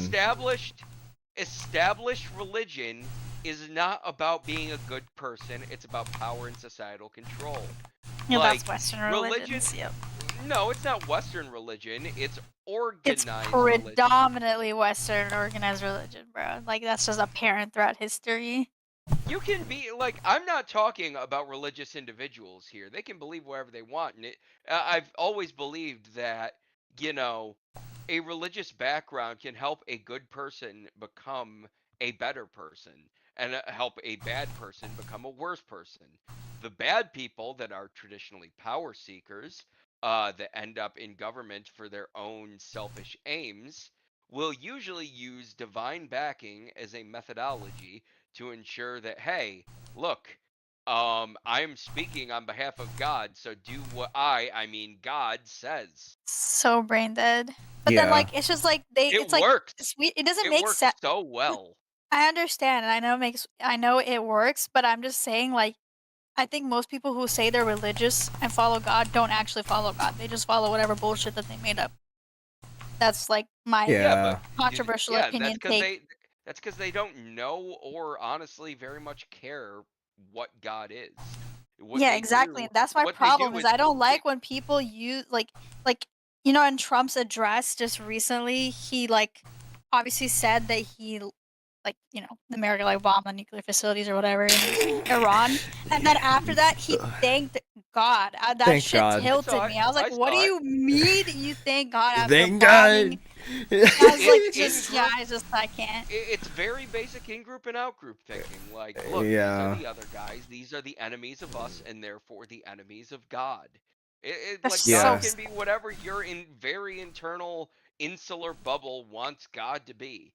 And yeah, it's bullshit. He's hijacked it. It doesn't have to make sense. He's hijacked the concept of Christianity and for like their vote, and like it's actually crazy how people will fall for that sometimes, because because everything he stands for is so like, I'm not Christian, just to be clear, but I feel like he's so anti everything Jesus would have stood for. Like, it just doesn't make any sense. Like, primarily, you can see just even with the immigration thing, like, it's just odd. Like, there is no discrimination. That hasn't been out of the realm of like what American Catholics have been for decades, for as long as I've been alive, for sure. I mean, literally, it's just like, oh, help the poor, feed the homeless, give alms to those in need. Like, fuck the Jews. It really becomes, oh, does this person really deserve this? Or, is this person really, a godly person? Are they who we should be giving our care towards? And it's like, exactly whom, because that's like exactly who Jesus would have advocated for, literally in the Bible. Like, it's a very common through line that, like, help others that cannot help themselves, or help others that you see are too far gone, because that'll, like, a rising tide lifts all ships. And that's just not how Americanized Christianity looks at it, because a lot of it's power seeking. A lot of it is like by, pastors of churches that get funding through their, through their clergy and all that. So very easily it's like, oh, just give us money and God will look favorably upon you. So stupid, bro. Or even worse, like, participate in our church's political causes, and God will look favorably upon you. And God will admit you to heaven. Biblical study or people just abuse religion, man. They abuse it so bad. They just warp it to whatever the hell they want it to be. Which is just like, I understand it makes sense why they're doing it for political gain, but I don't understand how someone will be a supporter of it and just like not read the content they're supposed to read or something. Like, how are you not locked in, brother? Like, because the people are starving for community and hierarchy. Those are the two things. Because, like, I don't really think they give a fuck about theology. They want to feel like a member of the place they live in. And they also want to feel like they have some sort of direction because they don't know how to feel about this crazy, chaotic world for themselves. That's just like the wrong reason to get into like religion. But it's the reason and you have to get in. A lot of history. Yeah. I mean, also like in general, I feel like America is extremely individualistic. Like people do like. Community is just not a thing here. I don't know what's up with that. Like, it's odd. It's not helped by the infrastructure. Community is a thing, but it's a very narrow sense of the word community. Like, again, that's why churches exist, because like they fill a gap. They say, oh, it fills a God-shaped hole, but no, God is just the third place. Like, third places don't exist anymore, so, churches thrive off that. CTWC is my third place at this point. Like, yes, it's so bad. We have a community of people, we have a very diverse community of people who we love, cherish, and will help out in times of need, of course.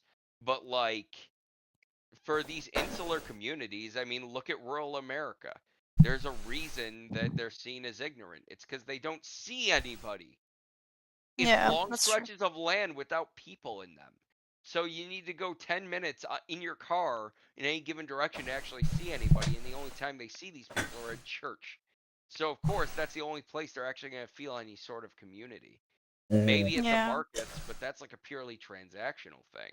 So that's a huge, it's a very old-fashioned sense of the world, but it's still one they live in. And then they spend the rest of their time in like echo chambers online, because that's a thing now. Yeah. Oh man. And so you can see how, the most insular communities are the ones getting the most right-wing radicalized. And those tend to be rural America. There's a reason reason cities are blue and farms are red. Yeah. So surely the Democrats will learn from these fucking lessons. Will they? I feel like they're always so bad, bro. They usually are, or they keep letting the wrong people talk to them. Jesus. I mean, the biggest thing is that you have remarkably unsavvy people who are actively dying, achieving the highest echelons of power. Obviously Biden, but like Jerry Connolly. A lot of the senators, I think, yeah. Yeah, a lot of the senators. Like, what the fuck is Chuck Grassley still doing in government? Wait, he's still...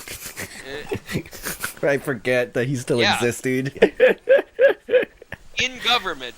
Have you seen that man's Twitter? I haven't seen that man, period, dude. That's how much I know, that he does anything. Then there was that... Yeah. Let's see. I'm gonna look at this guy's Twitter. Yeah. I want you to just look at his most recent tweet. Oh, he's in Iowa. Because I don't even want to read it because I don't like having to decipher tweets. All right, let me do this. I got this. I sent it. What the fuck is this? What is this? Well, I don't even know what any of those words mean.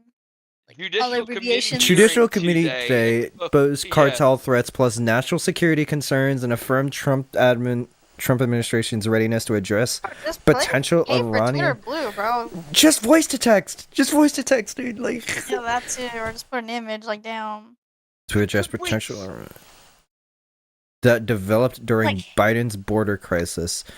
No comma, just space. President Trump and Republicans are working to support law enforcement and secure the border and keep. Okay, it's like a normal sentence. He's like doing the shortcuts though. That's the thing. Like he's learned to do the text shortcuts and didn't realize that Twitter is like more formal place now that you can like not do that. What are the shortcuts? Like they're so odd.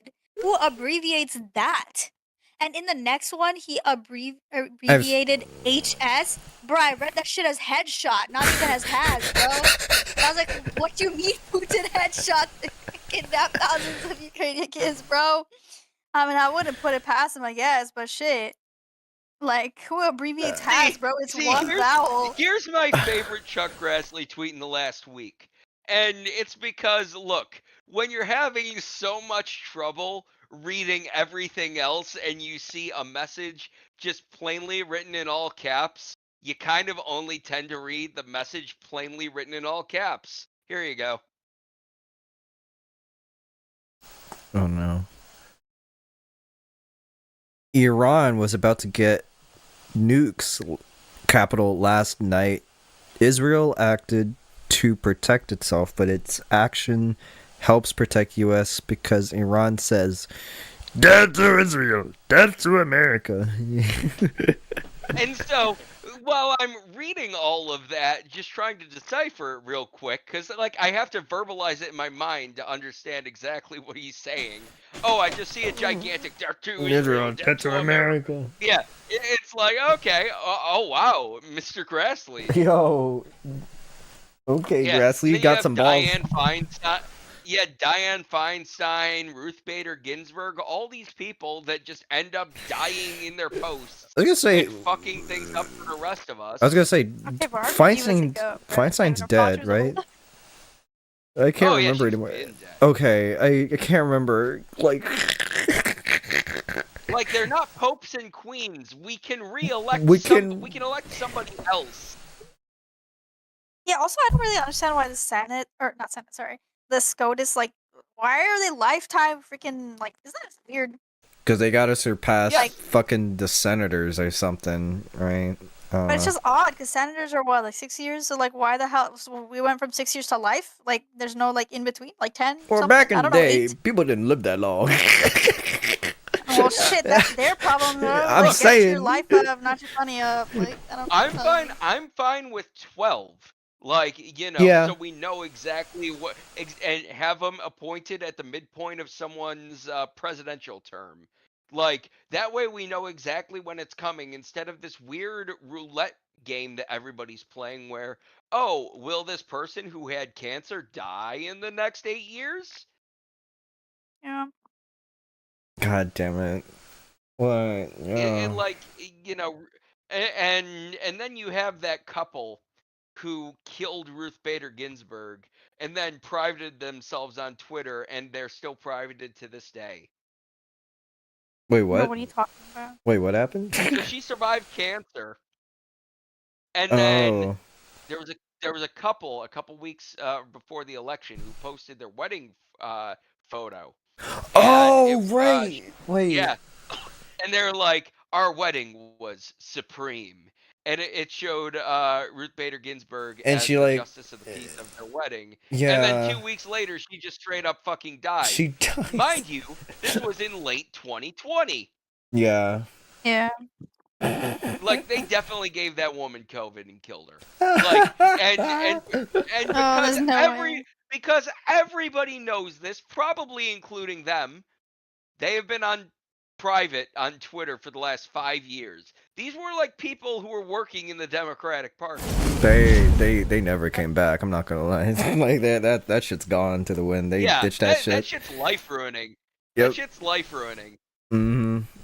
Oh my god. But I will say the clip where Trump figures out that Ruth Bader Ginsburg dies right after one of his rallies. He like came off the plane, bro. Yeah. Tiny dancer in the background. Like, Yep. I'm sorry, that That is was the most peak. cinematic moment of Trump's life. It's so peak for like no reason, man. The walk off, it like literally perfect. Oh god, I remember. Yeah, can that tell the shit was man has a seared in my history in brain. show business. Oh my god. Oh my god. That was politics has been a ride. That was 5 years ago, dude. That was nearly 5 years ago.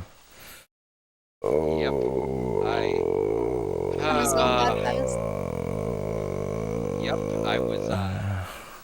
I was just a lad. I was just a lad of 25. I was a measly lad of probably a 300k PB or something.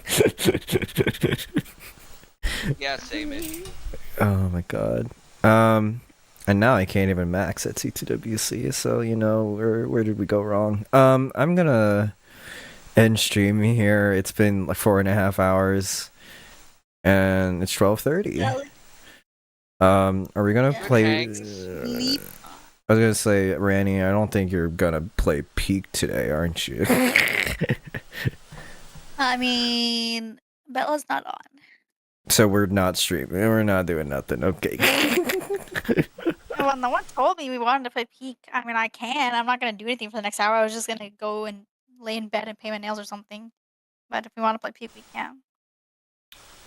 I don't. Well, actually, no. I have to wake up early because I have a little thing for the regional tomorrow. I have like a little meeting with like the student org and stuff. Okay. And I got work, which I'll go to bed for at some point. That's real. Yeah, I also have work tomorrow. That's so But my real. work is just wake up. Just wake up and turn on my laptop, so it's not really like I gotta go anywhere. Yeah, I have a 38-minute commute. So, man, I wish I lived in a 15-minute city. Dude, my mom drives like an hour plus. I'm like, so lucky that my job was area. that was like 10 minutes away. Shitty, like a lot of major right-wingers around here. I live like 3 seconds from a Trump store, but we have a couple nice things around here. Can't believe that exists, by the way. Hey, Mayor. Where do you live? Right near Buffalo. Buffalo. Yeah, my entire Halloween setup got completely vandalized by a couple teenagers. Last year. That sucked. But the cops fully reimbursed me because the church next to my house caught the getaway car on the security cameras. Oh so, my god. You take the good and the bad. Thank you, church and cops. You get 1 point today. I live right next to a couple apartment complexes, so like, hooray for in the suburbs mixed family zoning. Like, that's actually kind of based. I love and hate suburbia. I love that like I can probably scream my hat off and then probably not get called at a reasonable time. At least our neighborhood's pretty nice. But then it's also suburbia. Like it's No, actually, it's I live in the middle of nowhere, and I actually just can't. Like, I'm a big city girl trapped in a small, shitty city girl. Bro. hopefully, right? I mean, you want the thick walls. Yeah, make sure that your house is properly soundproofed and all that. But like, cities have houses, and the point is that you want the ability for anybody that wants to live there to No, but live I there. want to live in a So, walkable city, apartments- though. That's the Everybody does. Yeah. It's just right now Yeah. they're prohibitively expensive. Or they're either prohibitively expensive or they're affordable because the houses are so poorly maintained. Or so that you shit, would need to yeah. pump 70,000. Like, that's Buffalo. You would need to pump $70,000 into any given house to make it like livable, or it's already $300,000. Bro, what? I know you're not talking about house prices with me, man. I live in California, man. The houses here are like $1 million plus. Yeah, but like, you know, you're California. Yeah, exactly. Everything's expensive here, bro. 300K. That's like chump change compared to how much we have to pay for shit here, bro. You also live in the land of opportunity. Like, I'm not saying it's a good thing that prices That's are true. high. I'm saying There's a lot of shit it's that goes kind of on in like that by California. design. Yeah. I know, I Kinda love like that living in by California. design. It's a good Honestly, place. I was actually just in New York 3 weeks ago, and as soon as I entered the Californian airspace, I already just felt better. Like, honestly. Oh yeah, it's so like we have two moods. It's either gray or it's too hot. It was That's so humid the first day I went, and I went to Central Park. I was just fighting for my life, honestly. Oh, did you kill Chris Matthews? Oh, wait, I can't say that. Did you? Oh my god. Actually, I was Get in clipped, motherfucker. Times Square. I was in Times Square and I saw Sneeko. What? I was kind of grossed out. Was he? He was like filming something and walking down the street when I was like trying to find a restaurant, and then I just saw him walk You past. just saw like, is that what I Sneeko? just thought it was? I was like, I can't believe my only celebrity sighting was the freaking loser.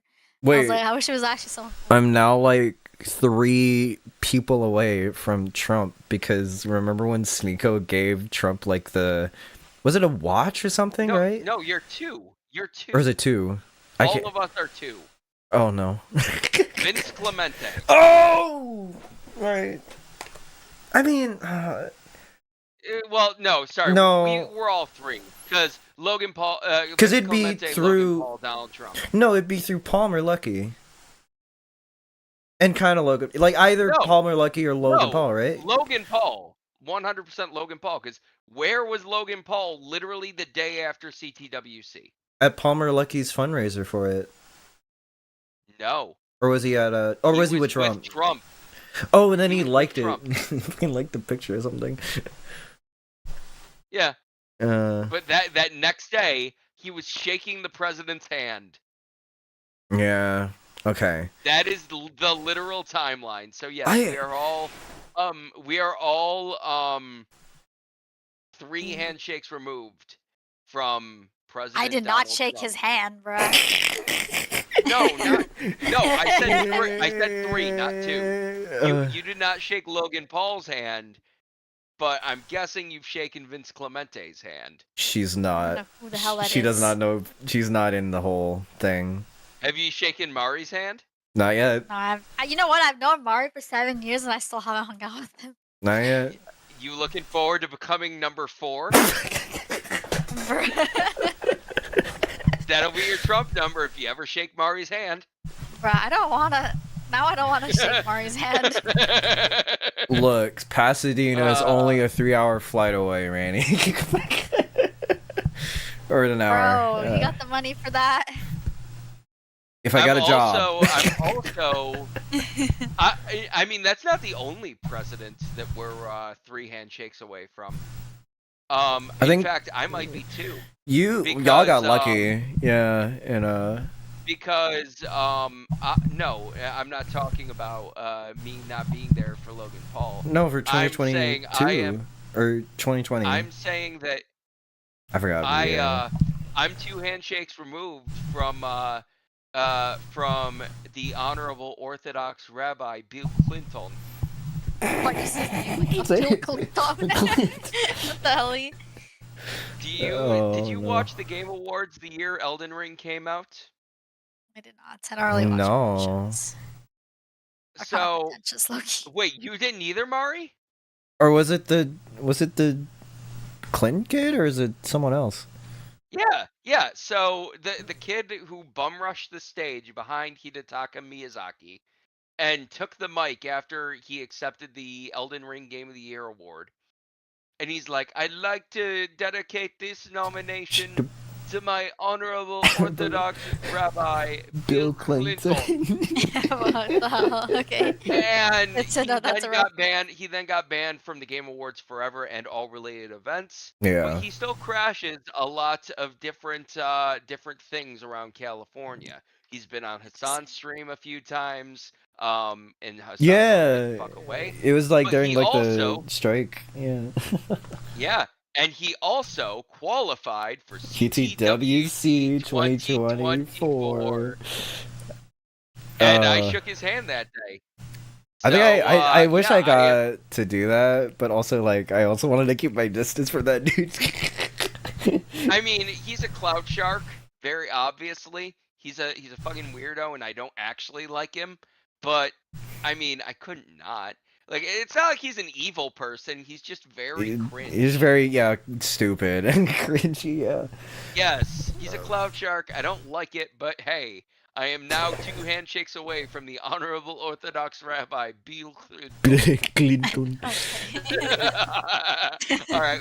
With that, I'll let you go to bed and get ready for regional stuff tomorrow. Let me. Ari, thank you for having me. Of course, Nima. It's always fun to have you, along with like Hana and everyone else, on for these sorts of dumb streams. I never really planned these other than the elections today. Okay, I guess I'll stream it. we'll see what happens. I love talking politics with you. You and T-Storm are like 2 of my favorites in the community to talk it with. Yeah, because I'm like a normal person, like that can like handle heavy topics because they are things that happen in the world, and it's weird to cringe at things that happen. You're supposed to talk about things. I don't understand that. Like never. Like, I'm not up to date or whatever, and I'm like, well, why? I don't like feeling bad. It's know like what's going it's like on. well, That's just reality. You're either gonna you're either gonna feel bad tomorrow or feel bad today, man. You just gotta choose which thing you gotta choose when you want to do it. Pick your poison. You're gonna talk about it. I will feel bad tomorrow for a hamburger today. I could bum rush to In-N-Out if I leave right now, but I'm not going to because I know that it'll probably take me like 10 minutes to even get ready for it. Let's go. All right. Raid. Wait, I thought you're already back in Texas. No? Yeah, we have an In-N-Out here. Oh, what the hell is In-N-Out in Texas? Yeah. Interesting. I thought In-N-Out was only a West Coast thing. I didn't even know they had it anywhere else. God forbid franchises expand. Anyway, honestly, they should never. Honestly, that's the one brand that should not. Y'all need to get on the Dave's Hot Chicken grind. It's seriously goated. One day. Oh, maybe when I go to Detroit or something. I believe Dave's Hot Chicken does have like cauliflower sandwiches or some shit. Ooh. I'm pretty sure they do vegetarian options. Like they're limited, yeah, but like you can at least have the Dave's Hot part of the formula, and you just forego the burgers exist. I don't know, honestly. It's just tofu. I don't know. I'm a spice head, so I'll always I really like spicy. advocate. Yeah, I'll always advocate for the spicy shit. I won't, but more power to y'all. Y'all are crazy. Spice is good. I feel like if there's it's a little not burning my insides, I'm not happy. Yeah, I need something. If there's a little kick, I'd be like, okay, I can see where you're coming from. If you're like, I want to feel pain and pain only, I don't empathize with you. Anyway, we're about to read out. Well, I mean, yeah, that's like too much. Exactly. The only thing I've ever tried where it's like, oh, I feel pain and pain only was the one chip challenge. And I only did that just to see what it was like. I didn't enjoy it. But what I will say is, like, I have a huge spice tolerance now, and shit doesn't hurt me, except maybe, like,